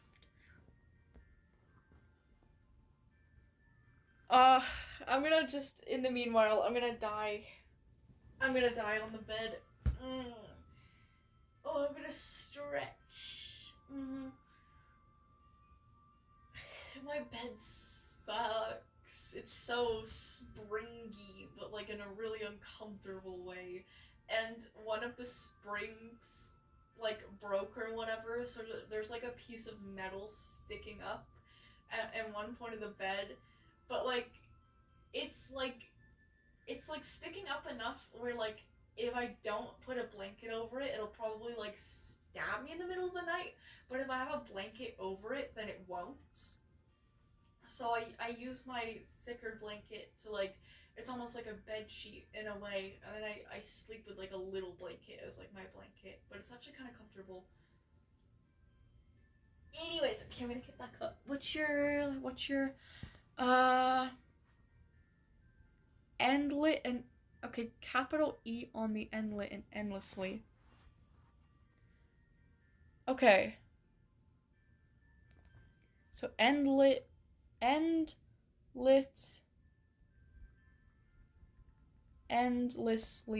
Let me see here.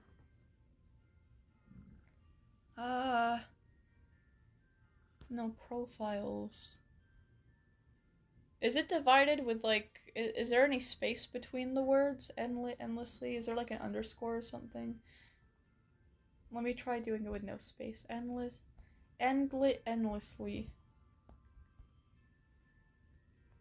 Oh, there you are. Found you. Follow.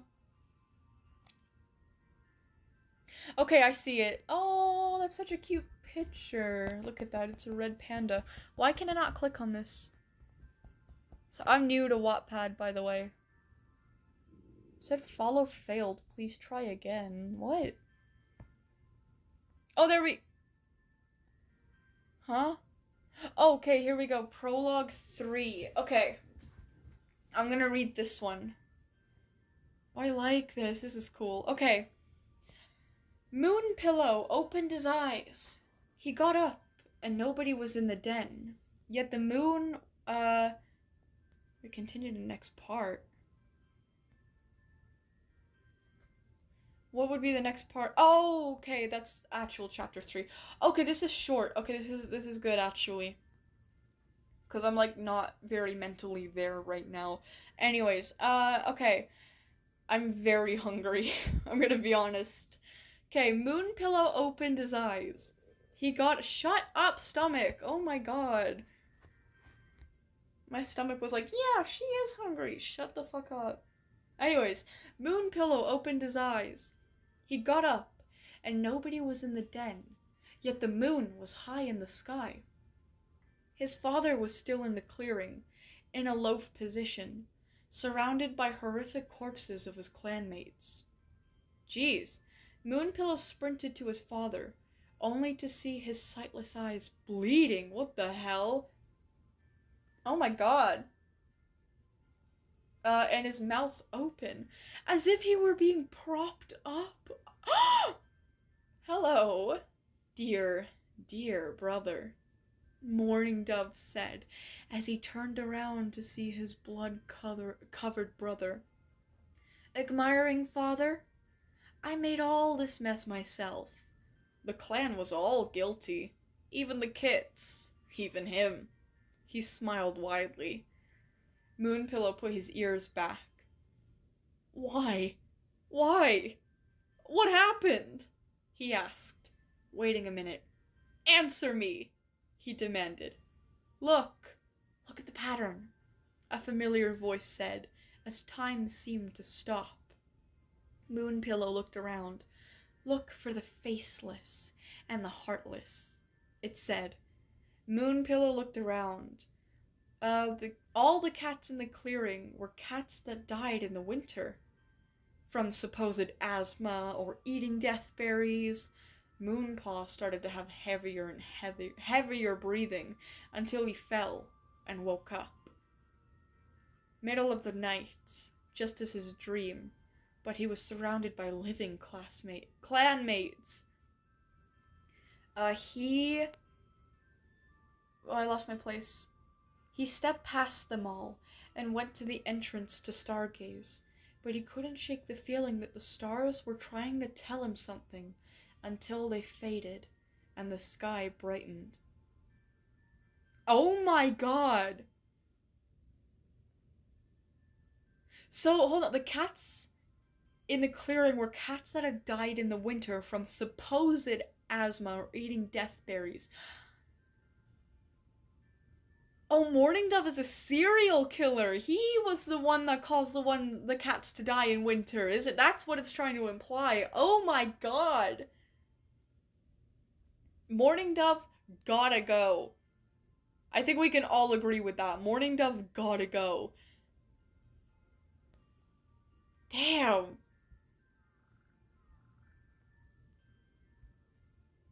Oh, I need to verify my email in order to follow people on Wattpad, so I'll get to that. But holy damn. Okay, very glad I decided to read that. Thank you, and that was a great little... Damn, I mean, Mourning Dove is a fucking serial killer. That's incredibly wild. Holy.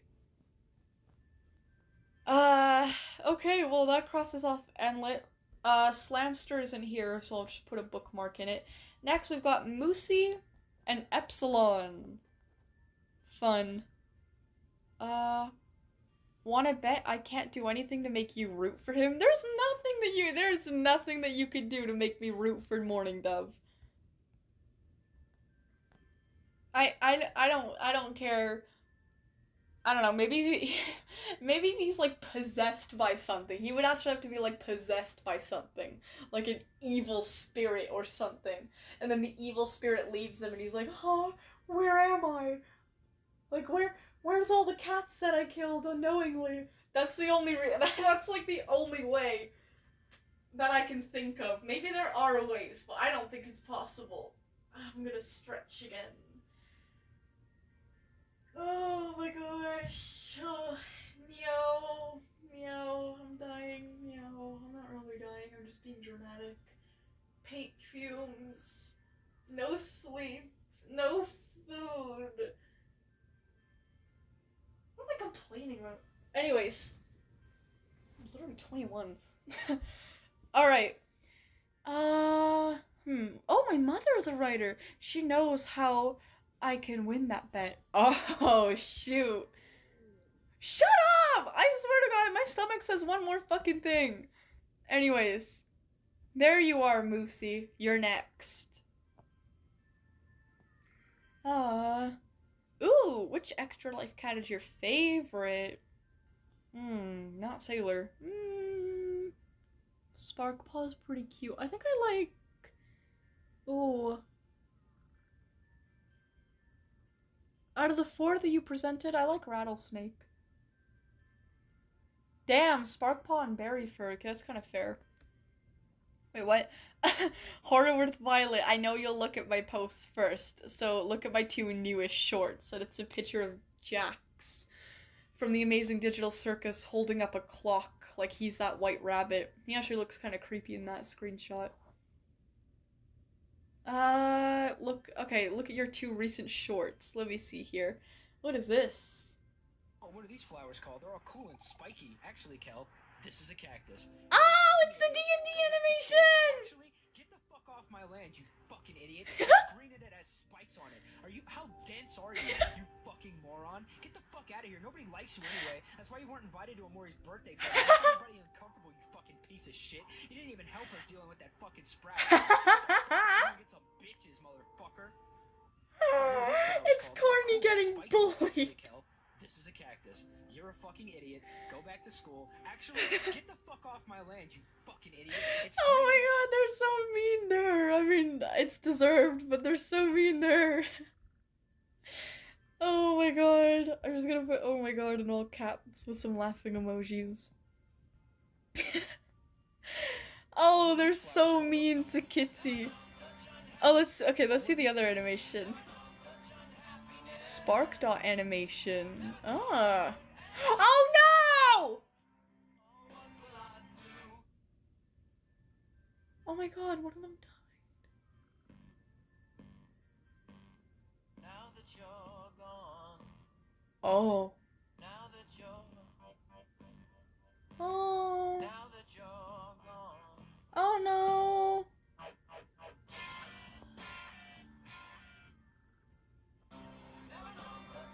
Oh, that's so sad. Just your friendly Moose here to explain what the hell I made. Okay, so Sparkpaw is the cat that died, obviously, and Dartpaw is the cat that is mainly animated.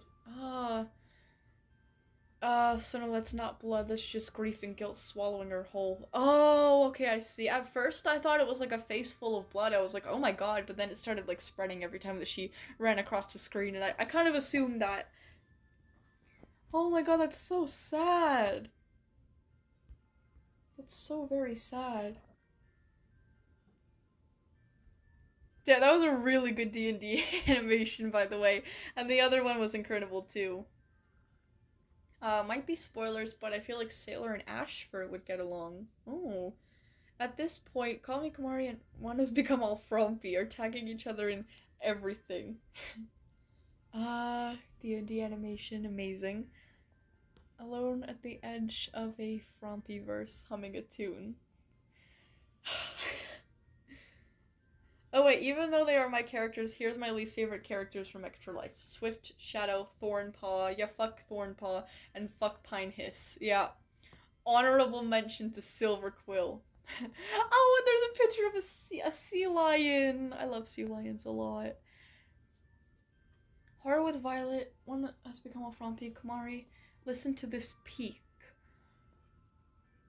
It's 3 minutes long, but it's a song. Okay, I'm gonna screenshot it and I'll listen to it when I'm off stream, when I'm like eating something finally. My dog, Homunculus locustontus. Absolutely beautiful, Moosey. Beautiful. I wrote this with writer's block. Uh-oh. So Vulit and Herc both burst into Moosey's room, and then Herc said, "You cannot escape me, Moosey."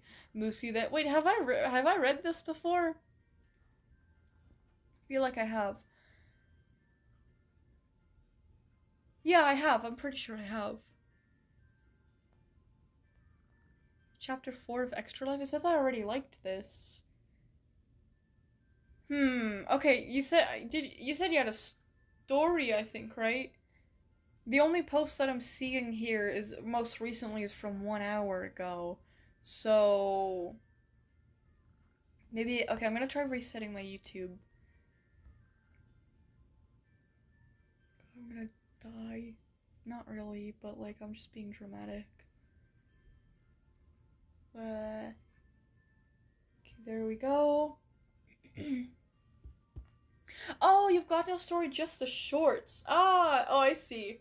Well, the shorts are amazing. I really like the D&D one. It'd be nice to put like a compilation of all like memes and things that people make from our D&D sessions. And I can like at everyone someday. That would be cool. Oh my god, though the second one was so sad. Poor kitties, man. Kitties don't deserve to be sad. Okay, top messages to all messages. Then we're looking for a blue name. There we go. Okay, you might like my story, Hound. It's a special story after all. Oh? Whoa, Epsilon, cool new profile pic. I know that art has existed for a while, but very cool. Ooh, okay, here we go. Not too long either. Okay, The Mountain, Part 1. Dear Diary, it has been 6 days since the funeral. Wait, so part... Oh, this is new. This is a new story by Epsilon. Okay, very excited. Dear Diary, it had been 6 days since the funeral, and it had been pouring down non-stop since. I wasn't entirely sure why, but I felt as if I had to come here again. Why? I honestly couldn't tell you. I pulled up to the cabin way out in the mountains, and the place my family always took us during the summer. Huh. Interesting. I'll never get to experience that again. I vividly recall the summers there. The music, the good times, and the warm feelings. Well, anyways, I got to my car's trunk and opened it, grabbing a violin that my sister had bought me years ago. It was a beautiful oak violin, with engravings of fairies all down it, my name engraved into its spine, with these metal rings around the base of the strings. Oh, that does sound beautiful. I remember the day I got it, ever so clearly. It was a rainy day, much like today, my 12th birthday. I had just got out of school, and my older sister was picking me up. My parents were busy at work till later that night, so she gave me my gift early, wrapped in a black box with these beautiful silvery gift wrapping. I tore it open, and lit up with a smile so bright it could have blinded you. I had never seen such a violin before, and here it is now. Aww. I began to walk up the path to the cabin, the ground steep, the logs that Dad embedded into the ground as steps, helping me climb until I got to the porch that was a little worse for wear. I simply walked through our dark oak door into the large space. A fireplace to my left, with coal from the last use still in the condition we left it. Photos on the side of our staircase wall. Pictures we've taken many summers ago. An open kitchen visible from an entryway. Oh, the entryway with a grand back door. I went up to the stairs toward the attic space. Remembering the one thing I almost forgot. The chest. Oh! I always remember how my dad would tell us to grab a mask before going out back, and never to go out without one on. Oh, this is cool. It was weird because it had no eye holes, but you could see? It must have been my imagination, from back then. Children, am I right? As I opened the wooden chest, I was met with 2 masks. Well, usually there were 4 masks. Mom and Dad's were missing, but the dust that had collected in the box wasn't touching the masks at all. Oh, it was odd, but I suppose weirder happened in this place. I picked up my mask, a white, orange, and red mask that looked like a fox with poofy fluff all over its head. I gently put it on, strapping it onto my face, my vision blacking as the eyeless mask suddenly went on. What was it Mother used to say? Ah, yes. Music is the key to vision in the dark. I lifted my violin up to my shoulder, and with the bow in hand, gently rested it upon the violin string, and began to play a melody. Oh, violins are such beautiful. I think the violin is like my actual favorite instrument. They're so beautiful. Anyways, as I did cellos too, just any instrument like that. Anyways, as I did, it was as if my vision lit up with color, highlighting everything's outline with a color of vibrancy. Ooh. My eyes widened in silent amazement, the wonder of a younger me refilling as I began to walk downstairs, playing my violin as I navigated my way to the back door, briefly pausing to open the door before stepping out. I closed the door behind me gently and continued to play as I made my way in deeper. I love this so far. The woods out back, highlighted in vibrant colors, with outlines of what I can only describe as creatures all around, moving and doing things with various trees, or taking various berries of the area. However, all of them seemed to have turned to face me as I continued to play, shifting the pitch of my violin between various songs I know as I carefully watched the creatures, moving and shifting around. I'm not sure why they're here, or even how. I've never seen them through the windows any time I've looked back out, but I can when wearing this mask. What are they? As I continued to play, I heard a whisper in my ear. Oh, do Velo's voice because yes. Oh, fuck. Can I do Velo's voice right? I'll try. I'll try, but it might be god-awful. I don't know if you can hear it in my voice, but my voice is gone. Hello, my beloved. It's been a long time since you've come to visit us. I was startled, dropping my bow, and looked around to try and spot who made the sound, but with the lack of melody, my vision returned to black, unable to see. I quickly dropped down to attempt to find my bow, feeling around with my hands to find the piece, but as I grazed it, I felt it get swept up by one of the creatures, as light as the wind. Uh-oh. I tried to find it swiftly, but it was not for... but it was for naught, as it escaped my grasp. I began to panic, huffing with panic, my vision briefly lighting up with each sound. That's it. I can use my voice. I began to hum a tune, my voice lighting up the area, not quite as clearly, but clear enough to see. I saw my bow floating off in the distance, with my violin in hand. Floating off in the distance with my violin in hand. I began to run after to grab it, avoiding trees, and heading after it. Oddly, I had a sense of déjà vu, a feeling of having done this in the past. Damn! Okay, this author's note here. This is all for now. I'll write more later. Hope you enjoy this new format. It's unique to this story. I love the format, this vibe. Oh, I love it when you read a story and you can like really get into the vibe of it. Beautiful.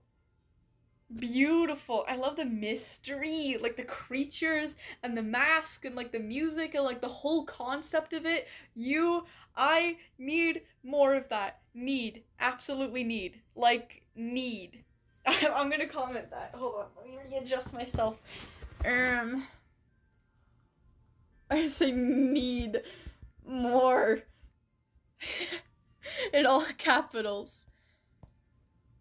How cool. See, like, it's got such, like, a calm but eerie vibe to it about, like, being alone in this, like, old abandoned cabin with all this mystery and, like, this mask and the music that allows you to see these creatures, the, like, deja vu, like, everything. Everything about this is so yummy. It's just yummy. It's just edible. You know how, like, someone's art, when it's really edible? This is the equivalent. It's yummy. Love it. I think it's great. That was such a good Bello impression. Yay! I tried. I tried. Maybe I think it's because I feel like my voice is, like, a little fried right now, so it's a little bit lower and a little bit more, like, I don't know.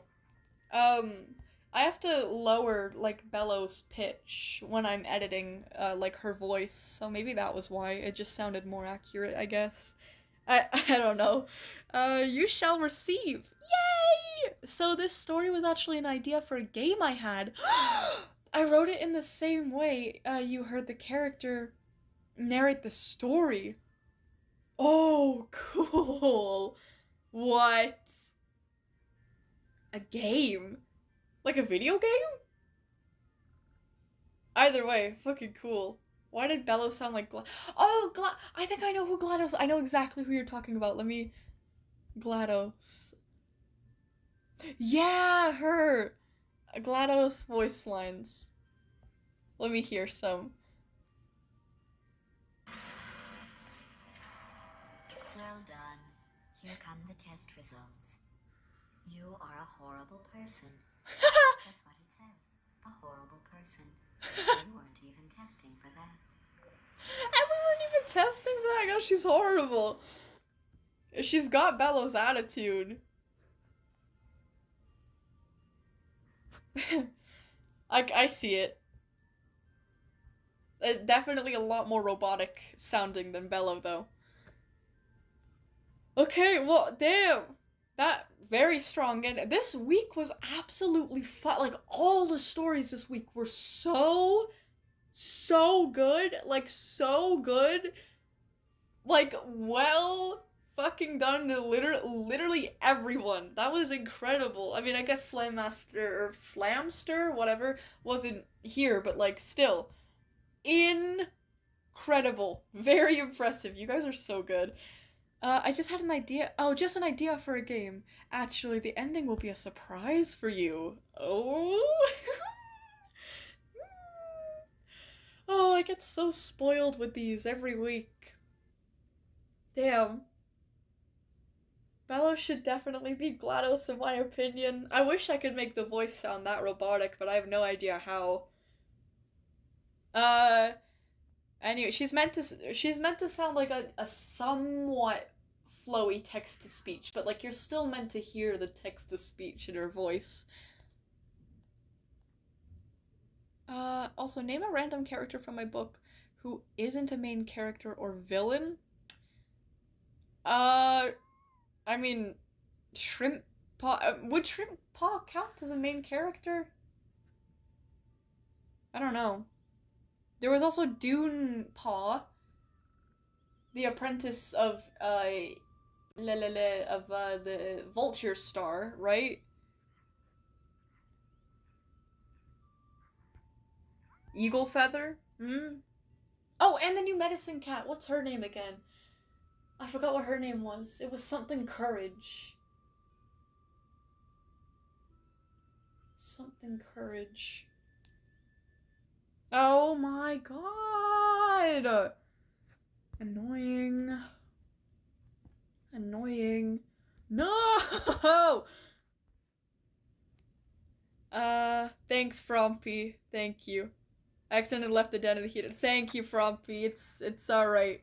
I appreciate you keeping me here safe and away from the horrors of outside. I appreciate it. Huh. Okay, anything else that you guys have written, I will see next week, because I seriously have to go. I have to eat. I have to stretch my legs. I have to piss. I haven't seen my centipede for a few hours, so I gotta go, guys. Oh, but can we report, like, the heater? I don't know if it would do anything, because the only thing I can report them for is the... Is it this person? I don't know. I don't care. They're very bad and their name is hidden, so... I'm gonna report them anyway. If it wasn't them, they probably did something bad anyway. Yeah, it was them. I made a poem for you. Okay, let me see how short. If it's short, then I'll read it. If not, I gotta save it to next week. Okay, it's short. A gentle breeze when I look outside. The reflection of me in the river looks evil, but no evil is in me. It's just the mind.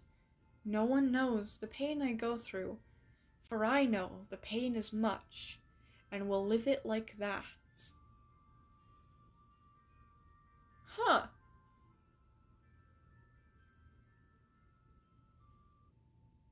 Very interesting, very depthful.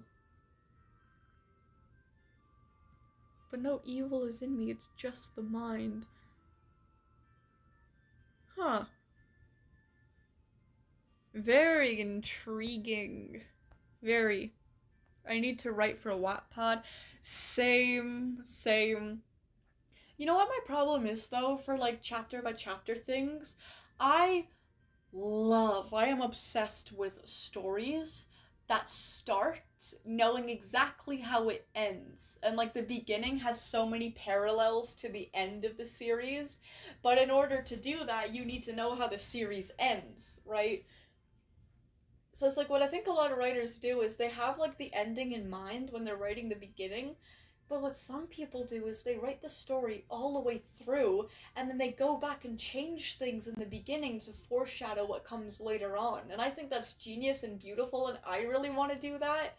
Which means, like, I don't want to publish chapter 1 until I, like, absolutely know what's gonna happen in, like, the later half of my series. But anyways. Okay. Wait, no, Violet, they're nice. Trust.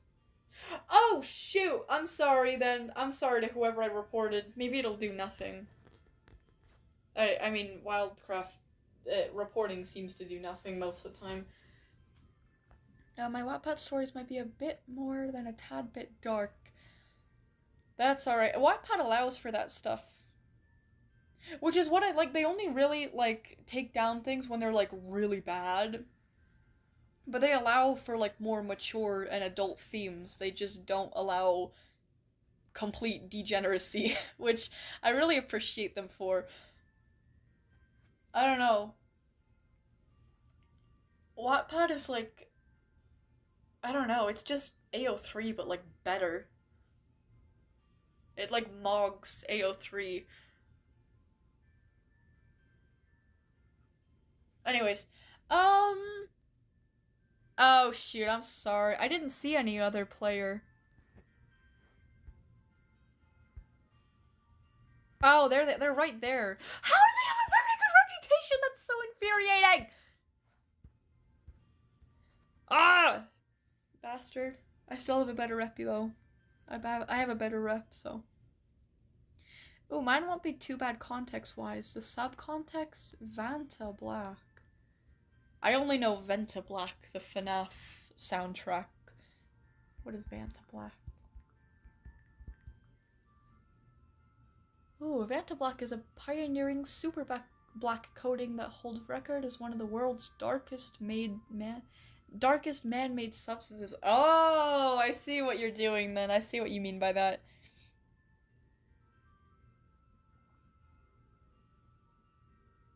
Damn. Okay, so it's gonna be very dark. Damn. Wattpad is good for authors just starting up, and not great if you really want to grow right off the bat. Well, I don't want to grow on Wattpad. I want to grow on YouTube, but, like, I want my work to be on Wattpad, but I don't really care about getting a big following on there.